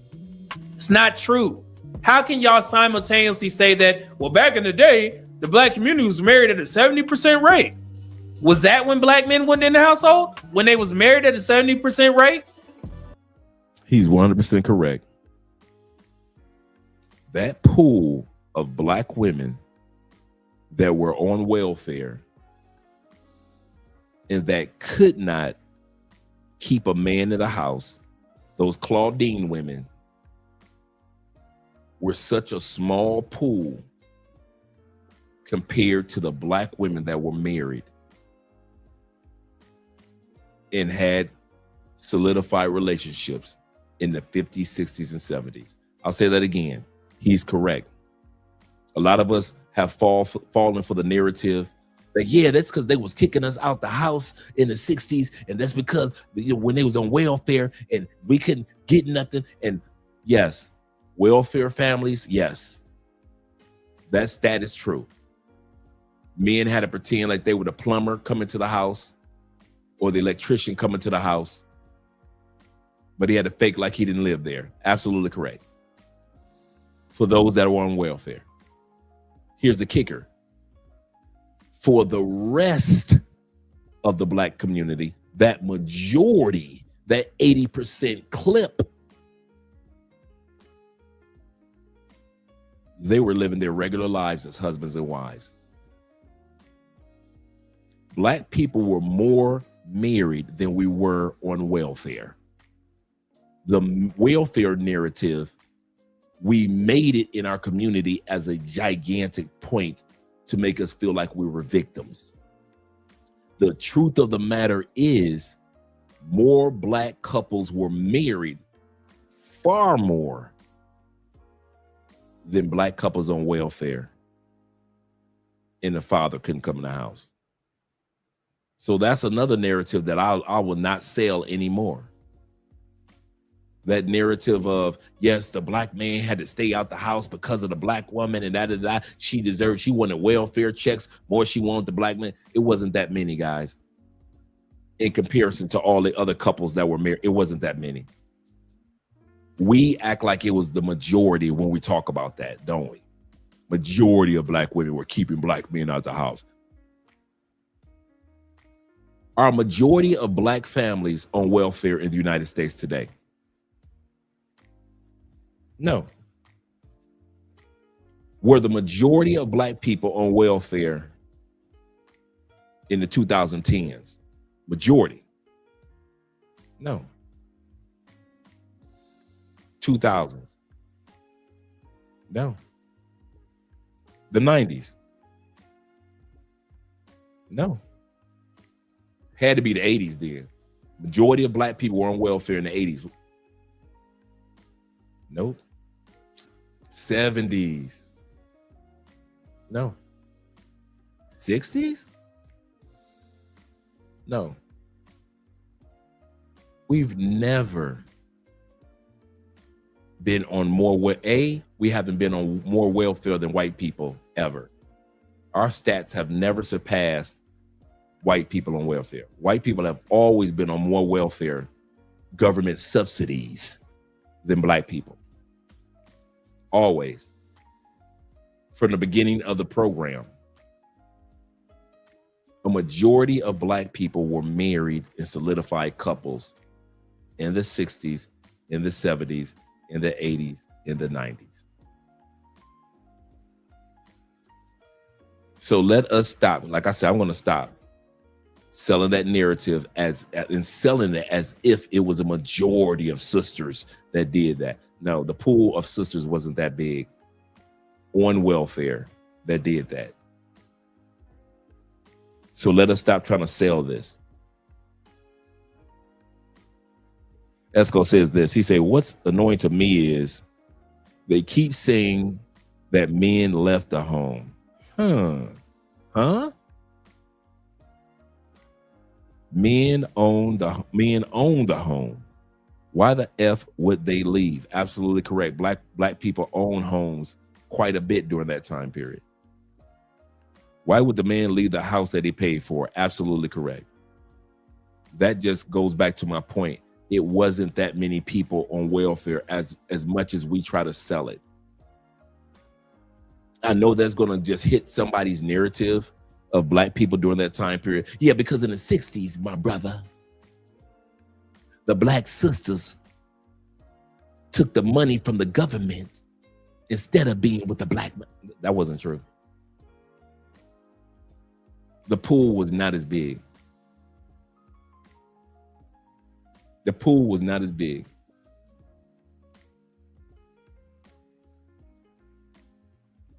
Today, I was looking at the stat the other day, 2 days ago. Government subsidies or welfare, food stamps, if you will. Black women, 26%. It was like the next one was Latin underneath 12%, right? I forget who was the last one, the smallest group. Like 26, 27% Black women on some type of government subsidies. White women, just women, 38%. Today, 38% of white women are on some type of government assistance, where only 20 something, like 26, 27% of Black women are on some type of government assistance. This narrative that we fed off to sell as if Black women have been this number one group on welfare has never been true about Black women. Ever. Black women did not put us out the house in record numbers so they can live in the projects. Like my brother said, for the most part in the 60s, many of us owned our homes. So how the hell are they going to put us out of the homes in which we owed? And the government is not going to give you subsidies if you own a home and if you marry, like we were in the 60s and 70s.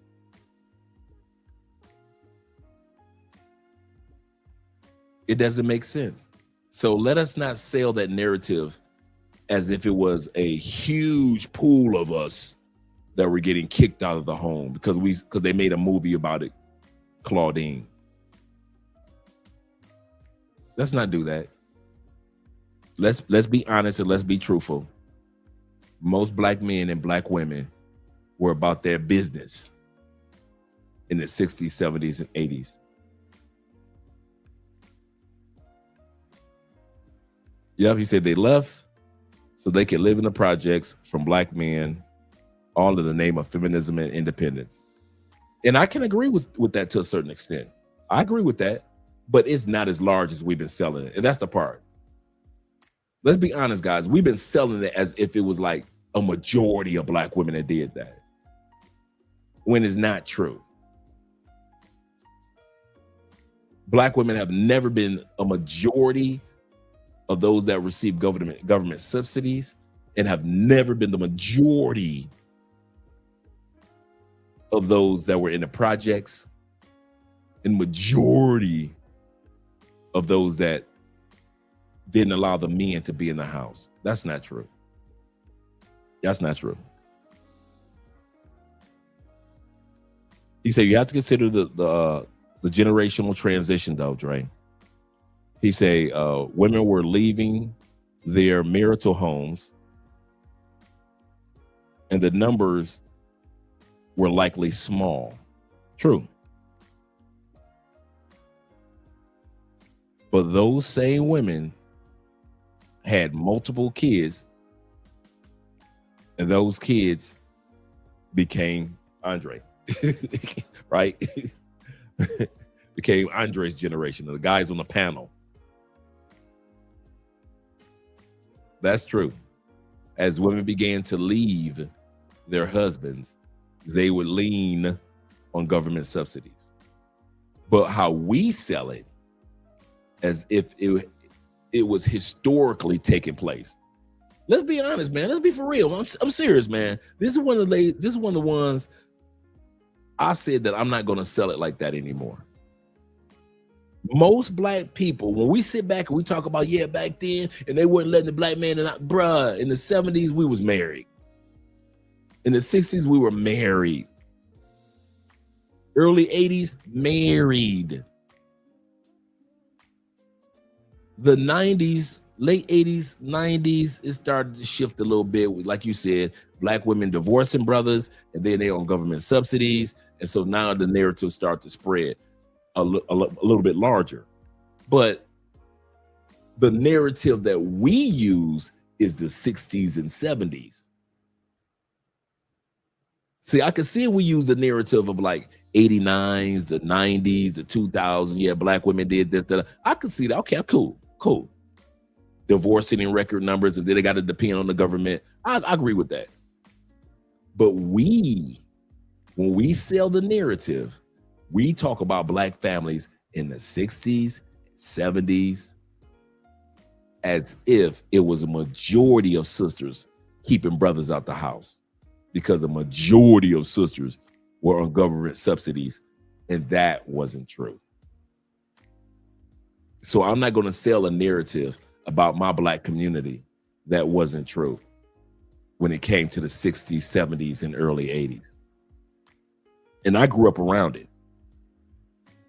I saw black families that were married. I saw black families. Everybody on my bruh. I'm gonna say something. Within a 4-block radius of my regular Detroit neighborhood,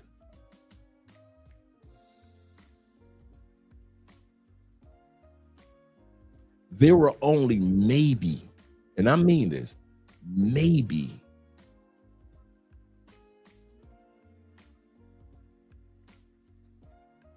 within my 4-block radius of my neighborhood that I grew up in, there were maybe,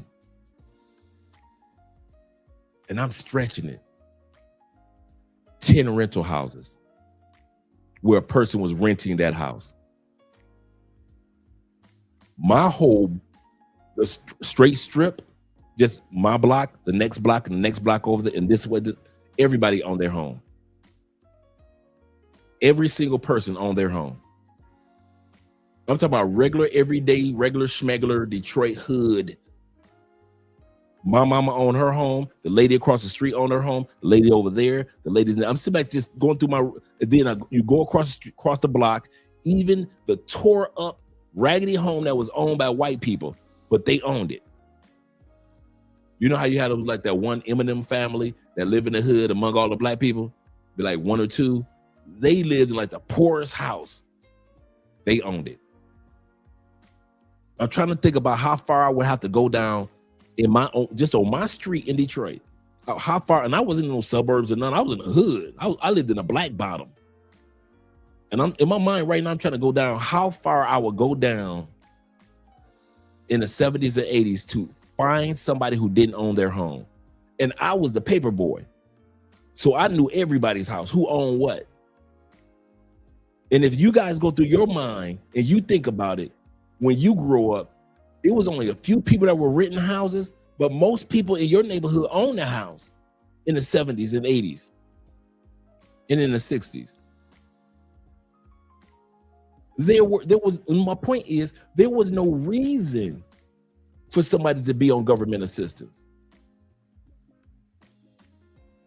4 blocks from us in Detroit was Chandler Park. Shout out to Chandler Park. That was the projects. You knew, don't go in the projects unless you know somebody. You knew, if you come home from school, don't cut through the projects unless you know somebody. That was government subsidies.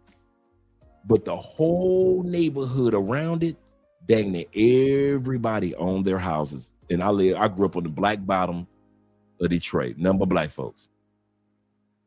That was just regular, everyday, not rich. Everybody owned their home, black folks. I go through that neighborhood today. I bet you most of those people still own that home. Of course, it's the next generations. My generation probably own it because the mothers and fathers are probably passed on. But I kid you not, man. Some of y'all can go through your mind like, man, you ain't lying. Everybody owned a home in my neighborhood. So that narrative that we sell of black women kicking black men out, that pool was too small. But we sell it as if it was large, like everybody lived in a project. How far? He said, I forget if Anton is. I think Anton is an East Sider. I think he's an East Sider too. I know he went to Cass Tech. He went to Cass Tech with the smart kids. I did know that. He said he was a C student, but and he could have been, but he went to a really good high school. I can't say that. He was in one of those situations where mom and dad, like Eminem said, you know, you were raised with mom and dad in that rap that he did with 8 Mile and 8 Mile. When he's talking about the one guy in the battle rap, he said he grew up with a very good mom and dad. And they sent him to private school. That was Anton. Anton ain't go to no regular ass high school. He wasn't out there thugging. I know Anton got brothers and all that, but Anton himself, maybe his brothers was in the hood, but Anton wasn't no hood dude. You are not a hood dude if you go to Cass Tech. Ain't no fucking way. Cass Tech was the school for the smart kids in Detroit. That's why when I interviewed him, I was like, "You went to Cass Tech?" He said, "No, I was a C student." I said, "Nigga, you still went to Cass Tech." Anybody from Detroit know if you go to Cass Tech, you ain't no regular ass high school kid. You go to school downtown, the professional school. You go to school where Diana Ross went to school. You ain't no regular ass Detroit kid going to Denby or Kettering. You ain't going to Redford. You ain't going to Kettering. You ain't no Finney Highlander. What are you talking about? You go to Cass Tech, Anton. Yeah, Papa Doc. There we go. Right. That's what Anton went to school, bro. I can't just bullshit you now. I wish I could say it any other way, but yeah, that's why I said when I interviewed him, I said, "Man, you went to Cass Tech, man." I was a good student. I said, "Nigga, you was good enough to go to Cass Tech." Yeah, Clarence had really good parents. Yeah, that was it. That was Anton. Literally, that was Anton. Bullshit you not. Let's finish this video off, man. Let's finish this video off. Oh my God. They had to be that masculine. They had to have that masculine energy. So we shouldn't blame them. We should praise them. And white, look, see that? Hey, we shouldn't blame them. We should praise them. I wonder if black men get the same grace. Women have masculine energy too. Amen. All right, there you have it. What I learned from this conversation is that instead of evaluating the situation, the conversation shifted fully into protection mode. They start talking about history, oppression, justification. And again, those are real things. I understand that, black women. That's not what was being asked. The question was about present day behavior and whether it's affecting black women's perception. Okay? And this is the part I want black people to really understand. I would actually rather listen to a panel full of black women talk about black men, positive or negative, than to listen to a panel of black men talk about black women. I stopped matchmaking. And the reason I stopped matchmaking is because I literally was I can't handle female clients. I was a matchmaker that matched females, and I had a few male clients, but predominantly I was matching women. And listen, it was such a valuable lesson for me because what I learned. The reason why I added this part toward the end of the video, because he's right. Women go come straight with it. Women are not going to come delusional whether they agree with you or not, whether they understand you or not. To where as men, we just finished watching these men for the last 4+ hours lying to themselves. Now, women lie to themselves, but they still gonna be straight honest, straight cut with you. He's right. Whether it be positive or negative, you're gonna hear women bring their version, at least their version of the truth.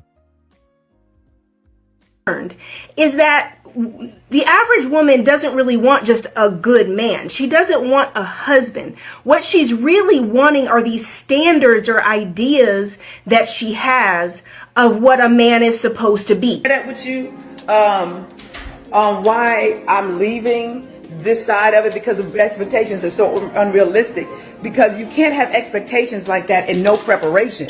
You don't even study men. Like, how do you want a man and you don't study even how to talk to a man? You see what I'm saying? I put this part toward the end of the video because we've listened to 4 hours of men lying about black women. Now you put the cameras on black women, and black women have no problem with holding black women accountable. And these dating coaches are saying, I don't mess with black women like that no more. I quit dating coaching because these women are delusional. How come the black men couldn't have said that? You don't even study, how men process. You don't even study so much ego and pride. There's nothing. It's just they demand these traditional, like I said, traditional men, but they want to be modern and wonder why they're not attracting certain men. What you mean? Y'all leaving y'all men, y'all hardworking men that make sure they provide, it's food on the table, and sometimes got clothes in your back, and even that's not his job. I really think it's a woman's job to make sure she got clothes. You feel me? I really think it's a woman's job to make sure she keep her nails and her feet done. What you mean you left the man because he can't afford you? What you mean? What y'all mean? Then y'all got women under the comments on my post about eating that Longhorn and Outback saying, well, the men need to stay out of their DMs or stay out of their way if they can't afford them because they not eating that Longhorn and they not eating that Outback. So what you want to eat? He put food in the crib, cook it. It's not his job to do. It's not his job to buy you Fendi, Gucci, Chanel. It's no value in that. A man in his right mind ain't finna do that. Now hear me out. It's a plus when you ask him, babe, I need my nails and my feet done, and he paid for it. Babe, I want this bag, and he buys it. But it's not mandatory. He don't have to do that. And if you see how the women have no problem with putting these women in check, why can't men do it? Back to my point, because of those men on that panel were raised like me, the first generation of men raised by single mothers, and it just hurt our soul to be honest when it comes to women. he tell you no, that don't mean you leave him, or that don't mean he can't afford your lifestyle. That's ridiculous. You finna die with 9 cats and 2 dogs and no ring on your finger. And there's a lot of men leaving these women because they really like, you know what, I'm sorry, I can't be with this girl because I can't afford her. He got a job, he paying bills, and he keeping food on the table. And y'all still making the men feel this small. Oh, well, you can't afford my lifestyle. Or every time I ask him for money, he say no. You should have a job.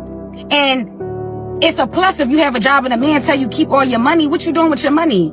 It was a time when us women couldn't work and we fought so that we can work. You got a job now. We can work. Go accumulate your own money. You want a $5,000 bag? You go buy it.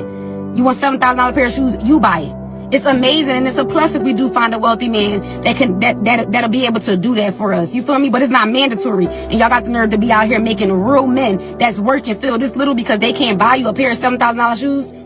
Not everybody's rich. Not everybody's wealthy. Some people just making it. And y'all got some nerve. And we already on a shortage of real men. Half of them is either dead or in prison. And y'all want to take advantage of the ones that's out here providing for their families and working, putting food on the table, giving you money here and there. And that's still not enough. Y'all out here making posts talking about I had to leave him because he can't afford my lifestyle. Get a grip. A real man knows the value of $1. It's a man's job to lead and provide. It's not our job to lead, because God knows if us women had to lead, we'll drown ourselves in a damn hole. You're going to die with a turtle. Y'all, I miss Uncle Kev. Yes, Kevin Samuels. I miss him. If y'all didn't hate me before, I know you're gonna hate me now, but I do. I miss his content. I miss his truth. And I know so many women, especially black women, cannot stand him. But it was about the truth. That was what it is. I realized as I share my content, speak up, use my voice, people don't care about the truth. They don't care about the truth. His delivery, everyone didn't love it, right? But did he tell any lies? No. There was no lies told. And I think that that's the problem, that we cannot get our ears to work to really comprehend that no matter if you don't like it, where's the lies? There's no lies. When Kevin Samuels passed, people like Vivica Fox like literally dance in the street, jump for joy, like this man had committed a crime, he had killed somebody or did a heinous crime to things. And it was just so remarkable to me that they were celebrating another black man's death that had committed no crime. Why do you think that Kevin's death was so celebrated from feminists? It's because they're feminists. They were all of the hit dogs hollering. You didn't see happily married black women celebrating his death. You didn't see women who were happy in their relationship celebrating his death. It was all of the women who were the women that he was talking about, all of the delusional women, all of the single baby mothers, all of the women who had chose poorly. They got with a Pookie or Ray Ray, and then they were 38, 40 years old, 2 kids, no money, out there looking for the next man that make $250,000, and then they're like, oh, why can't I get it? Why don't I deserve it? So they felt like, he was bringing too much attention to it, to their delusion and the fact that they're not going to get what they're looking for. They don't like that. They don't like accountability. Accountability feels like oppression to people who've never been held accountable. It's a conversation that black women aren't ready to talk about. That Kevin is right. See, women don't want to be told that men actually care about how you look. They actually want their wives to be attractive. That our careers and our money and our degrees don't matter. Biggest problem in black America is not racism, white supremacy. It's the sobering reality that black men and black women don't get along. And we really can't sit around as men and women and even like each other enough to where you think smiling at a brother is offensive, and you think treating her decent enough to open the door for her makes you a simp. Where we gonna go? We spend more time beefing than building. Well, let's beef while we build. But if we building, we're gonna be too tired to beef. I want to see the best for you because I want to see the best for guys. And we are better together. Black men in particular, our women are in power. Understand something. Power only accedes to a demand. You want power? Power must be taken. It's not given. Our first thing in our community is we can talk about the bonnets and the slippers and all this other stuff until we actually are working together and take the power position in our own community. No other race of men has to take us serious. Shout out to Kevin Samuels. And shout out to you guys that have been here. Yes, sir. This live stream is a lot longer than I expected, but it was needed. We talked about a lot of good topics tonight. I appreciate you guys being here with your boy, Andrea and Andrea Love Crossing Borders. And at the end of the day, guys, pandering doesn't pay. It doesn't pay. Lying to ourselves about women and their accountability and us taking on the brunt of their responsibility, it doesn't pay. It doesn't pay for women to take on our responsibilities as a man, and in the sense of, well, if men don't act right, it's the woman's fault. That's not their responsibility, that's ours. And so it is when it comes to women. If women act up, it is not our fault. It is not our responsibility. It is theirs. The only way sisters gonna build a brand new brand, to build it themselves. For us to sit back and act like we can be their publicists and create a new narrative for our sisters, it's impossible. So shout out to all you guys that came here this evening. And he says, to all due respect, this live just proves my point. Dating interracially is healthy and more productive and prosperous. Who am I to complain about that? Yep, pandering pays. I asked a lot of these YouTubers, these male YouTubers. Yes, sir. He say, but add more timber to the fire of the FBA community. Get those passports, brothers. Absolutely correct. And get what belongs to you. Respect and peace. So true. Shout out to Slim being in the building. Zeta says this. He say, all that pandering don't make anything better. But you know what I say. Let them listen. I no longer care to reason with the unreasonable. He is 100% correct. A lot of times we watch these shows because we're watching them with a big bowl of popcorn. We're watching with a big bowl of popcorn, and we give our commentary for entertainment. But at the end of the day, we could care less. We could care less. Shout out to you guys. Let's get these outros going. I'll be seeing you guys mañana, tomorrow. Let's get some outros going. Let's go.